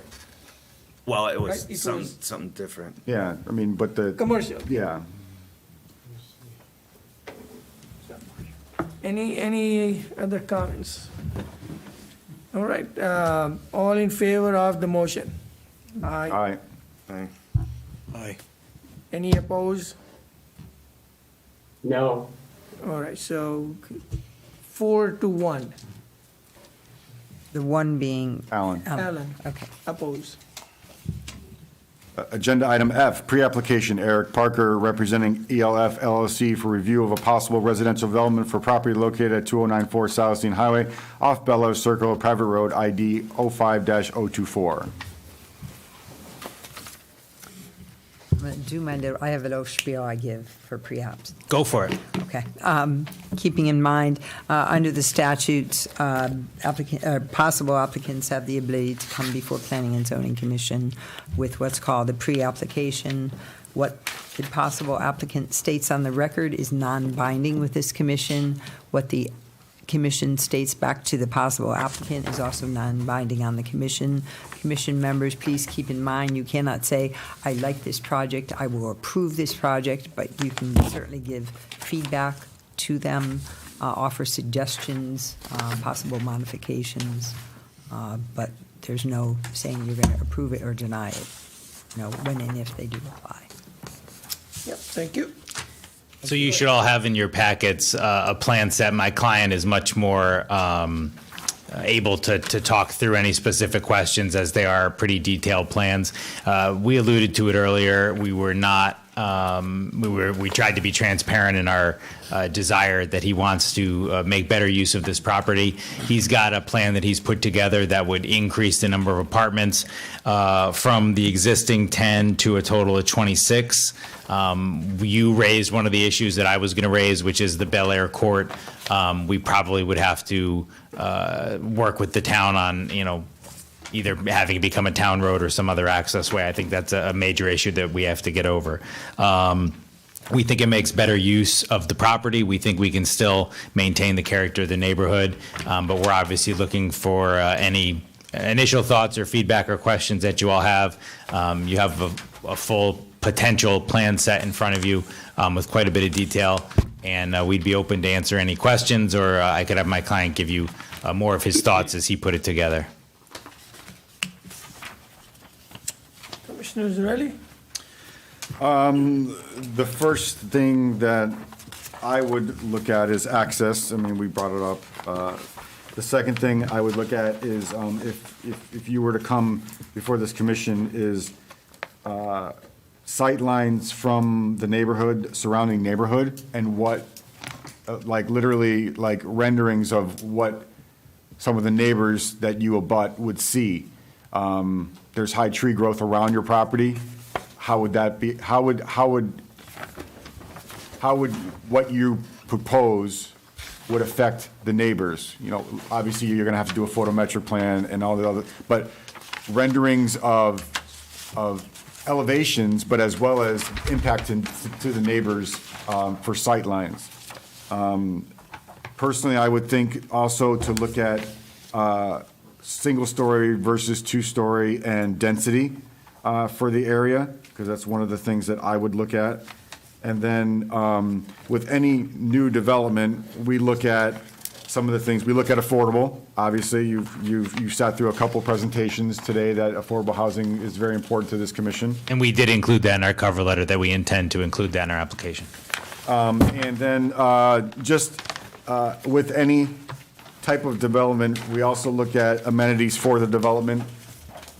Is it walkable? Is bike racks accessible? Is there a place for kids to play? Those kind of things to make it rather than just strip development with just blacktop pavement, some type of amenities to the development. And that's without seeing more elevations and the impact to the neighborhood. I think that's all my comments for now. All right, Commissioner Lugo?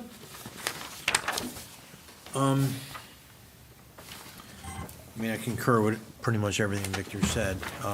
One of the things, I guess, is to be considerate of, obviously, the abutting property owners. And like one of the major complaints is, garbage pickup. Where's the dumpster going to be located? If it's up near the back and it's close to people's backyards, they're going to hear that.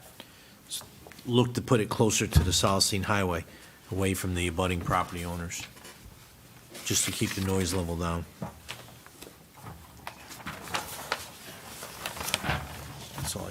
Thank you. Mr. Hussey? Obviously, same kind of stuff. Obviously, the town road coming in and out. Possibly what vegetation can be left might act as a natural buffer to abutting landowners. Come in with maybe more description on what the structures are going to look like in terms of colors, materials used.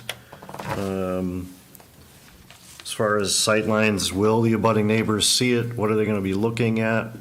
You know, it's just kind of looking at it quick. It looks kind of utilitarian. So how can you make it visually appealing if if it is going to be in their sightline?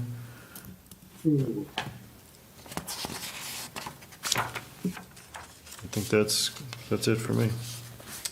Mr. Lecco? I mean, all the things that have already been said, I think you understand those issues. I'm trying to picture what this area looks like, because it's kind of isolated, but I think from what I can tell, it's very low-lying, and so stormwater management could be an issue on this site, so make sure you have a good assessment of the soil conditions out there, that you're managing stormwater properly and using as much LID BMPs that you can for this site.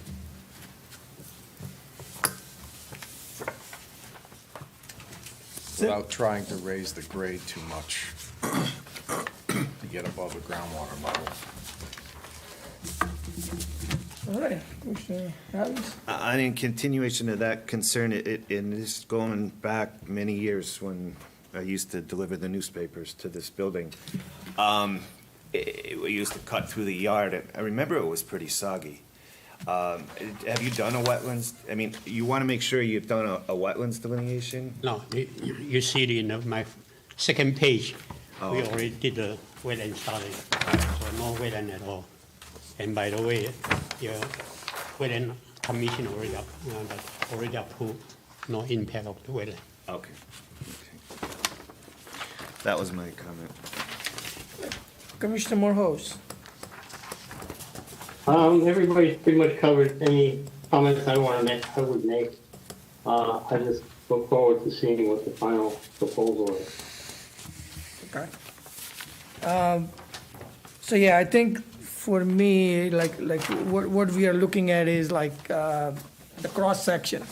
So say a home in your project, what is the cross section that we are looking at? So if somebody is standing, you know, on the lawn, what are they going to see? You know, how high is the building? Are they going to see, you know, the windows, whatever, balcony, whatever that might be, right? So we want to see that. Highly recommend working with the neighbors. I think we heard them, we heard the concerns. We are relaying those concerns to you. Work with neighbors. Hopefully, you know, you heard the other applications as well. Like, you know, I think maybe something can come out. You know, I think it's by working with the neighbors is always good. You know, so we want to make sure that next time when you come, all the neighbors are happy and say, hey, approve it. You know, like that. We hope so too, Mr. Chairman. Right. Examples of materials, right? I mean, right, I didn't see, I mean, I just browsed through, didn't see like what type of material there'll be. It's going to be like, you know, metal siding or what, you know, so that helps us looking at how it looks. And the other big thing is the, I see all blacktop. You know, break it up somehow, probably maybe lesser density, you know, give a gazebo for people to seat something, some, you know, pavers. I mean, you saw, you know, what Kelson Row is doing, you know, what they're trying to do there. So I think what we are moving into is in a direction so that we are consistently developing Rocky Hill as we move forward. So we want to make sure that it's developed in a way, and, you know, we all can be proud of, including you guys and, you know, people who will be living there. Because as you know, now people work from home. If they want to de-stress, where are they going to go? You know, if they don't have any space to walk around, it's all blacktop, it's all parking, it's all cars. It's not soothing to, you know, people when they want to de-stress. So I think anything you can do in those aspects, you know, more green, more this, see what you can save in terms of buffer that's already natural, grown, so you don't have to put something and wait 30 years to grow. So look at those. So I think those are just general comments. Do you have any questions? We will do the best we can. As you know, I have been in the town for since 1983. Okay, so I have been so many property on Saladin Highway. You will see my property in the front, all nice landscape. Not you know, like a lot of the, you know, property lot, that kind of thing. Now, one thing I want to ask Commission, are you sure you want to take this private road to the town road? If it's a town road, you got the power. Are you sure you want to do the private road to a town road? Is that something that would be important? Is his question? Because then you can. I mean, I think we should leave it. I think that needs to be investigated Yeah. with. Oh, that's more staff, yeah. It was just a suggestion. I think we will rely on town staff, engineering staff, legal staff, all that, look what the. Because we have town specifications for construction of a town road. Right. First, we need to see if there's adequate width. Yes. So it will, you work with town staff. We just raised it, and they will tell us whether it's feasible, not feasible, whatever. Okay. Any other comments? Questions? Actually, after we finish this construction develop, my property, each unit may be more expensive than the surrounding housing, you know. So right now, I'm estimating roughly will be the minimum with $250,000 per unit. Mhm. Okay, so we look nice. So as just like the last time we did for the adult living, you know, the elderly housing, we put a first class, but unfortunately, housing corrupt. So we estimate each unit will cost, you know, one bedroom will cost about $220,000, and in that time, the housing originally Rocky Hill pretty good, boom. Suddenly, you know that people cannot afford to move to that kind of the building, yeah. So we will definitely pay attention for the architect appearance, okay. We have a surrounding look nice, and enhance the whole area. It's nice, quiet area. Currently, the apartment, we never have an empty apartment because it's so nice area, you know. But unfortunately, that building is too old, so I like to upgrade because way back in the 50, 60 years ago, nobody paid attention to energy, you know, because oil is so cheap. So now, all the old building insulation is not too good.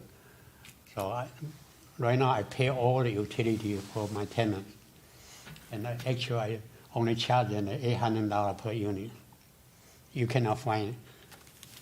Okay, so we are not trying to. We work with the town for the last 40 years, so we not try to come in here to just rob the people. You know, we like to enhance the town and make sure that people say, "Oh, Rocky Hill is a nice town to live in." Okay. I have one more comment. I found the letter here. The reason I didn't see it is because it's microscopic. This little thing here, and I had to, and I see that on October 23rd, 2022, you had a wetlands scientist say that there were no wetland soils on the property, but there are other wetlands in the nearby properties. And remember that you got 100-foot setback that could extend onto your property from the wetlands that are nearby. So you're going to want to mark off that 100-foot buffer zone. And I think, right, and I think that's the wetlands, probably, Kim, they'll be going through the Wetlands Commission, right? Well, Staff will determine that. staff, when we have staff meetings with applicants or possible applicants, we do have wetland staff present, so. So, but thanks for bringing up. I mean, It just trying to save you some time. Yep, Thank you. Thank you for your time. thank you. Let's see. Agenda item G, we're going to skip over.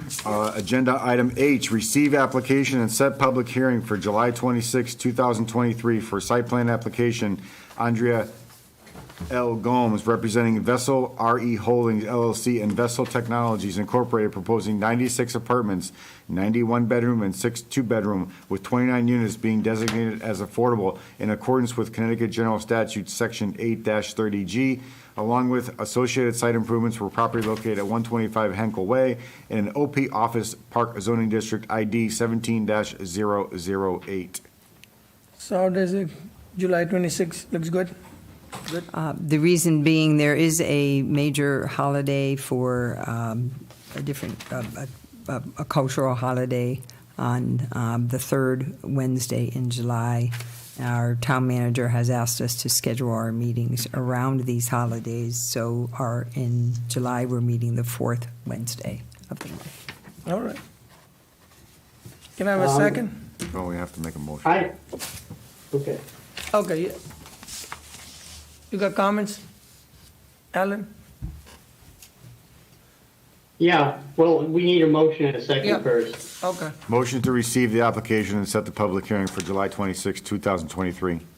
Can I have a second? Second. Any discussion? Now I can talk. I'm just curious, what is the actual mechanism of receiving an application and setting a public hearing? In close to 10 years on this mission, I haven't seen that. In fact, I think this is the only developer that's ever done that. Because we've had two 830G applications ever since that statute took effect in the late 1980s, and we were advised by our town legal counsel, this is the process you'd utilize when you receive an 830G application.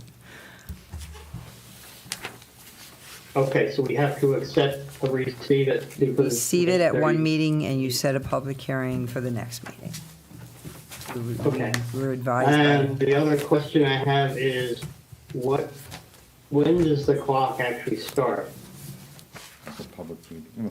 The- We put the public meeting. No, into it. once we the receive. public hearing clock starts on the 26th, but the clock. application is when we receive. Right, but the Okay, clock starts The once over- we receive. Yes, that's Yeah. correct, but for holding a public hearing, you still Right. have that 30-day window, and starts on the 26th. Okay, so we have, what is it, 90 or 105 days from the 26th? No, 65 days from today. 65. I'll have to check if 8-30 has a separate timeline. Right, it may have a I know separate you go through the timeline. same extension process. Right. Pack it up. Okay. The concern I have is, if you recall, the previous application, the applicant actually asked for two 30-day Extensions. postponements and then held us to the deadline. So roughly 2/3 of the timeframe was burned up by the developer. And I just Okay, wanna one make sure we don't application has wind up nothing in to that do with issue the again. other. I think we'll just make sure that, same thing doesn't happen, but that's, it is what it is. I mean, Move to vote. All right, I think Alan is because he's already home, so he's like, hey, I will just talk.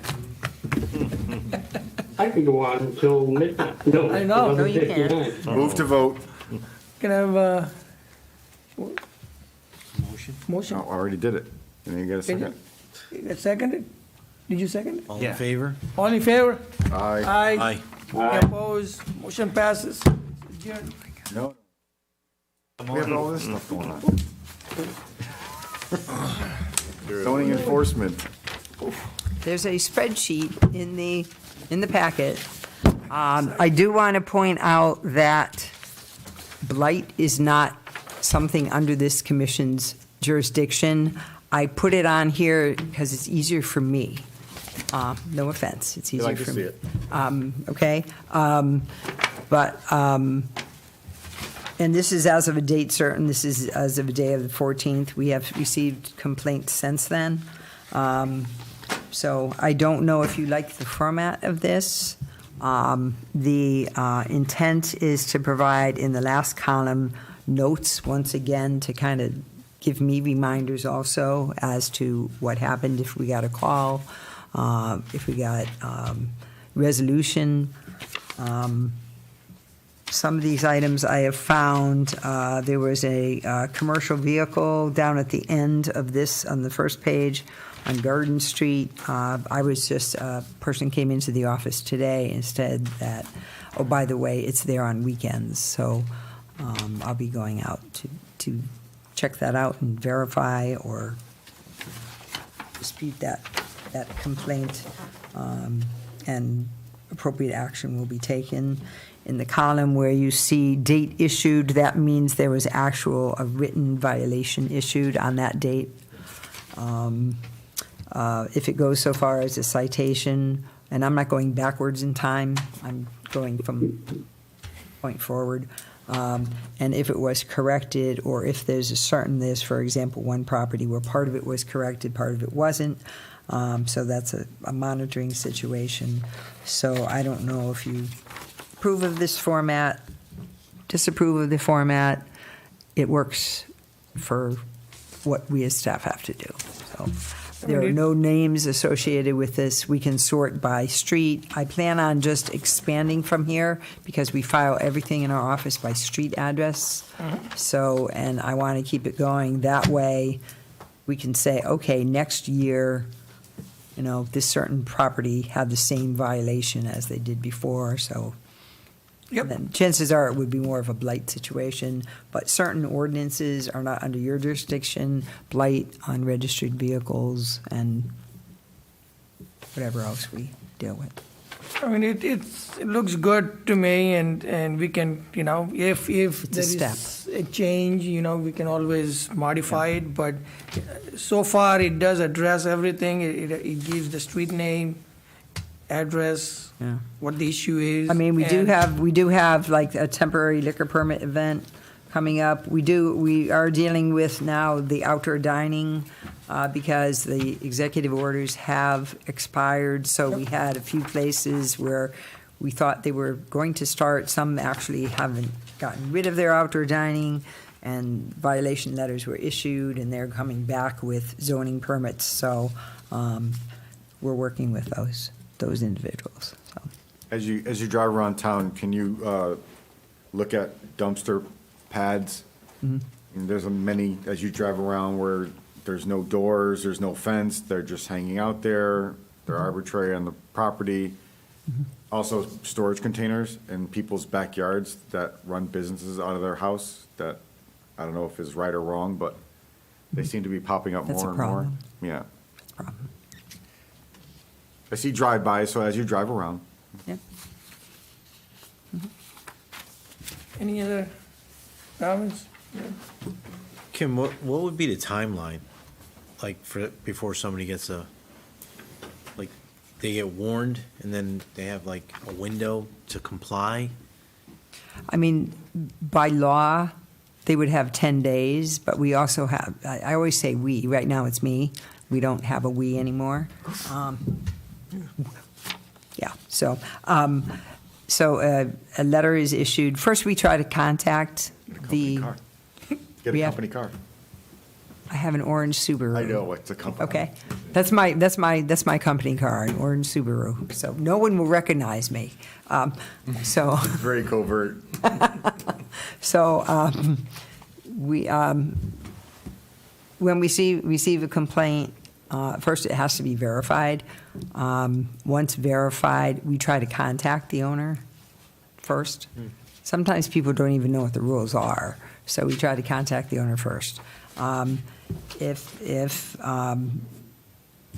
that doesn't work out, then it's a matter of issuing a violation letter.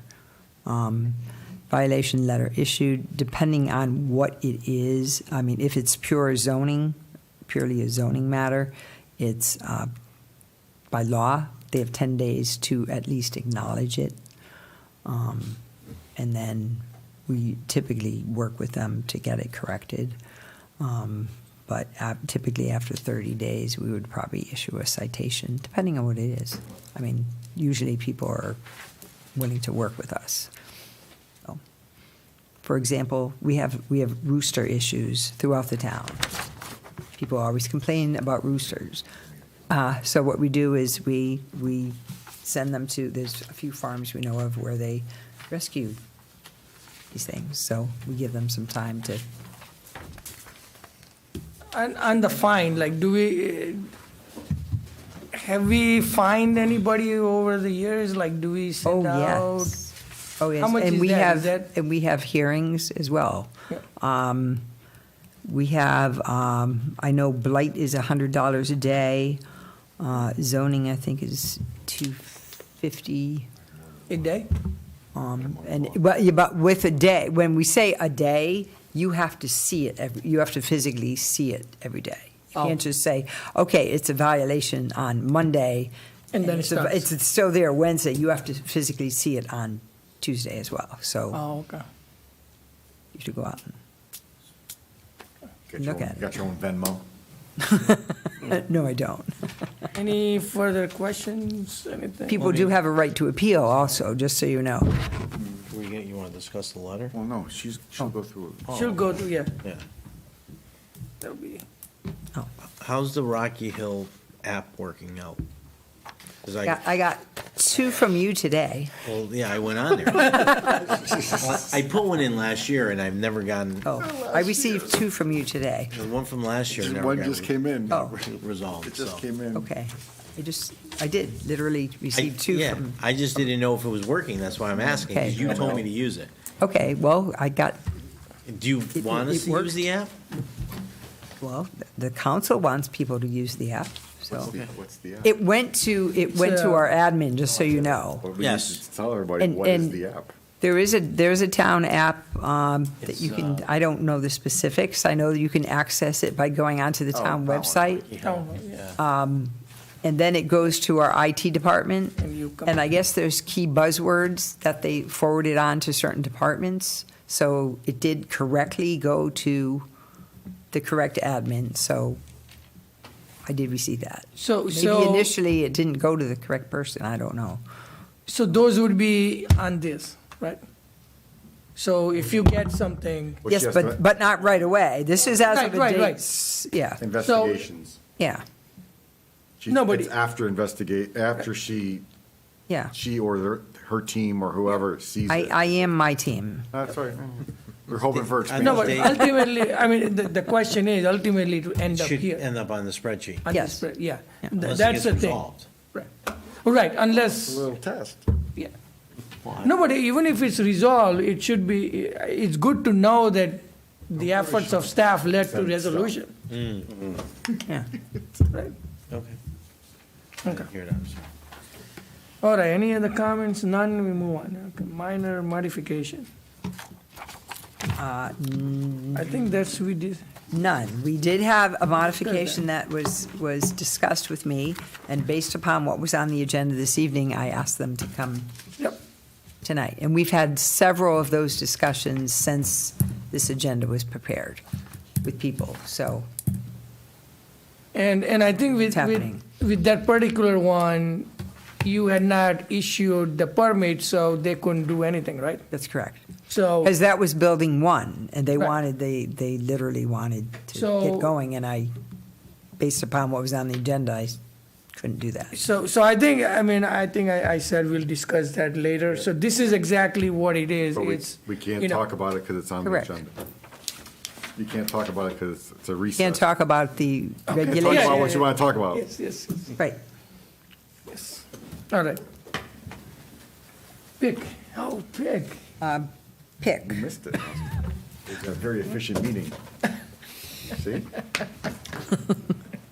The Complete Streets, just so this commission knows, Complete Streets policy wasn't has taken effect. The town council did approve that. Last night, I was at the town council meeting for the creation of the Affordable Housing Committee ordinance, and there was some language that they wanted me to add. I need to be very careful on the wording of that. It's concerning encouraging people that are in affordable units to apply and to become members of the board. So that I'm working with our HR person who created the ordinance on inclusion and innovation. So I'll be working on that for the next council meeting, as well as the application to get members. So, and I think we finalized the next PIC agenda rather well, so. Do you have anything to add, Victor? No, I think our next agenda is kind of the same, other than we talked about establishing the bike path and aligning with Weathersfield and trying to align with Cromwell. Yep. And the first alignment was talking about Meadow Road and aligning with what Weathersfield's doing with their Meadow Road. Yep. And see how we can align with them, so eventually we can get to the Putnam Bridge Goes to Bridge Putnam and Bridge. go over to Glastonbury. Glastonbury. So that's kind of the gist of what we started talking about, and have the town engineer explore that. And maybe funding and all that kind of stuff. Yeah, as well, we part of talked that. about money, and we talked about the sidewalk fund again, we Right. talked Yep. about all that Yep. stuff, so. Okay. No, I think it's we have achieved a lot, right? I think compared to a couple of years ago. We're making moves. Yeah, so I think it's a And the good thing about it is I think the actual PIC committee itself, the PIC is expanding with sustainable and, Right. and everything else, so it's kind of. housing and We also, We set up our next plan of POCD POCD. renewal. We set it up very well because we'll have more people included this time. well, we also, in the budget, just so you know, that in the budget, we did get 20,000. We originally asked for 50,000, we did get 20,000, effective 7/1. So we, as P and Z, and possibly through PIC, will have to work on scope and all On that that, kind yeah, of stuff. correct. Make sure it's done within 20. Correct. Yep. Okay. All right. What's Legislation. next? Legislation? You heard Nothing. about the EV charging stations. There is a new public act about that, so that regulation will be coming down the pike at the next meeting also. So,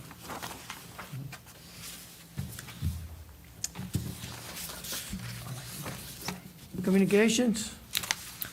um, There are a couple of things. Well, we have a few things. I know that Giuseppe pointed out one that we'll get to. You do have in your packet communications concerning state traffic commissions as it relates to 1344, 1360 Sidestein, as it relates to 1909 Sidestein. These are with respect to the parking lot application that we had before us with respect to Terry Wine Auto and the mixed-use development, changing office to residential mixed use. And then we also have an email from Ace Hardware. Is this Ace? Yep. Yep. Yep. I at one point thought the person would be in attendance at tonight's meeting because they were very concerned that they had been doing this for a period of time. And I know we had issues with them with outdoor storage behind the building. But they're saying they have put items in the front for years. There's still items in the back. That's correct. So That's we correct. still have issues. And I know that on the sidewalk, I had the building department go out because they actually regulate the width, the ADA width on sidewalks. So in one area, it's fine, but in the other area where they have the propane tanks, it's not fine because they have barriers in the way. Right. So that's a problem, but they need the barriers that's required by fire marshal. So, but I thought they wanted to come and talk about this, so they sent an email instead. So does that go on her It was- list? Does that go it on the was- list? Yeah, I mean, I think so. Was It's on your list, right? It'll go on the list. But did the letter go out, is that, or not yet? It has not yet, Okay, so I think maybe because I thought we- they would be here to, Yeah, so I think we have to send the letter out, and they'll come back to address commission if they want to come back. So if the propane tanks are encroaching on the sidewalk and then they put the concrete barriers in front of it and you don't meet ADA, it's a problem. correct, but is And that's a that- problem for the landlord, the Right, so owner. Is that something that gets addressed with the method of they get fined? Or, well, I guess what I'm trying to understand is the time frame. Like, is this gonna last through the summer before anything gets resolved? Because this is a seasonal request. The letter will go out possibly Friday or early next week. I'm not in the office tomorrow. And then they'll have a brief period of time to address it. And after that, it would be a citation. Is the storage container that's out back, that was approved? Not that I'm aware of, no. It's been there for years, that's why. I know that some of the units have, they're more food use. No, I guess. They have, Because it looks like they have like a storage box there, so if the storage box is full and their building is full, and they're storing stuff outside in the back, and they're storing stuff on the sidewalk, and now in the parking lot, it looks like they outgrew their space. I mean, I think we have to look at it comprehensively and address it, because we can't allow businesses to flourish like this on parking lots. I mean, because the way I look at More it, pallets on the sidewalk. right, I mean, the way I look at it is, we get new business, right? And we question them, all these different things, what are you storing there, what are you storing there? Why that is not covered, why this, why that, right? And go through the whole thing, and here we have violations under our noses. I mean, that's unacceptable. Either we have regulations, or we don't. Either we follow them, or we don't ask questions, just approve it. Yeah.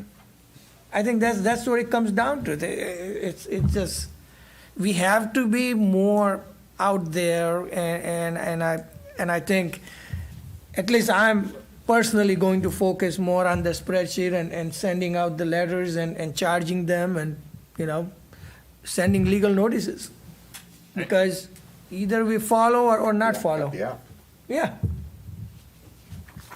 I mean, I did notice, just an observation, that the Cromwell Walmart that stored all their stuff outside last year, they had all kinds of stuff. They don't have anything outside this year, so maybe Cromwell's doing the same thing. Cromwell one? Yeah, I mean, I think- because Rocky Hill was storing stuff outside earlier this year, but I'm not sure that it's out there now. But they have the space, they have the covered area on the back there with the open air. Remember, in the past, we Right. told Walmart to fix it because they had all those storage and they were storing everything out there in temporary storage containers, so. So I think we have to, and I know we are picking on Ace, I mean, that's why, I mean, that- I mean, 'cause they are in front of us here for application, that's why, They came in front of us. Right. They got denied, and then it got progressively worse. right. So I think we have to go out and I think maybe we start using the app and start putting stuff and, Oh, yeah. She's smiling. no, I mean, again, I mean, Don't you get I'm, 25 cents a Zoom in mile? from It's satellite. it's the orange, Don't you whatever. get 25 cents a mile? no, it's 55, It's it's 55. 62 and a half. She lets Uber. 62? Uber on the front. 2.5. Uber, right? Uber. Uber. Bring me to Ace. Incognito, yeah. Ace. But I mean, I think in all seriousness, that's what we have to do, because with straight face, we can't ask an applicant of a new business to go through hoops. And here we have violations all over the place. Yeah. It's not fair. I mean, either we follow or not follow. Okay. What else? So we discussed that. Kim, just a quick question. The development off West Street, it's on state property, so that, I'm assuming that's something that doesn't come. Do they notify you? Near that little state library building, there's this thing called the New Road Improvement Project, and they're digging up the whole hill, going up the back. But that's all state property. They don't have to notify us. They don't have to. No. Okay. Oh, that driveway? Yeah. Off of, yeah. Plum Island, they're replacing it.